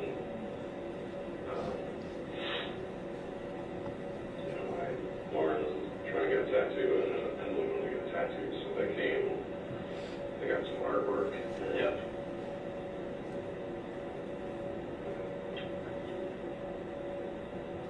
So what was, so like, I guess, if you want to call it a thing, where you guys like entered into like a relationship, what was your guys' relationship like? I mean, what you kind of described as kind of a hostile relationship that. So I literally. When did that? 6 days ago, probably, if I had to guess. So for the year and a half that you guys have been dating, like, has there ever been any domestic violence or, physical abuse or anything between the two of you? Again, same kind of thing, like, it starts off, like, with her just, like, looking through my phone, and then she'll walk right up to you and just punch you in the side of your eyeball. Is it because she didn't, and what was the reason behind her looking at your phone? She was, like, just trying to, like, see, like, read off the text, and who I was talking to. Gotcha. Why are you still friends with this bitch? And then punch to the eyeball. So I'm like, okay, well, that's extreme. So I just want to clarify something, because I might be wrong. You and Emily are married, correct? When did you guys get married? October. Of this year? Like this October? No, we just celebrated a year in October. Okay. Yeah. I just wanted to, thought I had heard that, but I wanted to make sure. So 6 months prior, you guys first started dating, then you got married after. I don't know, she asked me to marry her, and it was like maybe like 3 weeks. We started seeing each other and like hanging out a lot in Vermont. And then we moved to Essex. We got a place together. I think that was in like June. And then it was like, we were only there like I said, it felt like 3 weeks. And then she was like, popped in the question. So getting back to the, kind of like the physical altercations, you spoke about a time when, I don't know if you're speaking generally or you're speaking about a certain specific time where she looked at your phone and then came up and punched you. Oh, that was more than one time. So that situation happened more than once? Yeah. Is there other instances? That was the first, the one I described was the first time. And then, it wasn't like weekly, maybe like bi-weekly or every 3 weeks or something like that. Like arguments or like physical fights? Or I'm talking like physical where I get hit. Yeah. Isn't that what we're talking about? Yeah. Okay, so when I get hit, yeah, it's like roughly every 3 weeks. Was there ever any times when you would fight back? No. Or you would hit her or anything like that? No. I would only grab her because she would be like, she wouldn't stop. Like she wouldn't stop until I physically had her arms held. And she couldn't. Right. Like, but no, it wasn't like. So the situations you're describing where she hit you and you grab her to make her stop. Yeah. She would obviously stop. What was the conversation like between the two of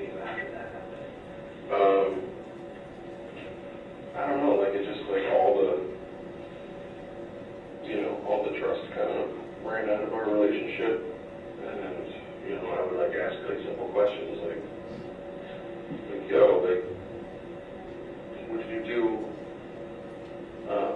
She's supposed to be like carpooling with somebody, and then she's like, yeah, I'm gonna carpool with Daniel or Michael or whatever the fuck.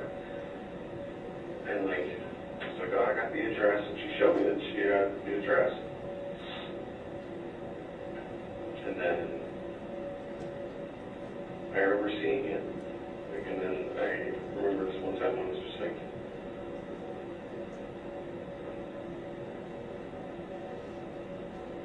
we went outside, she went to work, her work was south, and she drove north.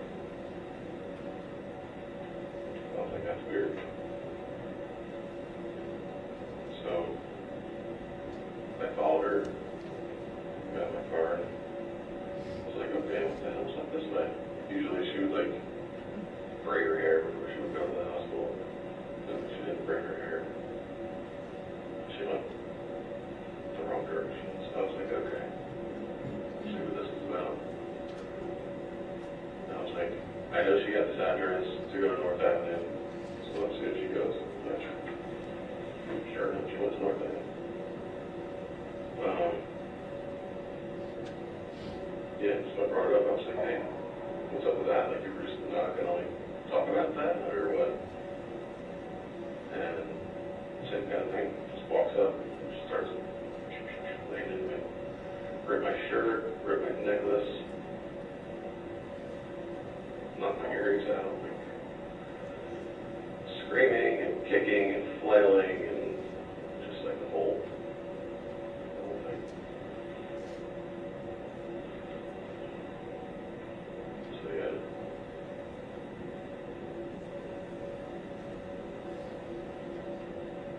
That answer any question? Yeah, no, I think that it gave a certainly a perspective on kind of like what your relationship was like. That's kind of what I was getting at. Yeah, she either wanted to like just like snuggle and watch TV or fight. With Emily's phone that was thrown away, did you use that phone after the incident? Did you turn it off? Yes. Why? Why did I turn her phone? Yeah.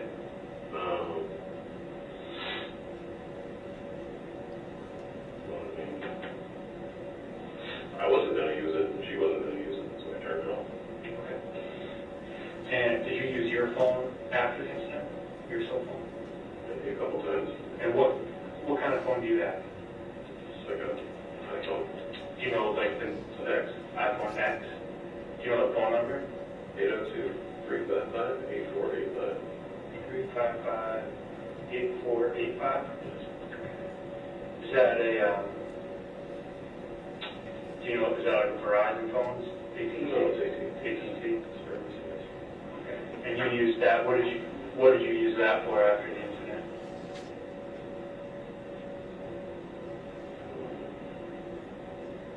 Did you talk to anyone?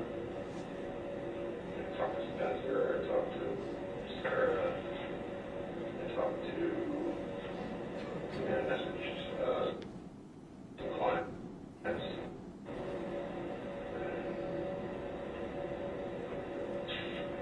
When you say you message clients, is that regular like text message or like Facebook message? I mean, it bounces between like Facebook Messenger, Instagram messaging, and regular messages. So, is it Everything but email. Is it accurate to say that on Friday, from when this incident happened through today sitting here, you've used Facebook Messenger, Instagram Messenger, regular text message to communicate with people on that phone? Yeah. Okay. How many Facebook accounts do you have? Do you just have one? I know some people have a couple. My ex made a Facebook account that I can't delete. Okay, so there's more than one out there. There's more than one out there. But you only use one? I don't use one. I don't really use Facebook. Like, I use Messenger, but... What's your Facebook name? My name. It's your name. Picture of you? Picture. Okay, perfect. Did you use your phone at all to like search anything? Really? Like were you like searches or safari searches about what you should do? No. Didn't look up anything? No. Okay. Just asking. Yeah, no, Trying to make sure. That's a normal question. Did you use your phone to search anything this past weekend related to what happened on Friday? No? No, I didn't have any questions. Okay. Nothing that I was like, ooh, I wonder what the other humans do. Like, I fucked up, I mean, that's like cleaned it up.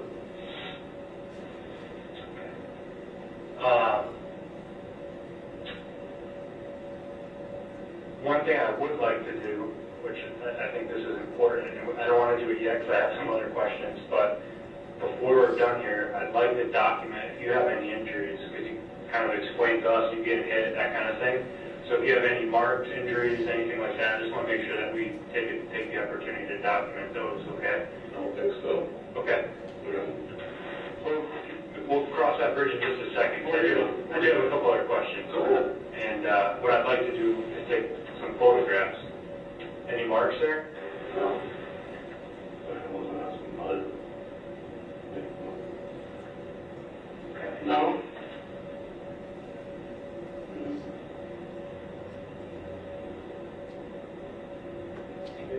Is there anything that coming? I don't see anything there, but we'll look a little closer in just a second.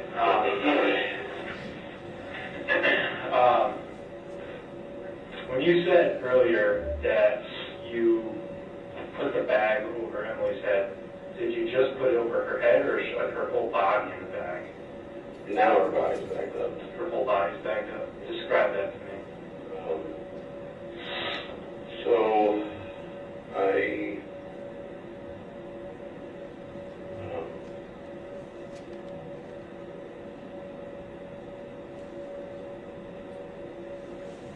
cut her body and put it in multiple bags.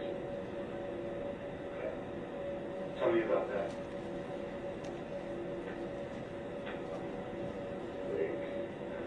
How did you cut her body? I used a saw and cut her body into smaller, backed it up, and I was going to take it in the woods. Okay. Where did you do that? In the bus. On the bus? Okay. Where's the saw? On the bus. What kind of saw is it? Describe it to me. Handsaw. Just a handsaw? Can you describe it? What color is it? It's 13 inches. It's got like a blue, like a navy blue handle.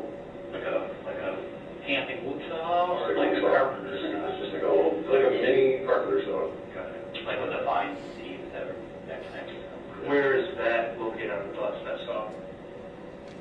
Somewhere in front of the bus. Is it still in the bus? Where exactly, I can pull this picture back out, just so I can, Maybe like behind the driver's seat. well, where was Emily located when you did that? Where? Like, where on the bus did you cut her body up? Oh, in the bathroom. In the bathroom? Yes. Okay. Why in the bathroom? I haven't been on the bus, but I imagine the bathroom's pretty small. Yeah. I mean, it's like a 4-foot. Okay. Where was she positioned when you cut her body up? I moved her to the bathroom, and then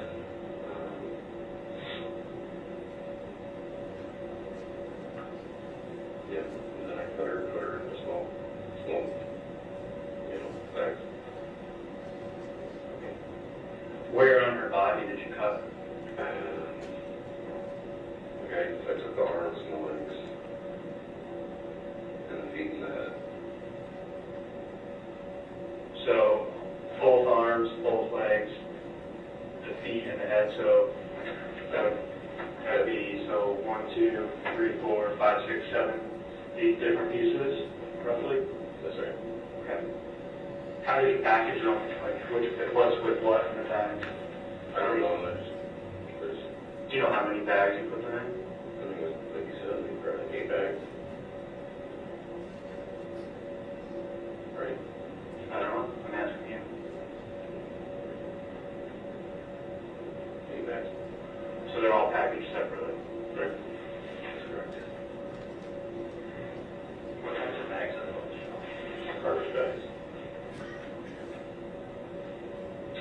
do that?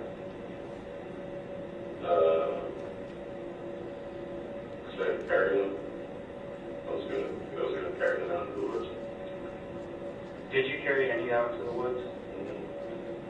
Every piece of Emily's body is still in that bus? Where I made a little circle in that little paper. That's important.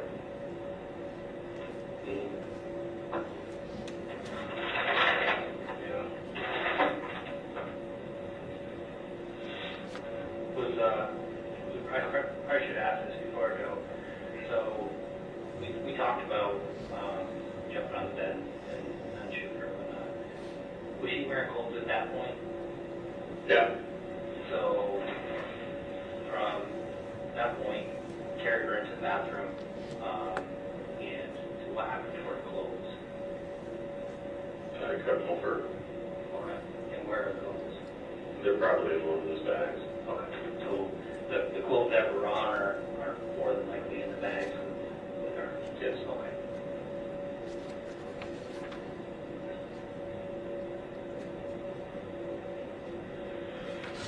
Sorry guys, I know this is probably not an awesome way to have your day go. Well, those are the, those are the details that I was talking about that are important for us to know. Yeah. I mean, at the end of the day, this investigation is going to take time. Those details will come out, but, I think it's better to hear it from you. So, with that being said, what else haven't we talked about that is important for us to know about what happens to Emily? That's it. We talked about all of it. Yeah, all of it. I don't know what else to tell you. Like, I can tell you that I wish it didn't happen. I wish I could turn back time. I wish that I was just, I don't know. She was saying how she's like, I'm gonna fucking ruin your life, and I'm gonna make sure you lose your license, and I'm gonna make sure nobody ever comes to you again. And I was just, I was scared, and I was hurt. And why was she saying that? I don't know. I don't know, James. Like, it was ridiculous. Like, she literally was trying to break me down any way that she would, like, I don't know if you've ever just, like, wanted to be a dick, but, I mean, I don't do it that well, like, so, yeah. I'm usually just like, okay, like, go talk about it, fix it, whatever, but. So you felt she was being kind of like a dick just to be a dick? Yeah. Alright. Like, I don't think that, like, I suppose it would be like, if I told you guys, and you're just both, like, looking at me, but I'm sure you're thinking, like, wow, this dude, what the fuck? Like, what pushes a man to do such a thing? Like, I would never do that. And believe me, if you would have asked me last week, I would have said the same thing. Like, I've never been here, our job isn't, we're not sitting here to judge you, Joe. That's not our job. I'm not saying it's judgment. We're fact finders, and, we talk to people for a living. This isn't the first time that we've talked to people that sat across the table and said that they regret things that they've done, and they've done bad things. And it probably won't be the last time. That would probably have a couple more today. Maybe. Hope not.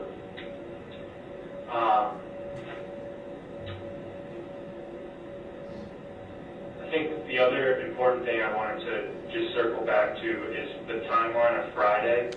So, when you come from New Hampshire to Vermont, it's my understanding, you told us that your sister had an Airbnb. And I just want to clarify, because I think you said basically put it in park. It seems like we're going to perhaps a new subject and getting on towards 4:15. So I think this would be a good time to break the weekend. I will reiterate my admonition. Please don't talk about this case with anyone. Please don't try and find out anything about this case. Read any news source about anything, because this case may very well be in that. And just enjoy your weekend independent of anything we've discussed here. We'll learn about facts about the case only in the courtroom. Did you want to bring up? I just want to renew my objection to the admission of the testimony concerning the dismemberment. Having heard more of the specifics now than we discussed in voir dire, I would like the testimony excluded from the jury's consideration because it's so highly emotional and emotionally charged and highly prejudicial that I would like it excused. So I'm renewing my objection. I'll give a more detailed basis for why it's coming in outside of the presence of the jury. Thank you. Folks, please have a good weekend. Try and enjoy this. All right.